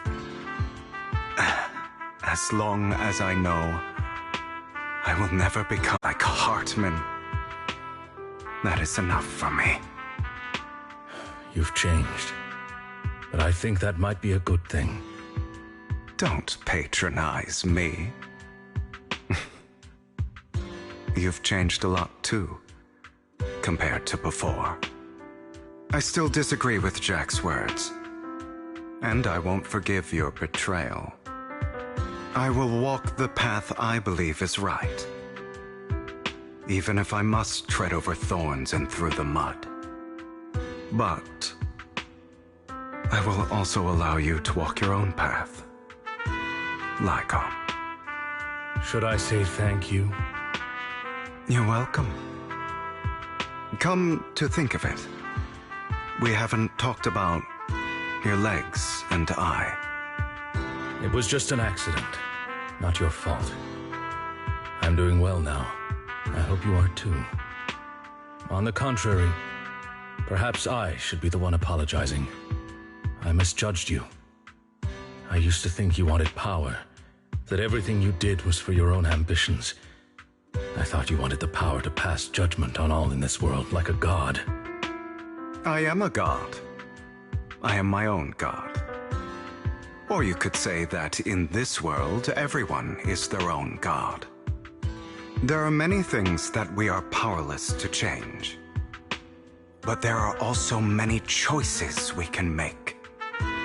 Just as I said before, I am the only one who can kill me or save me. I'm glad you think that way. Let's go. I still have one last thing to do. To witness the end of Ravenlock.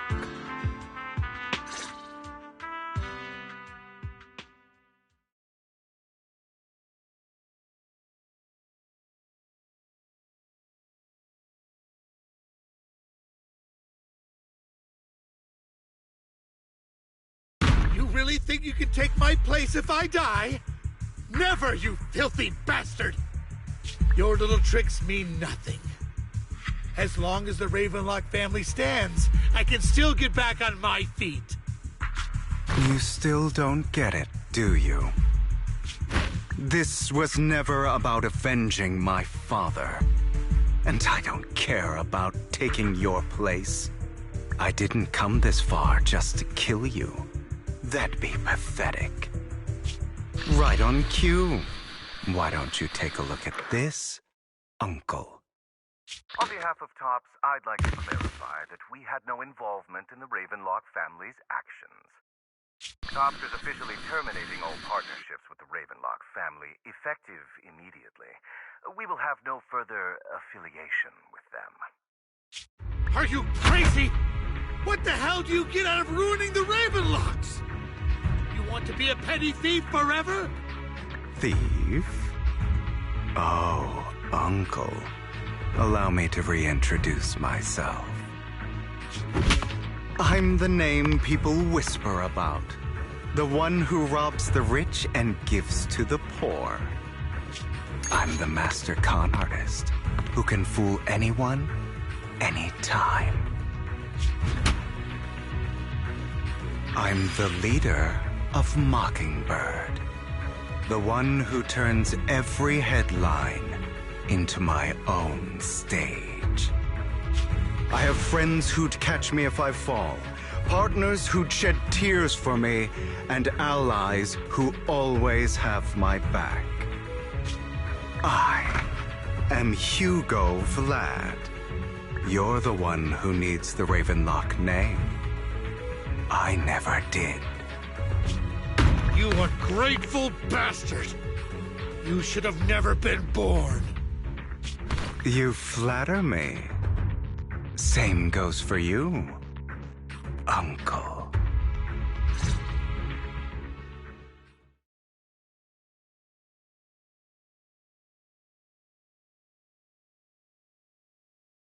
You've done well, Vivian. You had better give me an explanation. And here I thought this would be a touching reunion. What's with all the anger? Hugo, I'm a member of Mockingbird too, and I mourned your death. Listen, Vivian. I don't want you or the people you cherish to get caught up in danger because of me. I've always been selfish, so I don't hesitate to use you all as variables in my plans. But it is because I am selfish that I also don't want my failures to affect my treasured companions. In any case, if you were in the same position, would you not make the same decisions? Lycon's taking care of everything outside. We should go. Also, Belle, thank you. And I'm sorry for the whole act where I threatened you. It was the only way for Hartman to drop his guard against you and leave you be. I, Hugo Vlad, am forever indebted to you. Master Proxy, although it is late, there is some important intel that I must give you now. So, Lycon, you knew about Hugo's plan to fake his death? I was simply playing along. After all, I could not determine whether Hugo's plan would pose a threat to you. You are a student of the mayor's late friend, and I am obligated to protect you. You still have that habit of finding awkward excuses when you're embarrassed. Mr. Hugo Vlad, if you have any important intelligence to share, please do so with haste. I need to return to rest before midnight. You two sure are close. For the sake of a certain old fossil's sleep schedule, I'll keep it brief. I learned from Camille that Dina intends to embed the sacrifice core into the sacrifice. Apparently, it will make the sacrifice much stronger. Sacrifices created this way will not retain their minds and will indiscriminately attack all living beings, including their creator. So the Exaltists don't do this. It would bring them no benefit. But Dina's concoction can control people's minds. If a person takes the pill and is injected with the serum Landon left behind, the sacrifice would be under its creator's control. Although the dormant sacrifice has been destroyed, Dina found a batch of that serum her father created and wants to create new sacrifices. Never mind the sacrifice. Hartman's sacrifice core is a fake. We don't know where the real one's gone. The real core has always been here. Here? In Lord Bathan's video store? Vivian, do you remember when I suggested you give that collectible to our dear Proxy? I remember. But that was just an ordinary pendant. And I've met the person who submitted it. She has absolutely no connection to the Exaltists. How about our dear Proxy take out that pendant so we can take a look?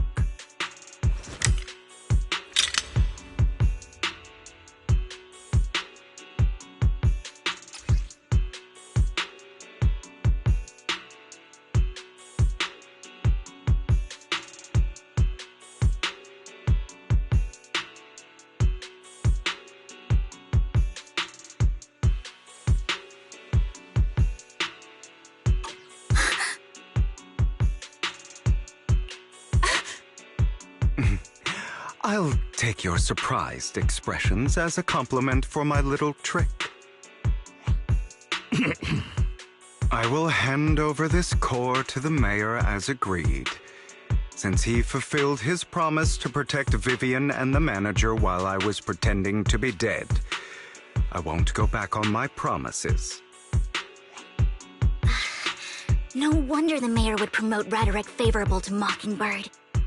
I can't believe I thought he was actually being sincere. Since we have the sacrifice core, all we have to do now is stop Dina from using innocent people to make more sacrifices. Yes, and we need to destroy the last batch of Landon's serum. Hopefully with no options left, Dina will give up her obsession. All right, that's the important stuff. I'm going to go and confirm where Landon's serum's been stashed. I'll contact you again once I have something.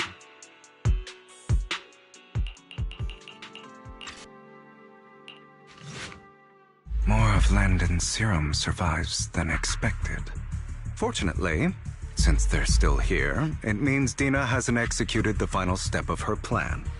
There is likely a lot more stashed around here, and we have yet to locate the missing people. Our actions here won't go unnoticed. Perhaps they're making plans to deal with us on their side. With Landon and Dina's concoctions combined, she may be capable of creating a sacrifice that obeys her.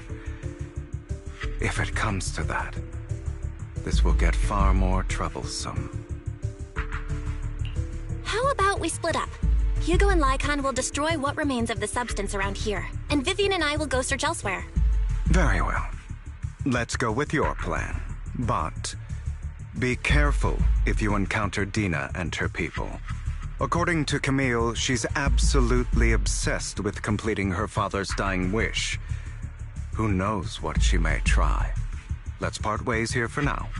And perhaps the other manager could use EOS to guide us.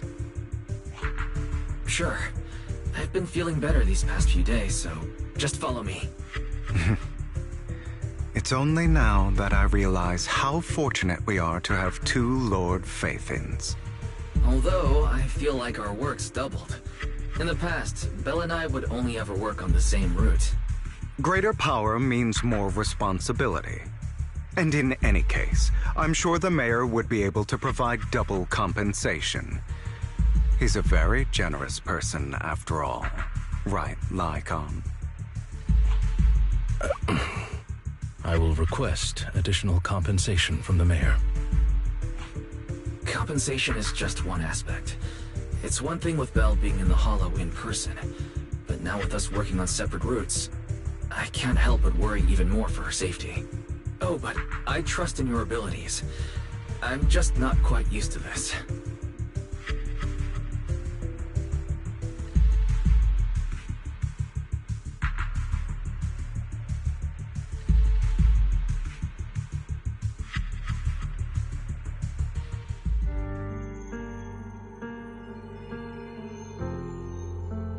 This is the future I saw. Lord Pathan.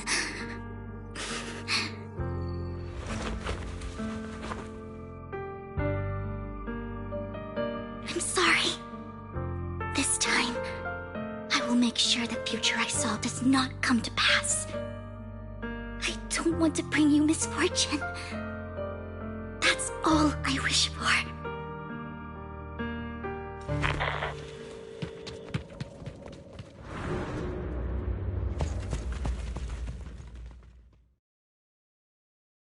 It must have been tough for you to find this place. Vivian, if you had stayed out of it, I wouldn't be so eager to get rid of you. Those people have been taken to safety. You're all out of options. They're just mere test subjects. So what if they get away? There will always be people consumed by greed, and therefore, they will come willingly to me. In any case, what are a few sacrifices in comparison to the completion of Father's grand ambition? Dina, you deceived those people. They didn't come willingly to you. You tricked them, just like Landon did back then.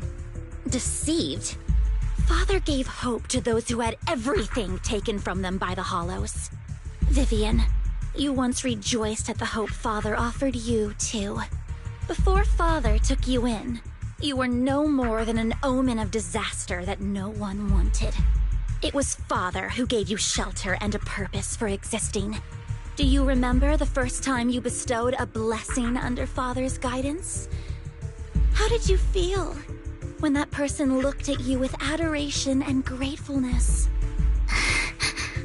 That was the first time you felt hope. Like your existence had a purpose, right? Don't forget that it was Father who, through what you call deception, gave you hope.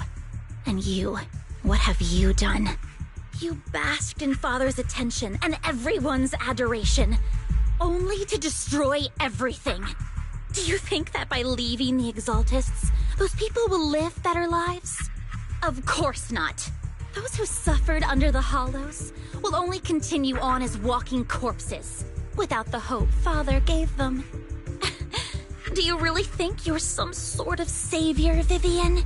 In the end, you're just an ungrateful brat who brings misfortune to those around her. It was you who destroyed everyone's hope. Not everyone wants to live in false hope, Dina. You say it's because of greed that people willingly become your sacrifices. Perhaps those people aren't entirely virtuous. But that greed is just wanting to live a better life beyond the Hollows. What you and Landon have done was never about giving people hope, but exploiting it. Stop lying to yourself. Deep down, you know what Landon did was cruel. No. Back then, when Landon wanted to inject you with the serum, the fear in your face was as plain as day. I saw it all clearly. If all of this is as righteous as you claim, then why did you make such an expression, Dina? Don't look at me with such pity! Father did nothing wrong. All of this is to make something of the Hollows other than disaster. That's everyone's only hope. Dina, it's not too late to stop. Stop living in this lie.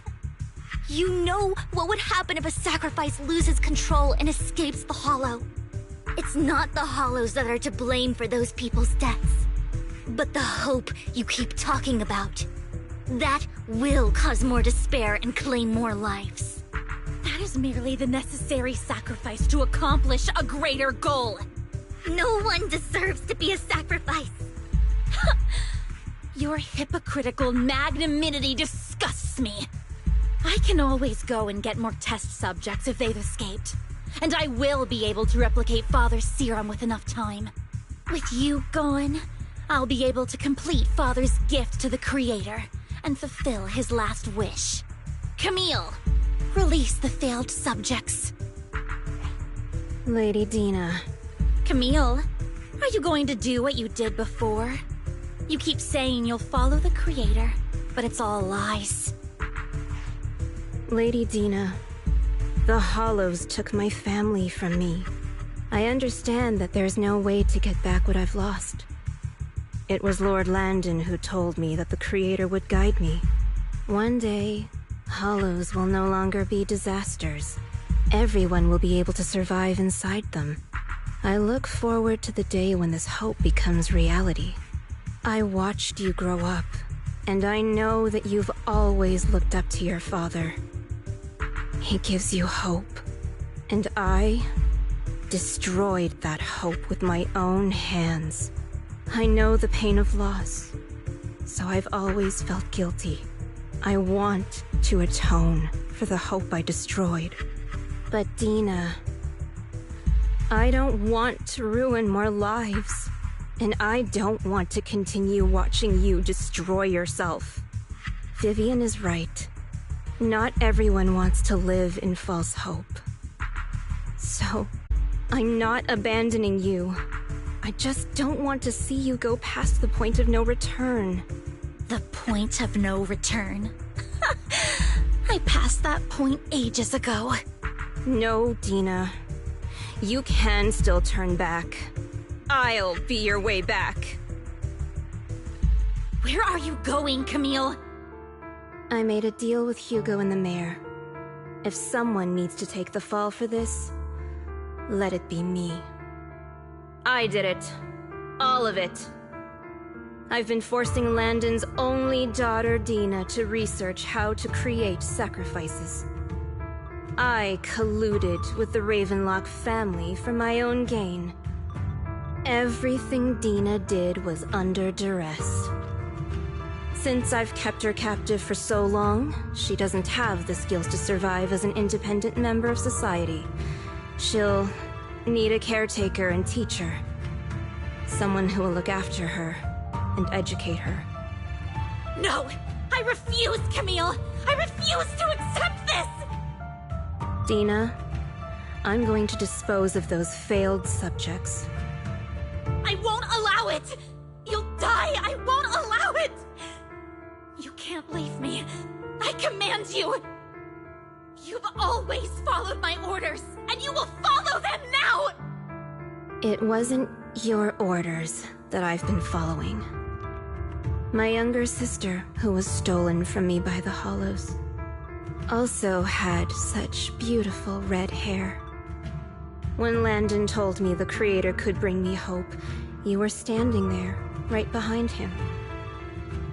I was certain, then and there, that this was the hope the Creator had given me. Start over, Dina. You still have so long, so much time.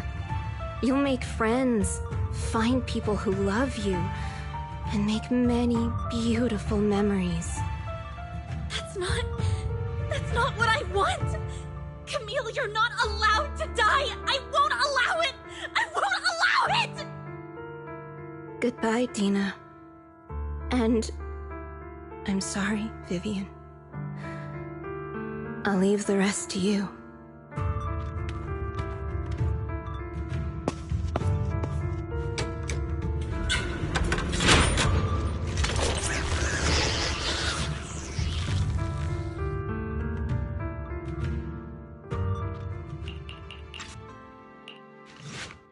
Are you satisfied now, Vivian?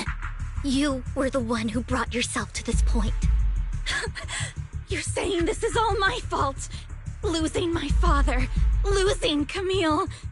I wish you had never come into my life. At first, when Father brought you home, I was happy. There are so many Exaltists, yet Father never allowed me to get too close with any of them. I never had any friends either. But when Father brought you back, he told me to take good care of you, that you were my first friend. I was also so happy the first time you took my place in helping Father select a person to receive the blessing, because it meant you were different from all those other people. You could stay with me. But soon, I grew jealous. You took the attention that should have belonged to me. You even took Father's love from me. It's only because of my ability that Landon... I know, but... Vivian, jealousy is something you cannot control. Of course, the same goes for fear and hatred. I was terrified that one day you would look at me and shed tears. I knew if that day ever came, Father would not hesitate to force the blessing upon me. And when that day did come, I hated you for causing my father's death. Tina, you knew everything about what happened back then, so... why are you still defending Landon? And why didn't you tell me back then? If I had known earlier, maybe I could have found a way. Because it's the only thing that makes me more special than you, no? It proves I had Father's trust. I was more useful to him. Vivian, you said you wandered without a home ever since you were young, hated by anyone you encountered. You were happy to gain recognition from everyone and help Father when you were among the Exaltists. But in the end, you discovered you were being used, so you felt betrayed and hurt. Then, what about me? All I ever had was my father. I've never known a life outside of the Exaltists. Ever since I was young, my only purpose was to help Father select who was to be blessed. The only purpose I had was my father and the Exaltists. I've never been taught anything else, Vivian. It is what little value I have, and have ever had. In the end, you took even that from me, and completely destroyed it. You think you're doing good and fighting evil. You've only managed to affect a small part of your world. But have you ever wondered if maybe that's all there is to my world? I never wanted to hurt you. You are also my first friend. And that's why I wanted to save you back then. Save me? You and Camille all talk about saving me. Why don't you understand? To me, loss is so much more painful than death. Tina, you can start over. Everything Camille did was so you could live on. Let's leave the Hollow together. There are so many amazing places in New Eridu. This time, I'll take care of you. I've also met so many amazing people. I'm sure they'll love you too. Okay, Dina? Vivian, I can't forgive you. And I don't want to forgive you. I have nothing left. If what little hatred I do still harbor were taken from me, well, I refuse to be so pitiful. I won't apologize, Vivian.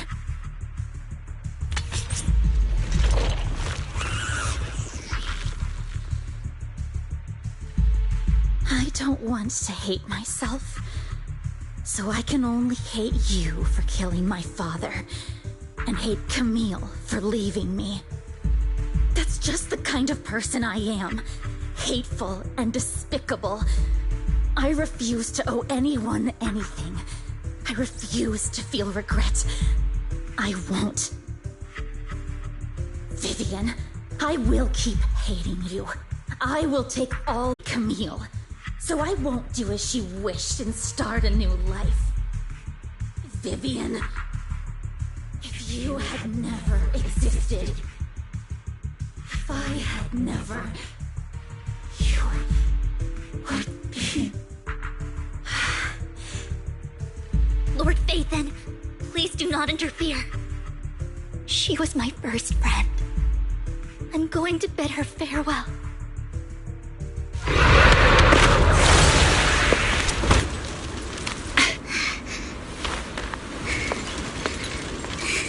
Behind you!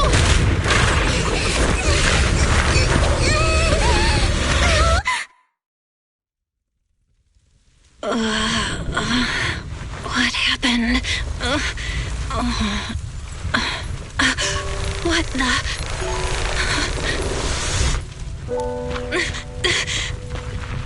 Vivian! Val, don't come near me. This is my own choice.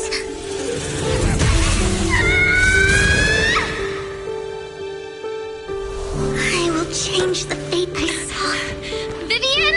I just want you to remember me when I looked my best. Vivian! Vivian, your body! I'm sorry you had to see me like this, but I don't want to be the one that only brings misfortune anymore. No, please. No. It's so warm, and the night is beautiful.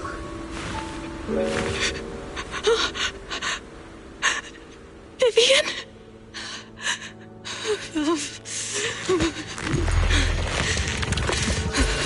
No. It can't end like this!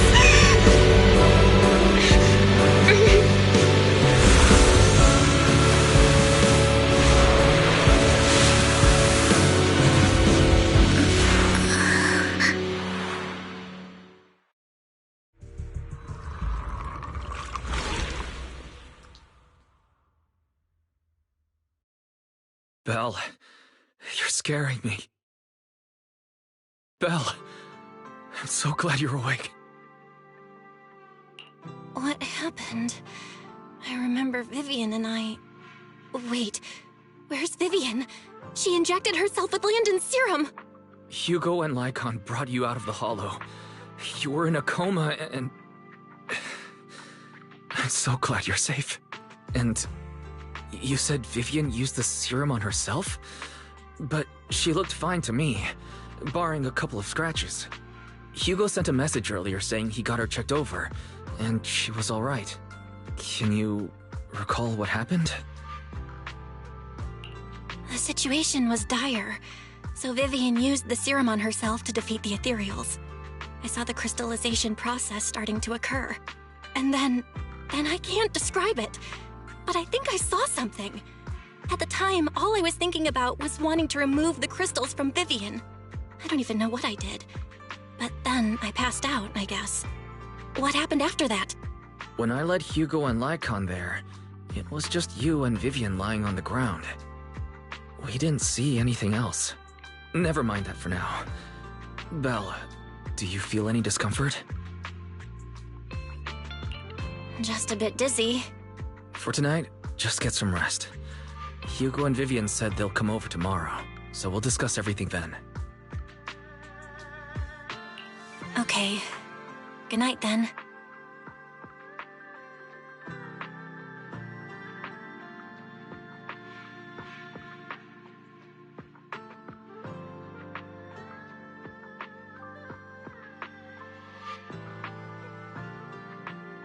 Lord Phaethon!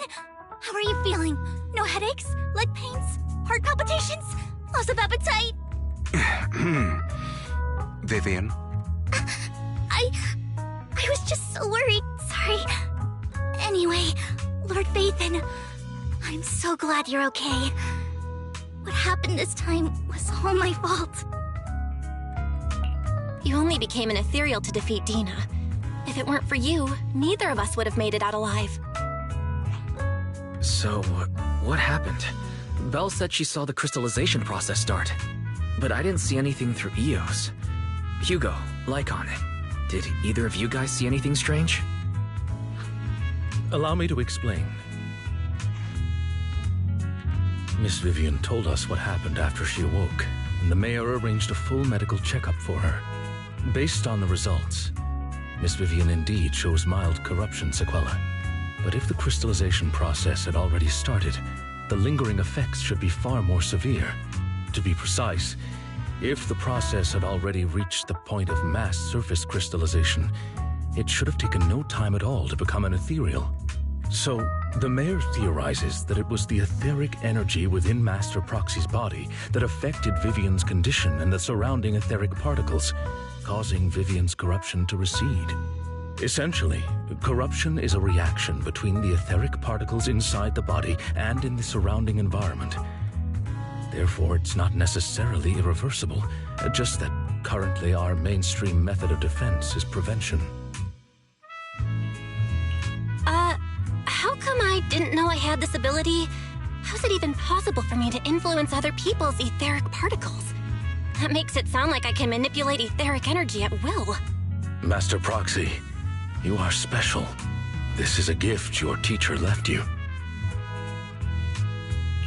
Our teacher? So this has to do with her? I don't know all the details, so I cannot explain everything to you. My apologies. However, Miss Yixuan might be able to answer some of your questions. She will visit you sometime soon, so please feel free to ask her any questions you may have. She has quite an eccentric personality. If she causes you any inconvenience... If she causes trouble, can I file a complaint about her to you? Master Proxy, you have always been a people person, so I trust you will handle things just fine. That just makes me more worried. In any case, the mayor has asked me to give everyone his most sincere gratitude. Unfortunately, the mayor could not come personally, but has promised everyone a favor. Provided it's within his means, he will offer his unconditional assistance once. There is no time limit on this favor. Unconditional, What if I wanted his position as mayor? If that is what you desire, then the mayor and his subordinates will be first in line to vote for you in the next election. As for the other votes, you'll have to work for them on your own. But should you assume office, I hope you take full responsibility for handling all day-to-day matters and lead by example. By sheer happenstance, the mayor has provided you with a copy of his current assignment, the City Waste Sorting and Processing proposal. Old fox. Well, can I request Lord Phaethon's? The mayor imagined you might ask. I have prepared all the necessary documents, and the ceremony expenses will be covered by the mayor as a gift. As long as Master Proxy agrees, we can sign and process the documents immediately. But this matter requires mutual consent and cannot involve coercion, confinement, or one party's lack of consciousness. Stop! I would never do that to Lord Phaethon! Probably. At least not today. As for you, Master Proxies, the mayor has some sense of what you desire. That said, he hopes you might speak with Miss Yixuan first before you decide the timing of that favor.